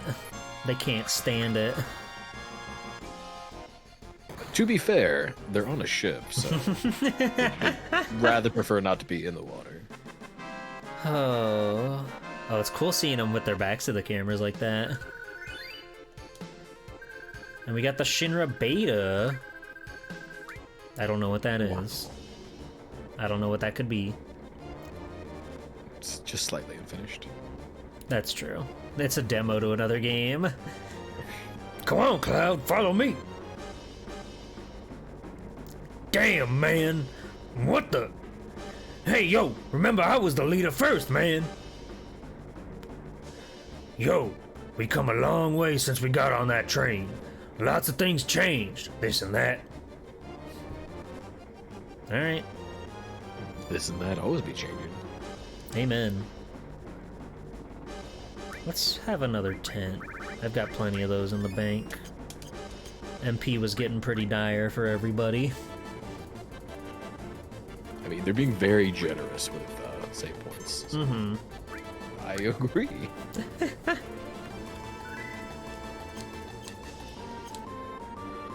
who knows? Who knows what's waiting for us behind this door? No, no! This is terrible! No, we don't have much time left. I don't want to die. There's still so much more I've got to do! I've never even got to do my special victory dance in battle! So true.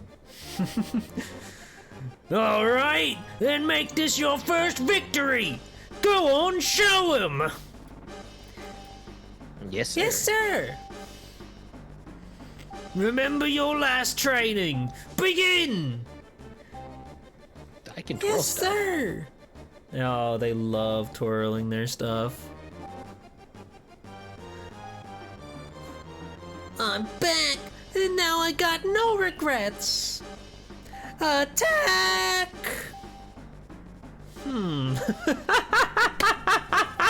Take them prisoner? Cute. I do kind of want to take them prisoner. They're very Moe. Yeah. Well, it worked. we got him.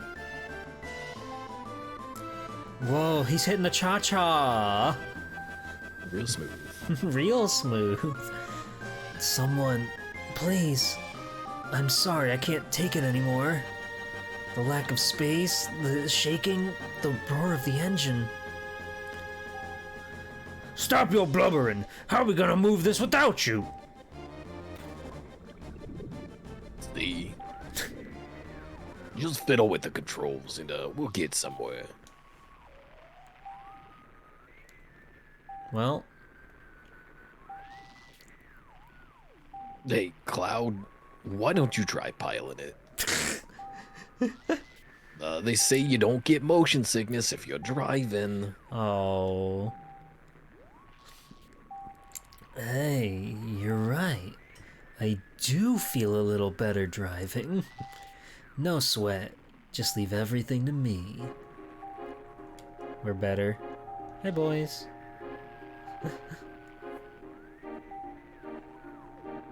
Thank you. I'm happy to be a hostage. Don't look at my browser history. Ah, that's the same guy. Oh, there we go. Piloting a submarine is very difficult. I'm completely clueless. Don't worry. If it breaks down, I'll smack it one. That'll fix it. Oh, this song is beautiful. You can do it, Cloud. Alright, let's take the helm. The captain's chair calls for me. Yeah, let's read the manual. Beginner's edition. Button placements. Descend. actual. Fire torpedo. Okay. Oh, good luck. We have like a minigame on our hands. Presently on the ocean floor near Junon, a red leader submarine carrying huge materia is being escorted by covert Shinra submarine units. Furthermore, it has been confirmed that several mines have been dispersed onto the ocean floor. The ocean floor can only be monitored with Shinra's sonar radar screen. Enemy subs can only be detected within the sonar area. Get in front of the detected enemy sub and lock on. Push square to fire the torpedo. The mines are found at the radar screen at the top of the indicator. The mines inflict great damage, so be careful. Sink the red leader submarine carrying the huge materia. We're just gonna let it sink to the bottom of the ocean? Sure, I mean, I guess we don't need it. We just don't want them to have it. I kind of want it. What are you gonna use it for? Flowy. I don't... Collection? Put in a lava lamp? Yes. Get the enemy in front of you, concentrate on the attack on the red leader submarine. If you lose track of an enemy, push the R1 button and use your radar. They didn't tell us that in the instructions. In the button prompt, they didn't say anything about R1.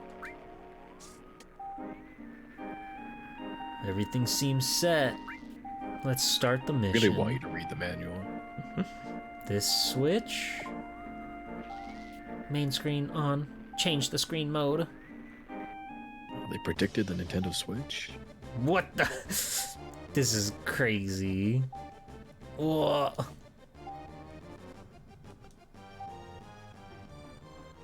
God, I'm so scared.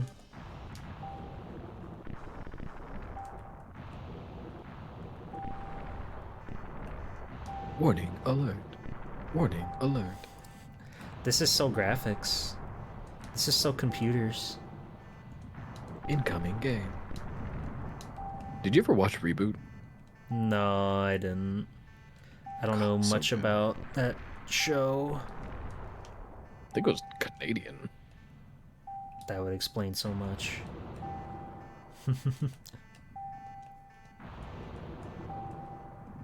Oh, wait. I can't remember if it was on ABC Family or Fox Family. Well, mission complete!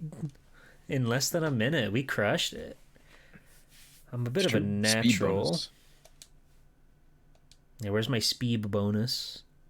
This is such a crazy screen.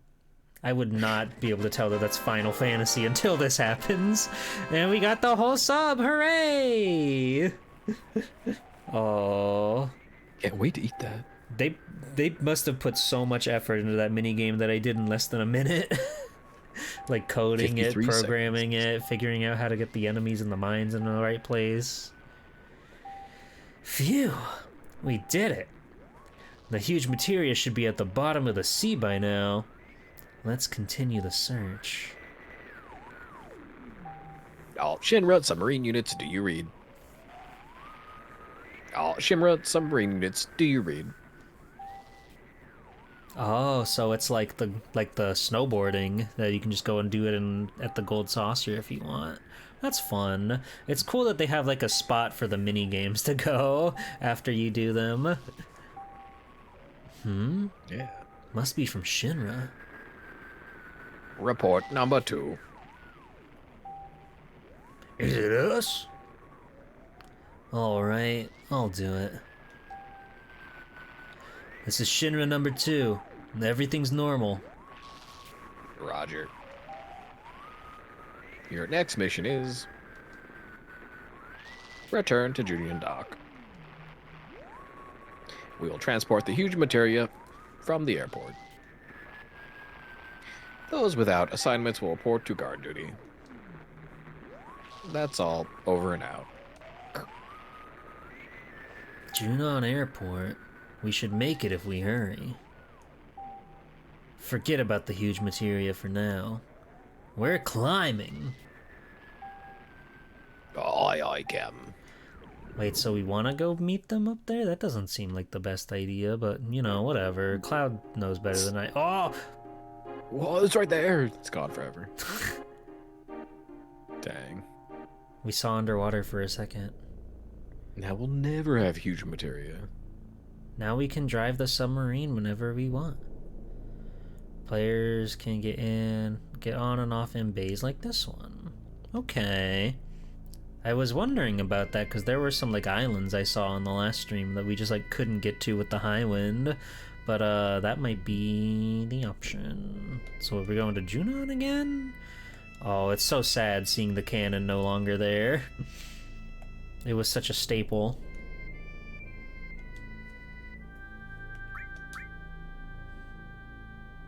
We shave our game.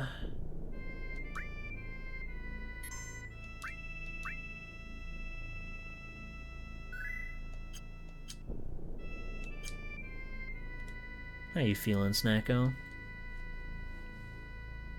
I'm good. You're good? You're having a wonderful time on Swell Time G-Pool? The honor with.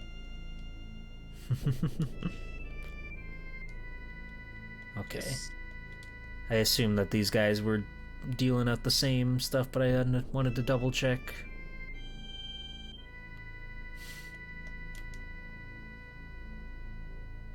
This guy still hasn't learned. Another 10 gil. Another free elevator ride.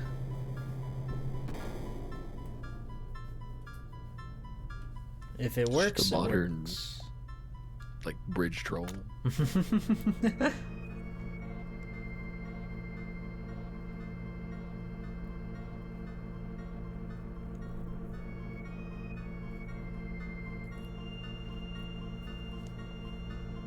So what is Cloud what are we expecting? Are we like plotting to fight Rufus or something right now?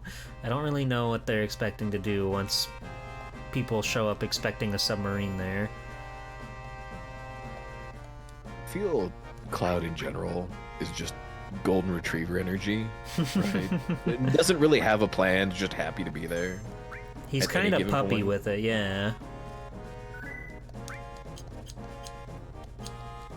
I like the way your head's at. Yeah, I don't think it's a bad thing. No. I think it's just core to being Cloud. Mm-hmm.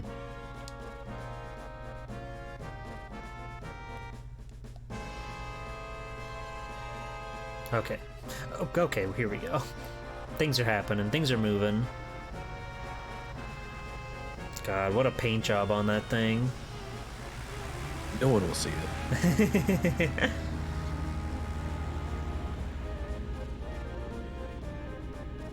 Bye. If the Taco Bell logo was a robot or airplane, that would be it. Oh no! The huge materia. What? What? I was at the bottom of the sea! What do you mean?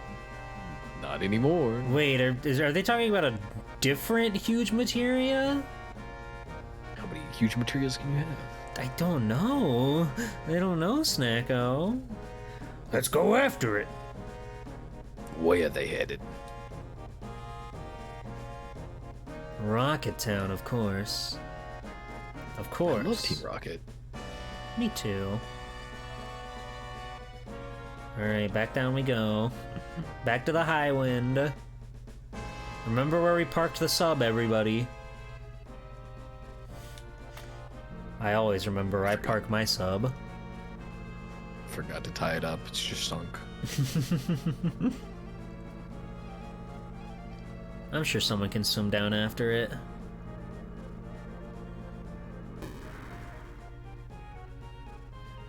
It's really crazy to me that you can move around on those little cutscenes with the elevator going up and down. I don't know how they broke the laws of physics and got past the FMV, but they did it.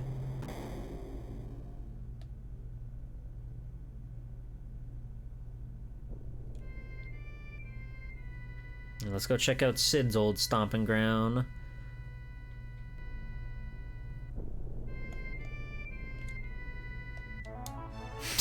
The music picking up as soon as we get into the high wind.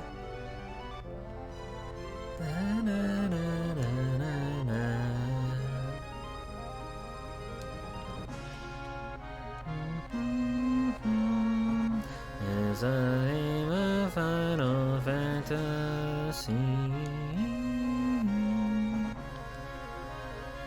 Alright, so it's around here somewhere. SnackoRacko, it's around here somewhere. There's Cosmo Canyon. Classic place. Nibelheim. There we go. I'd recognize those rockets anywhere.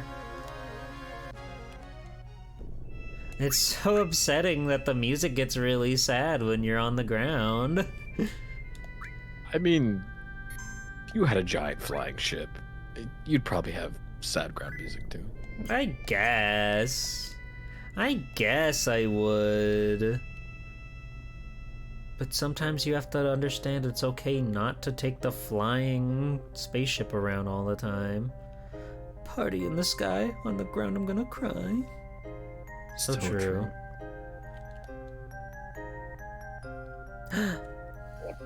What's the young President Rufus doing by getting all those merchants together? Not Rufus. The Shinra's serious about launching that piece of crap rocket, but why now? Oh, that's what they're gonna target the meteor with. There's a bunch of Shinra people here messing with the rocket. Is my rocket alright? Your rocket? That's a personal problem. You shouldn't be asking strangers that. Oh. You're alright, Snacko. Maybe. See, do I know any good jokes? I guess not. Nope. I guess not. Oh. There is a wonderful early 3D animation called, well, it's Transformers, right? Mm-hmm. But it's the Beast Wars series. Mm-hmm. And there is a Autobot in it by the name of Cheetor, I believe. If you've never watched the Beast Wars series, you should absolutely watch it because it has a crazy art style to it. I know that much, but I've never watched it. No. It's such a fever dream watching it as an adult because it's just non-stop innuendos the entire time. Really? Yeah. I never would have guessed. Cheetor's famous line, "Ride my shiny red rocket." Crazy. God. And it's in there. It's amazing. Cheetor, how could you? A spectacle. Indeed. Something about to happen. I'm gonna get excited. I'm getting excited. I don't know. I'm indecisive if I'm going to be excited or not. Those terrorists are here! Hey now, you can't be throwing that word around. At people. Yeah. With the beautiful house backdrop. What is this, 2001? Hey! Do not use the paralyzing gas on my girlfriend. Or my boyfriend. Poor Barrett. He could use. I guess he could use a just nap. Snoozing. She's unsnoozable. She's locked in.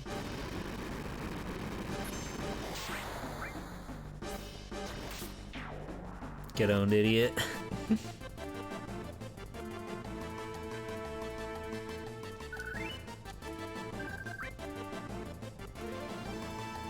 How am I gonna get Cloud a cool new sword? The place that was selling his best sword exploded. I don't know where I'm gonna find that now. Don't let them get any further! Everyone, attack! Wait, if it exploded, maybe it's at the bottom of the ocean. True. Gonna have to go take a look with our submarine.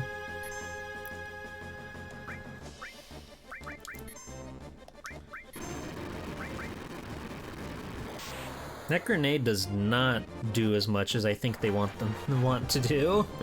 Oh, Tifa. Oh, Cloud. This is just not our day.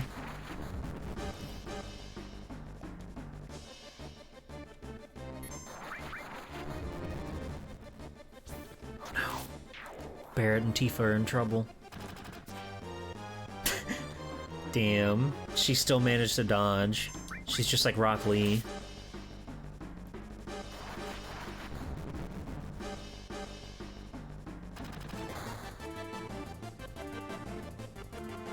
Were you ever into Naruto, or was that a bit past your time watching cartoons?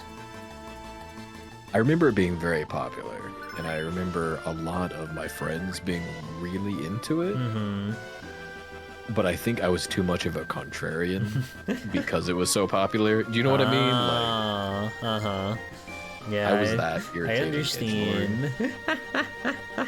I was super into it back in the day. And Rock Lee, he's the man. He's the most go-getter guy you'll ever meet. Well, you're not going anywhere. Nowheres. So every now and then I keep thinking about going back, like, do I want to watch Naruto again? I haven't seen it since I was a kid, and I bet it's fun. I bet it's cool. But I haven't pulled the trigger. Of friends, it's aged well. Mm-hmm. Like, it still holds up. Yeah. I know, like, Shippuden generally gets, like, flack for being filled with filler. But, I'm sure it's fun. I'm sure it's fine. I always thought Shippuden looked kind of strange because all the kids sort of grew up, but if you look at them, like, their heads are, like, exactly the same, like, size and everything, so the proportions always kind of looked off to me. The thing that kind of killed episodic anime for me was Bleach. I was watching every single episode, and then it was just too much filler, and then I was like, Oh yeah, there's like whole seasons of filler. Sid! Yeah. Wait, Cloud! Oh, wait, Cloud. You want him? Go ahead. No, you Sid at all, you. If you're gonna kick those damn Shinra out of my rocket, then take me with you! You know what, Sid, that's fair. Alright, Sid's with us. Sorry, who do you want? I'll let you pick. Who do you want? Who do you want to see? Take Red. Red. Yeah, not super practical, but just a soft spot. No, I understand. The thing is, like, this game has... What? Okay, I guess we're going into a boss fight or something, so let's materia juggle. The thing about this game is, like, everybody is cool, but because Cloud is a mandatory party member, you have to have him, which means you can only have 2 of your most wonderful friends with you at all times. And it's messed up. Red and Tifa. Mm-hmm. I really like Barret, but I feel like generally I am kind of soft towards the characters that, you start with. I always like sort of lean to them. Well, you build that bond. Mm-hmm. You want to see the story through them. Yeah, like I can never not like take my starter out of a party in Pokemon. I just I gotta have those guys with me. I need them. They're my buddies. That's valid. Thank you. Thank you. Bum.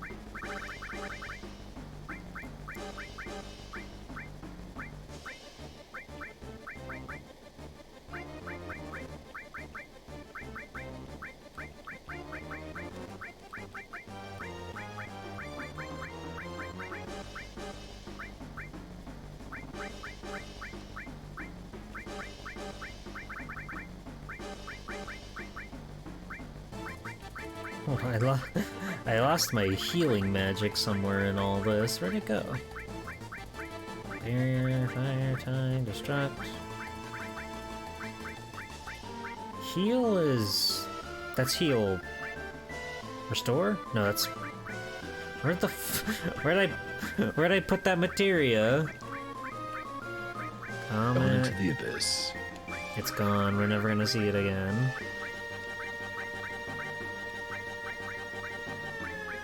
She should have one that's like... Oh, wait, no. Wait. Fuck.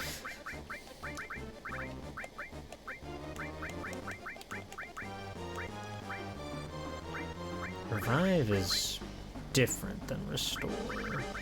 What was... This one heals like spell, like status effects, I think, not the health. And restore is another revive, right? God, I'm so No, I been think like a decade and a half. Yeah, this game is breaking my brain. This is thrilling to watch, I'm sure. I'm sure everybody's out there pogging.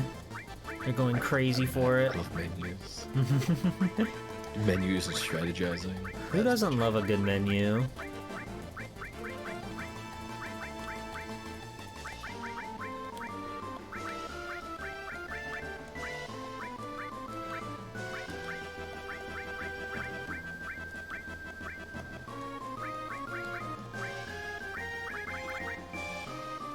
Alright, that's probably good. Let me... I think, cause yeah, we got a new weapon for... Oh, there we go. Scimitar. Scimitar. Hooray. But that does not have the slots, but that's okay. We weren't really using much of his stuff anyway.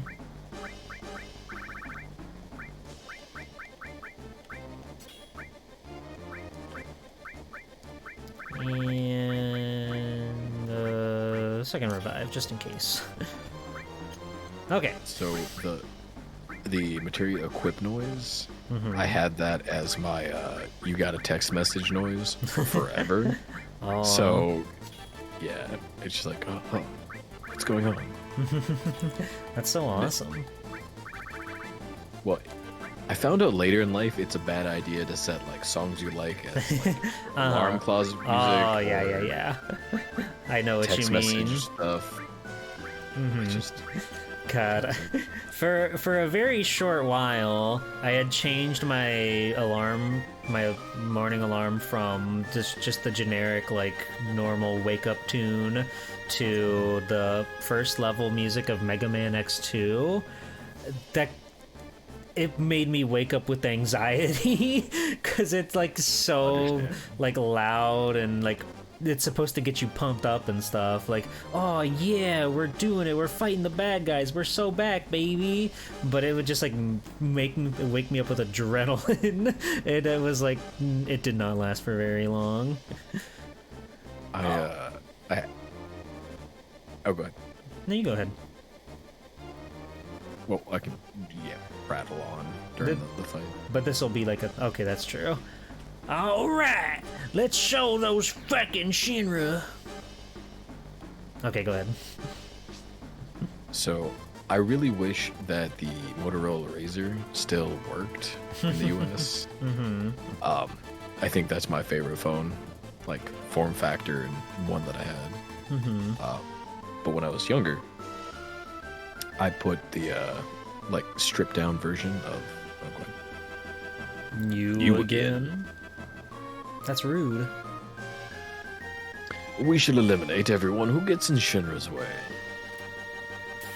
We have to fight Rude. No way. I don't think we've had to fight him yet. Well, that's rude. I had the stripped down version of All the Things She Said by Tattoo. I had that as my little wake up music. Ruined the song for me. But yeah. Oh, they put Sid to sleep before he could do his cool thing. Whoa, he just slugged Cloud. And then Cloud, like, countered the wrong guy. That's really funny. Sid's already asleep. Extra sleepy.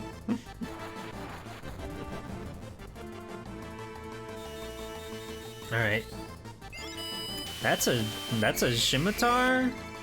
I don't think so, buddy. Nope. It's like a halberd. Mm-hmm. Actually, Final Fantasy guys, you got it wrong.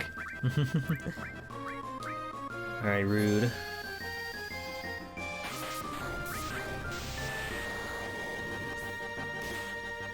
Oh, he's got magic barrier on right now.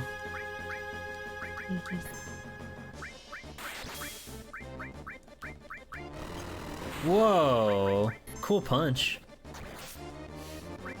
In reading, I understand it says Grand Spark, but like not paying attention, you just look like Grand Spank, and I was like, what the?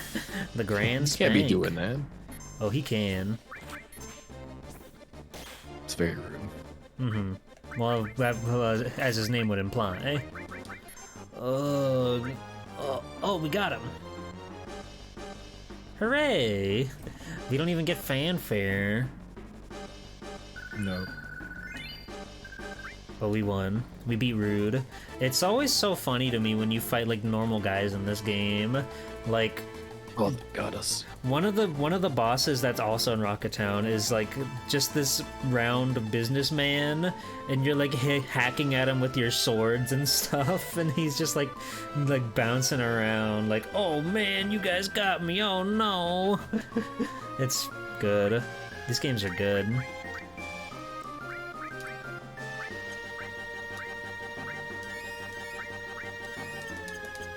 Alright, now let's go inside there and put a stop to this mess. Hello. You? Who are you? You? Why are you here? Root of the Turks should have been here. Too bad. Those guys are over there, and we're in here. Oh man, so the Turks being dudded like that, but I won't let you through. Good old Jimmy. The strongest gatekeeper there is. Good old Jimmy. Where would we be without him? Senior Jimmy Grunt. Water wave. Damn. Red strong. Very. Very. Well, that was easy. Oh, he's fine. We didn't kill that guy. We've killed many other guys, but not him. But now he's over there. Like, we're inside there, and he's in there, and we're out there, and where's the caveman? Hey! What the hell are you guys doing? Just when I thought something was going on, you come back. Listen to me, Captain. We're gonna launch this rocket. Huh? What are you talking about? Well, we're going to load the materia bomb on this and blow up the meteor. Our rocket's gonna save the planet. Oh, man, the sky is so cool. Wait a minute. Shut up! Just shut the hell up! How's the rocket? That's pretty much okay. But... We plan to run it into meteor on autopilot, but the most important device is broken. Broken? How's the repair going? Shira's doing it. Oh, no. Great. What a bunch of wizards you guys are. She's gonna take 100 years. I'll take over, so don't worry about the autopilot. Hey, go ahead. Go tell everyone. All right, Captain. Good luck. What do you mean, Sid? What do you mean you're gonna take over and you're gonna ram this thing into a missile? What do you... Hey, Sid! What are you doing? There are generations of knowledge and wisdom inside the materia. We're gonna borrow their powers and save the planet from Sephiroth. There's no way we can lose the huge materia. You understand that, right? Yeah, I understand. I understand that materia is precious, and I also understand what you're thinking. But listen, I don't give a rat's ass whether it's science or magical power. No, I guess if I had to choose, I'd rather put my money on the power of science. Humans who used to only roam around on the ground are able to fly now.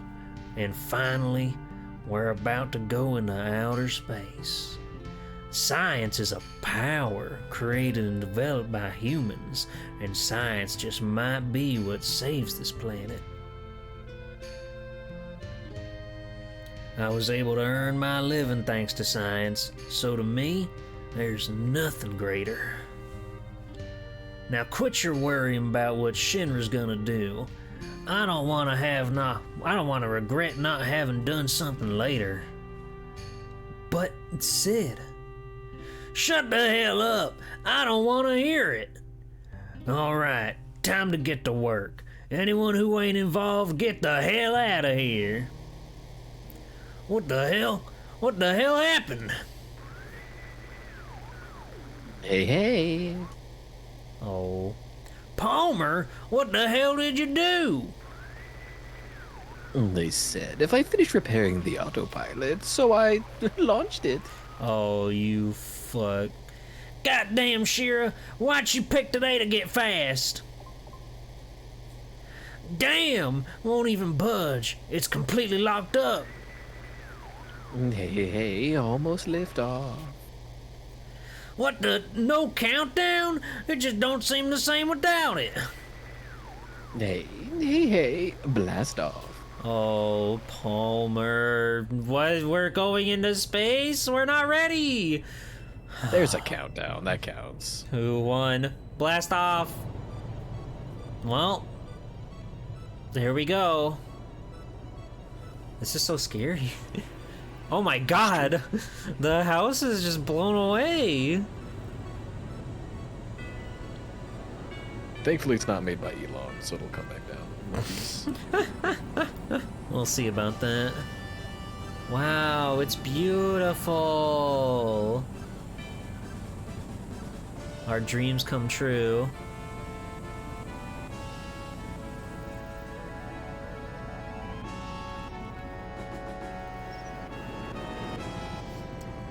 Yeah, I gotta say, despite, you know, everything they did to set this up, I didn't expect to see the rocket actually fly.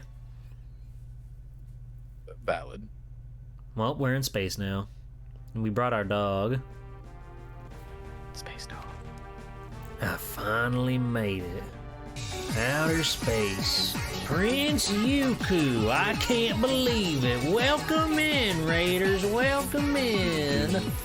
Welcome in, Yuku. How was Superb Mario of the paper variety? How's it going, everybody? Hi, I'm Swell-Time G-Pole, superhero extraordinaire. Thank you for the follow. Welcome in, everybody. I'm G-Pole. This is my friend SnackoRacko. They're joining me here as my special guest of the week for Final Fantasy VII. It's my first time playing Final Fantasy VII, and every week I've had a different cool and exciting friend come on to enjoy the wonderful world of role-playing games with me. Welcome in. Thank you for the raid. I hope you had a fun time. Yeah, Snacko. Hello. Snacko?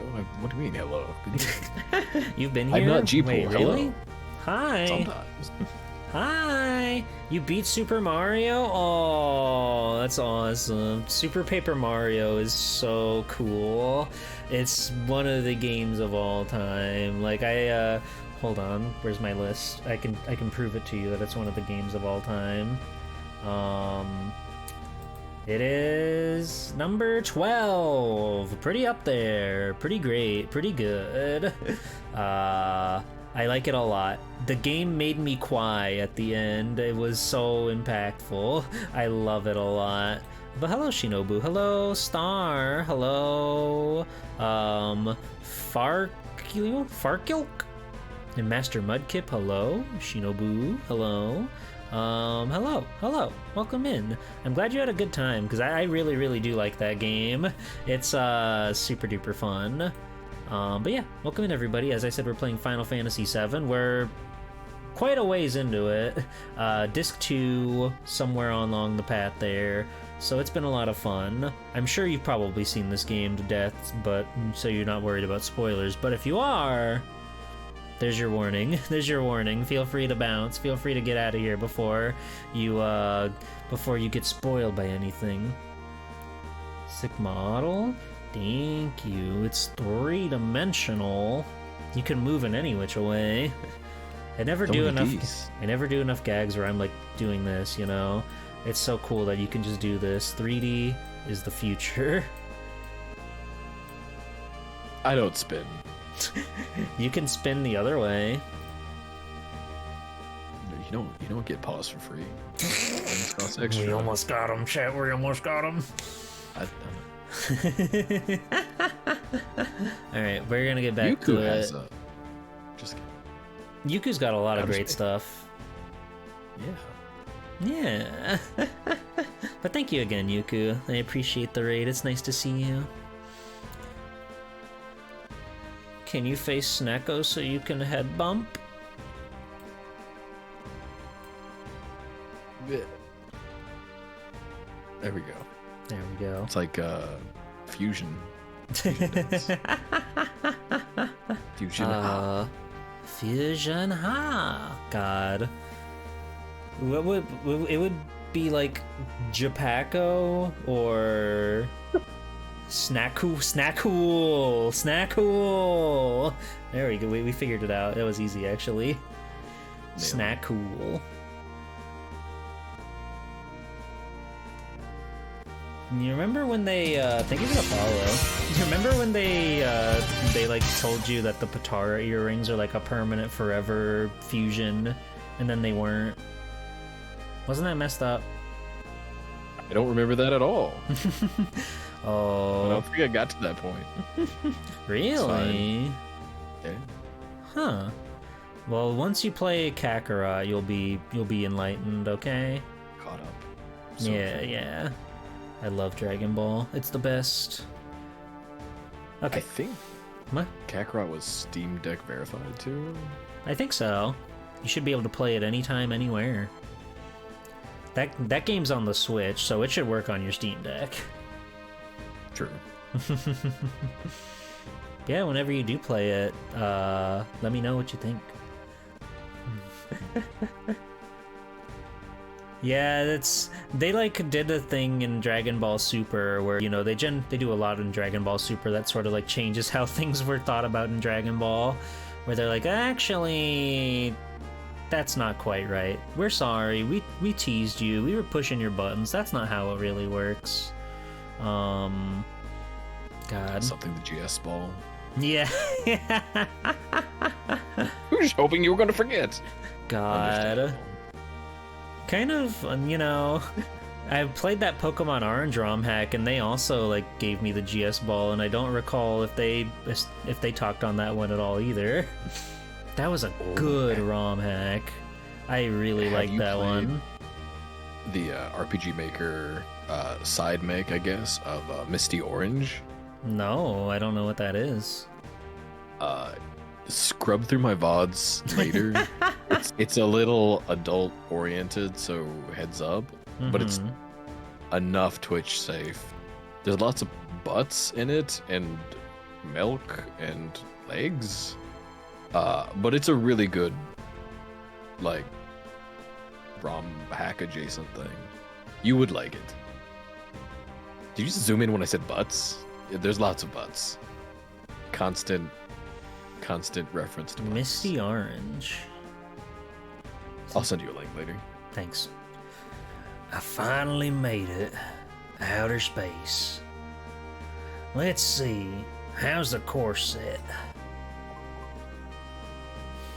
butts, milk, and legs. It's got it all.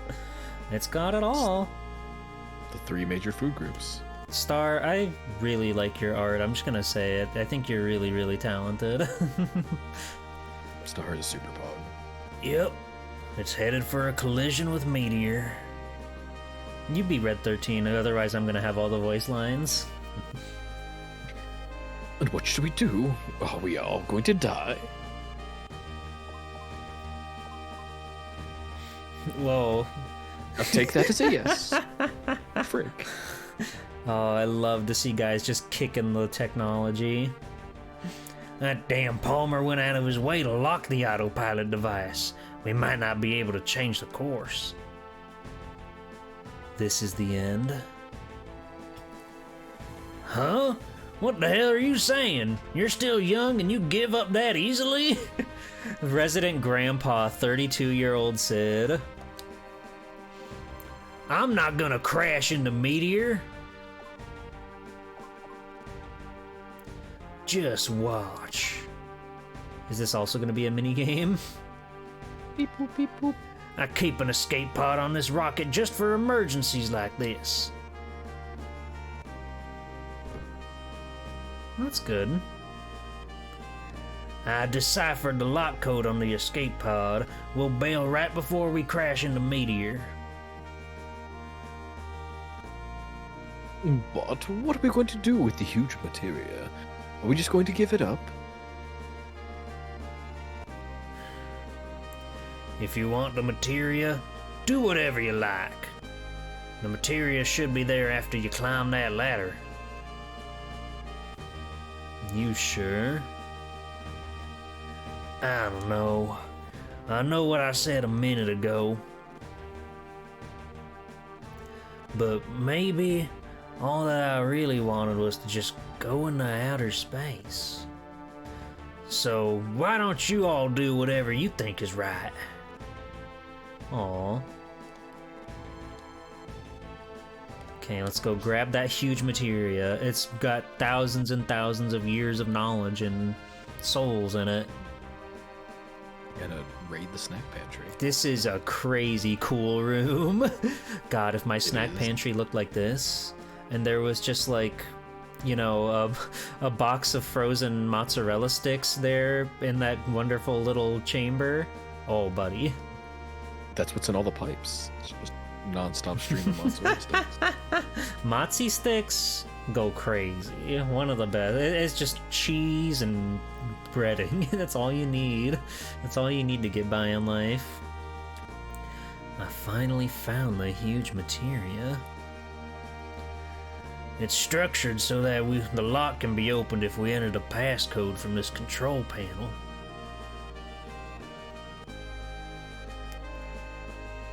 Let's try to operate it. It's shrunken down and walked into the heart of a robot. Aw, that'd be cute. Oh god. Hey Cloud, you know how to use it, right? Every time it says enter passcode, push one of those buttons. Is it like a Simon Says? Surely one of these will work.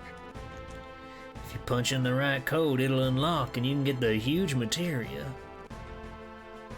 So, what order am I supposed to enter the passcode in? I don't know. Just try and punch in the code randomly. Enter passcode 1. So true.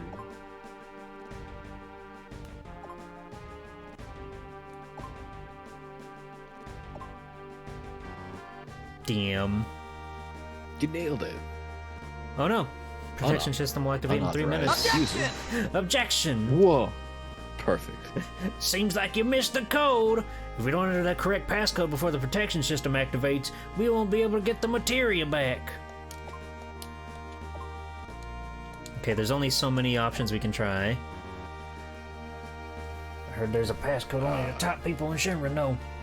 We probably have to enter that. Try and enter some codes while I try to remember the passcode. Okay, triangle, circle, X, square. I can't remember. Give me more time. Triangle, square, X, circle. First digit wasn't a square. X, Circle. Triangle. Gotta believe. I believe. We're gonna get there. We're gonna figure it out. We're gonna get it. The second digit wasn't an X. Wonder if that's a diegetic X3, like it was the machine buttons, just PlayStation buttons. That's an awesome. It was a cute. You have what? Sid. I didn't know that.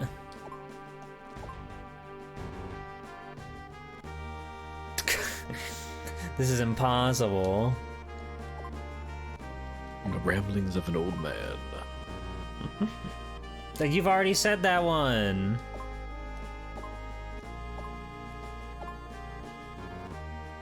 Oh. No.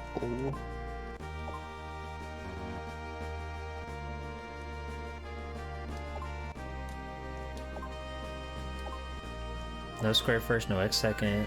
Oh, I'm a hacker man! Let's go! Oh, baby, I think it was circle, square, XX. I think that's what I put. I can't believe it. We figured it out. Alright, Clown, it's unlocked. Yep, my great advice saved the day. It really did this the thing. That was so scary. That was very stressful. I'm gonna mail you a box of pigeons just for them to perch on your roof, so that way when your victory yell goes off, they can all scatter into the wind.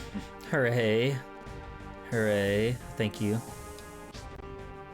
It is randomized for every play? Really?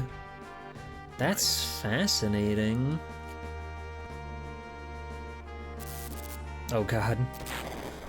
Well, uh-oh. And Cloud died. Game over. It is missable? Whoa, wow. What? Sid, what? Damn, my leg's stuck in this debris. Sid! Too bad I don't have arms. I can't do anything with my strength alone. Just fucking limit break it. Don't worry about me. Hurry up and go. If you don't hurry, the rocket's gonna crash into meteor. I can't go without my friends. Aww, they're oomfies. You derogatory! No time to worry about other people. I'm gonna do whatever I can. Friendship. You're stupid. You're really fucking stupid. Tank number 8 blew up. So tank number 8 really was malfunctioning. Damn. She-Ra, you were right. This is his fate. But this is the end for me. Doink, doink. Doink, doink. I ain't She-Ra. Good luck. Don't say that, Sid. Huh? She-Ra? I tagged along. I'm coming to help you. With 3 of us. You stupid... I really need like a sensor beep sound effect on my Stream Deck. I got...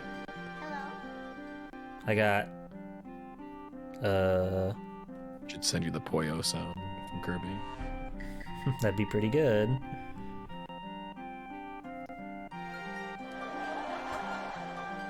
I never remember to use my Stream Deck for all my sounds I have on here. Sorry. Wow. The escape pod is this way. Please hurry.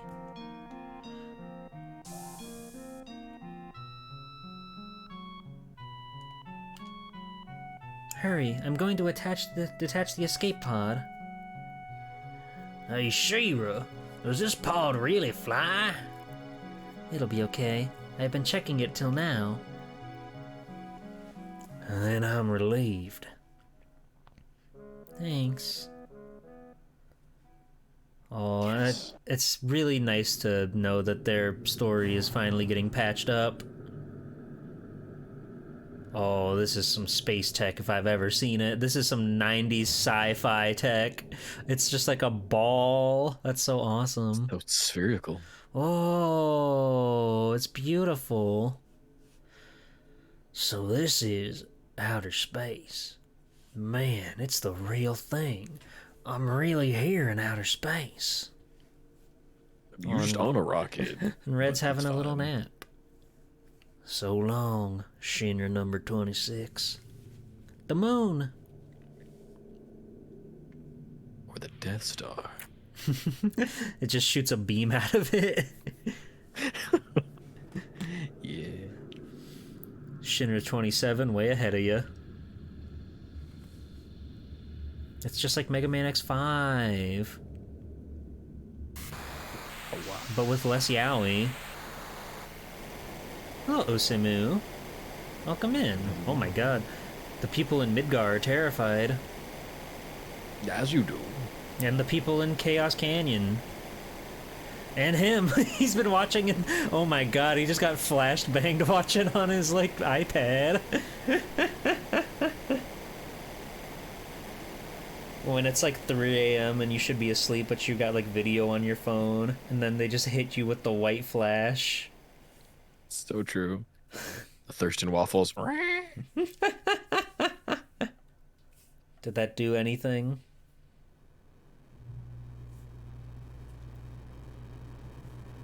Oh, they're all blind now. It's fine.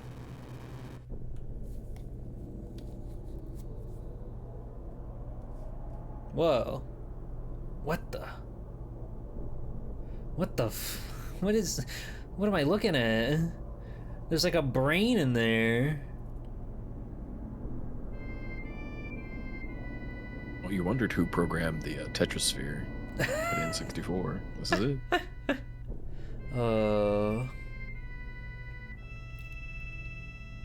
That's a lot to take in, I think.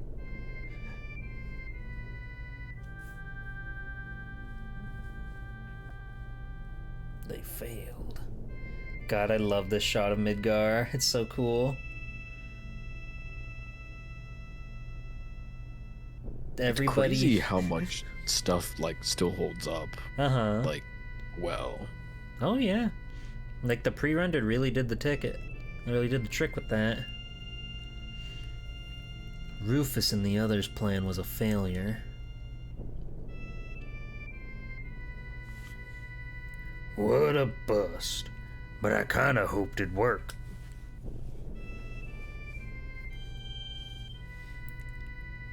No, we've been bothering them as much as we can. But there ain't no other way. I wonder if we've been wrong about it all this time.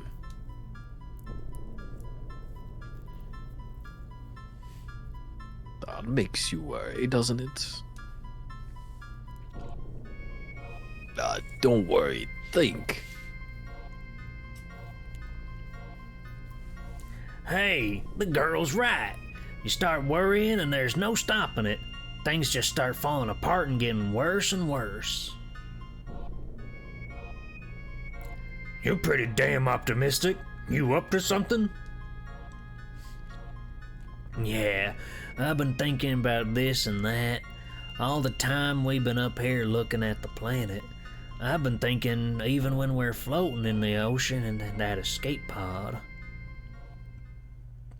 I've been thinking, too, about the universe, planet, ocean, how wide and big, no matter where I go and what I do, it won't change a thing. Maybe you're right. But I came up with something different. Sid's getting everybody all together. This is beautiful. He was such like a background player for so long. I always thought this planet was so huge, but looking at it from space, I realized it's so small. We're just floating in the dark. Kinda makes you feel powerless. On top of that, it's got Sephiroth festering inside it like a sickness. Shoo-wee. That's why I say this planet's still a kid. A little kid sick and trembling in the middle of this huge universe. It's got Sephiroth like Bill Murray's got Thrax. You don't get the reference, it's okay. The only thing I know of Bill Murray is oh wait, no, that's Hank Hill. No, the whatever Wilson. I don't know. I didn't watch Old People Music. What? The Castaway thing. That's Tom Hanks. Yeah, same person. Osmosis Jones. Come on now. Come on. It's the movie that has all the animation inside the man's body. It's a classic. I watched that. It's a classic. Someone's gotta protect it. You follow me? That someone is us. Sephiroth is inside the planet? I don't really know anything about the lore story of these games, but that's the last place I thought he'd be. Sephiroth's been doing a lot, actually. He's a lot more... He's a lot bigger than you'd think he is. Like, if you just know him from, like, Smash Brothers, he's just kind of like the cool guy. Yeah, he would be in the Dark Cathedral reading a book in his chair, but he's got much bigger things going on, much scarier things going on. He's also in every chat room. That's true. Sephiroth. XX. That's so true.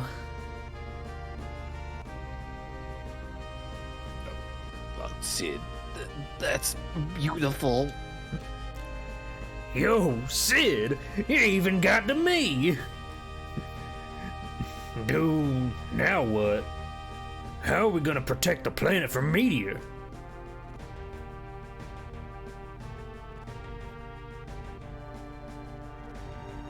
Oh, nobody knows. Game over.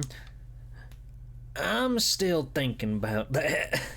Hey, Tengu Gemini. Yeah, it's scary to think about. From look outside looking in, Sephiroth really just seems like the cool stoic guy from far away, but he's kind of a crazy, insane person in this game, and it's kind of really awesome. Well, we'll figure it out. Yuffie's gonna go back to being sick. Uh-huh. Look at my paws. Look at me scamper. Did you hear something? No. Oh.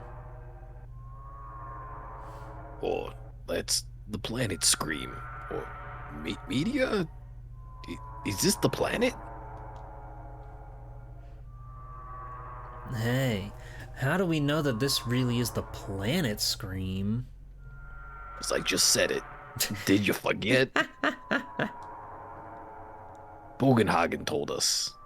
Oh, Bugenhagen. Bugenhagen. Yeah. Now let's go to see Grandfather to Cosmo Canyon. I'm sure he'll tell us something that will be helpful. Alrighty, let's go. Cosmo Canyon Companions. The Cosmo Canyon the music. Companions. Yeah, I know you've been thinking about it. So good. Ah. The machines in Cosmo Canyon were presents of Dr. Gast, wrapped up in that planet's strange notions, surrounded by his Shinra-made machines. Science and the planet lived side by side in that old man's heart. He's level 10! Yo! Oh, it makes me so happy to see him getting stronger. Alright, let's go to Cosmo Canyon. I know you've been thinking about that place since we started. when I walk outside every day, like there's always background music that plays in my head. Mm-hmm. This Cosmo Canyon song.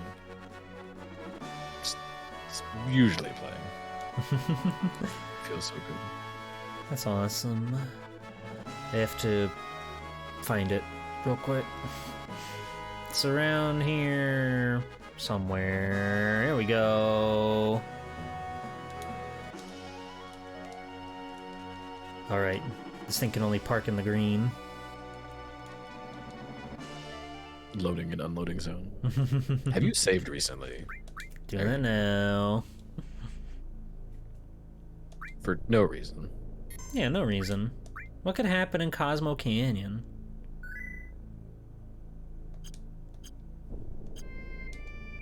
Cosmo Canyon also makes me want funnel cake. It does sound like I a don't theme know. park. No correlation. I just really like funnel cake.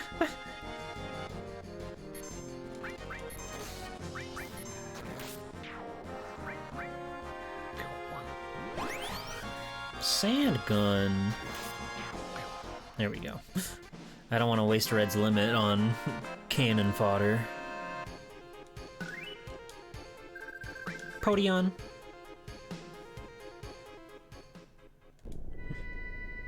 I will say, like, having played Kingdom Hearts before I played this game, it certainly gave me a different, like, take on Sephiroth and Cloud and their connection. So it's been very fascinating having it all, like, unraveled. Yeah. No, that's really cute, actually. I love Kingdom Hearts. You'll play it one day. Yeah, no, like the pre-rendered graphics are incredible. I think this game looks gorgeous. You should look up what FF9 looks like. I think you'd really like the art style for that game. It's very, very cartoony and very pretty.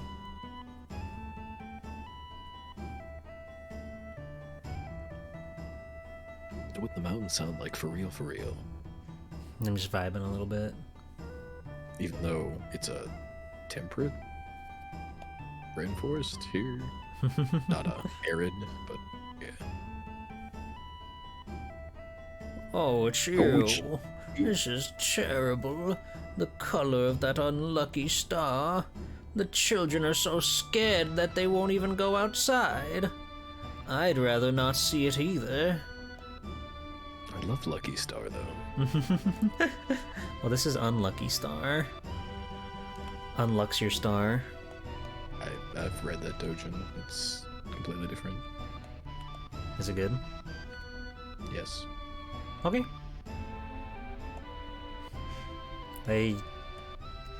I'm pretty sure Bugenhagen's palace is up here. Somewhere. Somewhere he's got it. That was to Red 12. Affectionately named. I remember as a kid, just the name Bugenhagen was so satisfying to me, and I don't know why, and it still kind of is. Wait, hold on. I just want to look at his house for a little bit. I love this place. It gives what's it called? Breath of the Wild. What is that one chick's name? Oh, I wouldn't know.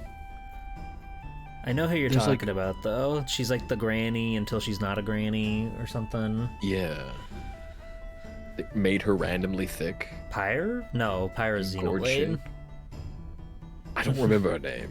She does look very, very cute in when she's like younger. Pura? That sounds right. I don't remember. She's cute as a granny, but she's also really, really cute when she's like younger. I don't know how that game works. Yeah, FF9 has like this very cool storybook style to it. Bugenhagen!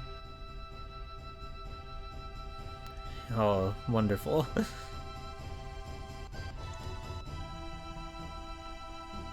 We've even got Red in the party. If you'll ever need of my wisdom, I'm always welcome here. You're welcome here, one of us. We shall be welcoming somebody. I am no longer welcome here. I'll go. Good day. Yeah, that's why we came. What to do? Have you lost your way? When that happens, we have to take a good long look at ourselves. There's always something in the deepest reaches of our hearts. Something buried, something forgotten. Remember it. Whatever that was, must certainly be what you're all looking for. That's easy enough to say, but I can't remember a thing.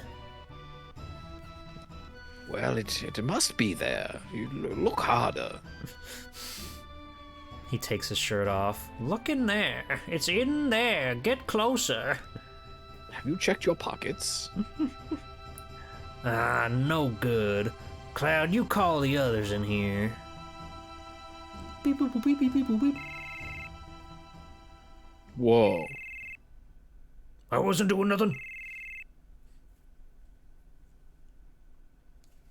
You have not seen her granny design because you've yet to play Tears of the Kingdom? Wait, I thought she's a granny in Breath of the Wild, and then she's like mysteriously younger in Tears of the Kingdom. I think it's the other way around. I think in Breath of the Wild, it's just short stack. At least that's what I remember. But I haven't played Tears of the Kingdom, so I'm not sure. I don't know. The most recent like 3D Zelda I've played is Wind Waker, so I've got a long way to go. Did you see that? She was a short stack. What was it you were shirting for? Him scrolling through R34 on his globe. It's true. Yes, a patron of the arts. I can't remember. Oh, Scottish. Nope, not a thing. Oh. Nope, not a thing. No. I can't come up with a thing. Me either. I don't get any of this. I remember Aerith a lot. God, Aerith was really cool. I miss Aerith. What? Too bad. That's too bad. No, not that. You haven't remembered. You haven't forgotten. That's not it. How would you say it? Aerith was right there all along, right by our side. She was so close, we couldn't see her. What Aerith did, the words she left behind. Oh, that reminds me, I was the same. Gonna cry. As was I. Me too. Do I remember it? No, I don't remember anything. Breath of the Wild, she's short stacked because of immortality device she has had. I have no idea how she becomes Granny. Oh. Oh, so she becomes Granny later. Okay. I see. Yeah, Breath of the Wild, I just remember her being short stack and like crazy Fujo pilled. Oh, good. Yes. You would enjoy Breath of the Wild. You think so? You think I would enjoy running around? I mean, Link has a super cute outfit that I prioritize. Uh-huh. You'll never know which one it is. Oh, wow. It's the Moblin tunic. Dang. Me too. She said she was the only one who could stop Sephiroth's meteor. But Aerith is gone. It is impossible for us to carry on what Aerith tried to accomplish. We ain't no ancients, if that's what you mean. What, did that girl go off to that place? That's it. What's it? We don't know about it. What did Aerith know? Why did she face Sephiroth without running away? I see. She's returned there once again, correct? Perhaps. Perhaps I'll take me there. Take me there, you? Are you going to? What's so surprising about that? Bugenhagen joins the party. He's level 76. Even if I want to get out from time to time, to see the outside world, I wonder what did it. I haven't felt this in ages. Oh, it must be the planet. The planet's calling to you. Yeah. Oh boy. The planet's calling. Right. Oh, let's go then. Yippee! Field trip, field trip! Oh yeah, Bugenhagen. I have one more thing I want to ask you.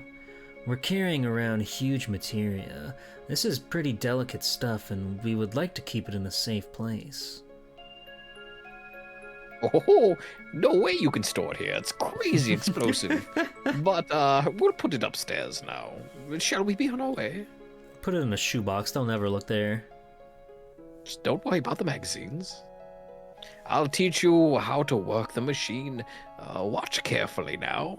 You just pull this here and... Seems easy enough. Oh, we're going up now. They gotta get the mileage out of this FMV. Oh, cool. Is this what you call huge materia? So teeny tiny. I guess, like, for materia standards, you know, they're usually like a marble or so. So that is pretty huge. This is really rare materia indeed. Materia this rare is certain to have special conscientious enclosed in it. Ah, hello, Denshi. Denshi, we were talking about you. It's true. Hi, Denshi. Huge materia. Let's get closer. I need to get in there. The huge materia emitted a gentle glow. It's the same color as magic materia. Oh ho.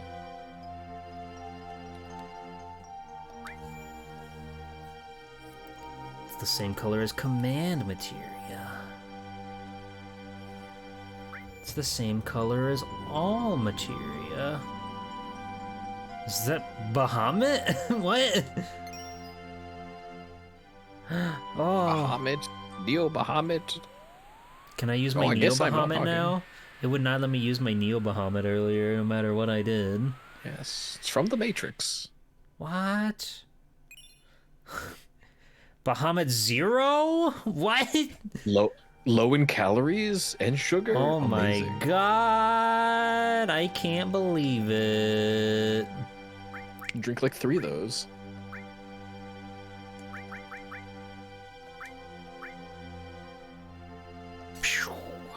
That's awesome. I'm gonna assume that that was like the bonus from the spaceship materia. I'm gonna assume. That's really awesome. It wouldn't let me use Neo Bahamut before. I put it on my bar and it would never let me use him.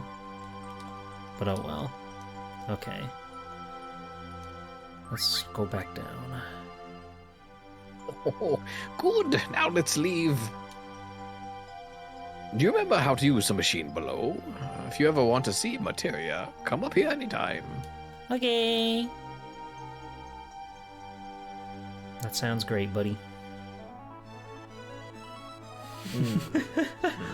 He's on our ship. Smells like machinery. Oh, he is not happy. He is not happy. The command and magic materia is if you level them all to master and get them to a game, and get them in the game, you get a special prize here with a huge materia. Oh. I love this smell. Oh. Of course, I love the smell of nature, too. You see that deck up there? Is the deck up there? I don't know. I'll be on the deck. I'm just passing time. I can feel the workings of the planet, the smell of the wind. I also feel the greatness of man's wisdom and the knowledge in the smell of the machinery. He's smelling a lot. Bye for now. I'm gonna go sniff this. Okay, bye. He can just do that, huh? It's the power of sniffing. There's smell, the smelly smell that smells smelly. Well, thank you for a job well done. Thank you. He gave me kisses. Is that allowed? Sure. Yeah, I think that's a good place to put a pin in it for tonight. We got almost as much gaming as we did Zatsu. I feel pretty good about that. Bugenhagen just smelling everything in the ship. We saw a lot today. Wow, 40 on the dot. Look at that. It's the perfect time. It's the perfect time. It don't get better than this. This game continues to be incredible and inspiring and exciting, and I'm excited to see where we go next and where we take Bugenhagen to. Got at least 60 hours left. At least. I'm gonna run out of friends to play this game with. But it's been fun. Sniff nature. Thank you for joining me, SnackoRacko. Chilling. Yeah. Are you gonna be streaming tomorrow? Yeah. I'll cook a potato and stream tomorrow. Hooray! My life is exciting. Potato stream. Yeah, but yeah, if you're somehow not following Snacko, do go follow SnackoRacko. They are the I was about to say the most knowledgeable on Pokemon, but Orugi could probably challenge you there. You two could probably go at it head to head with Pokemon facts. Oh, I would like to go at it with Orugi. You should. She's wonderful. She's delightful. But yeah, go follow Snacko. Snacko's incredible. Snacko's super cute and super fun and super good at what they do. I don't do anything. Exactly. Yet you crush it every time.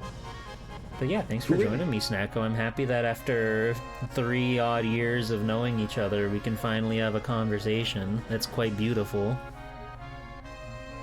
It just took like 3 years. Yeah. Over 3 years. Yeah. You are a potato, Snacko. You want me to time that guy out? Mod that guy. Give that guy a sword. You'll get so many swords. I am vaguely potato shaped, so it's fine. Here's the art for the day, by the way. I've been doing art for each good. Final Fantasy stream. That's us in Middeal. I think that's what that place is called. It was fun. But yeah, I'll be back tomorrow. I might push stream back a little bit because that's in 12 hours from now, and I had a heck of a day today. But you'll know. You can join my Discord if you want to know about more when I'm gonna do stuff like that. And then Thursday, I'm gonna be on Cube Stream and we're gonna watch a movie on stream. Night is Short, Walk On Girl. It looks incredible and magical and beautiful, and I've wanted to watch it forever. And we're gonna watch it with Captain Cube at Captain Cube Stream. And Friday night at 9, I Want to Be the Guy, probably the finale, probably. I don't know, I can't imagine there's much left from where we left off at. Awesome, very funny, strange rage video game. And then I'm going to be camping on the weekend, so I'll be looking forward to that. I'll be looking forward to touching grass and smelling the great wide outdoors. It's going to be badass. You gotta be like Bugenhagen, just start sniffing everything. I'm gonna sniff everything. So much nature to nature. There's so much nature, it's crazy.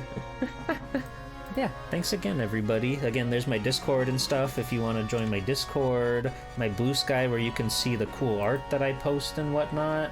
Lots and lots of fun stuff.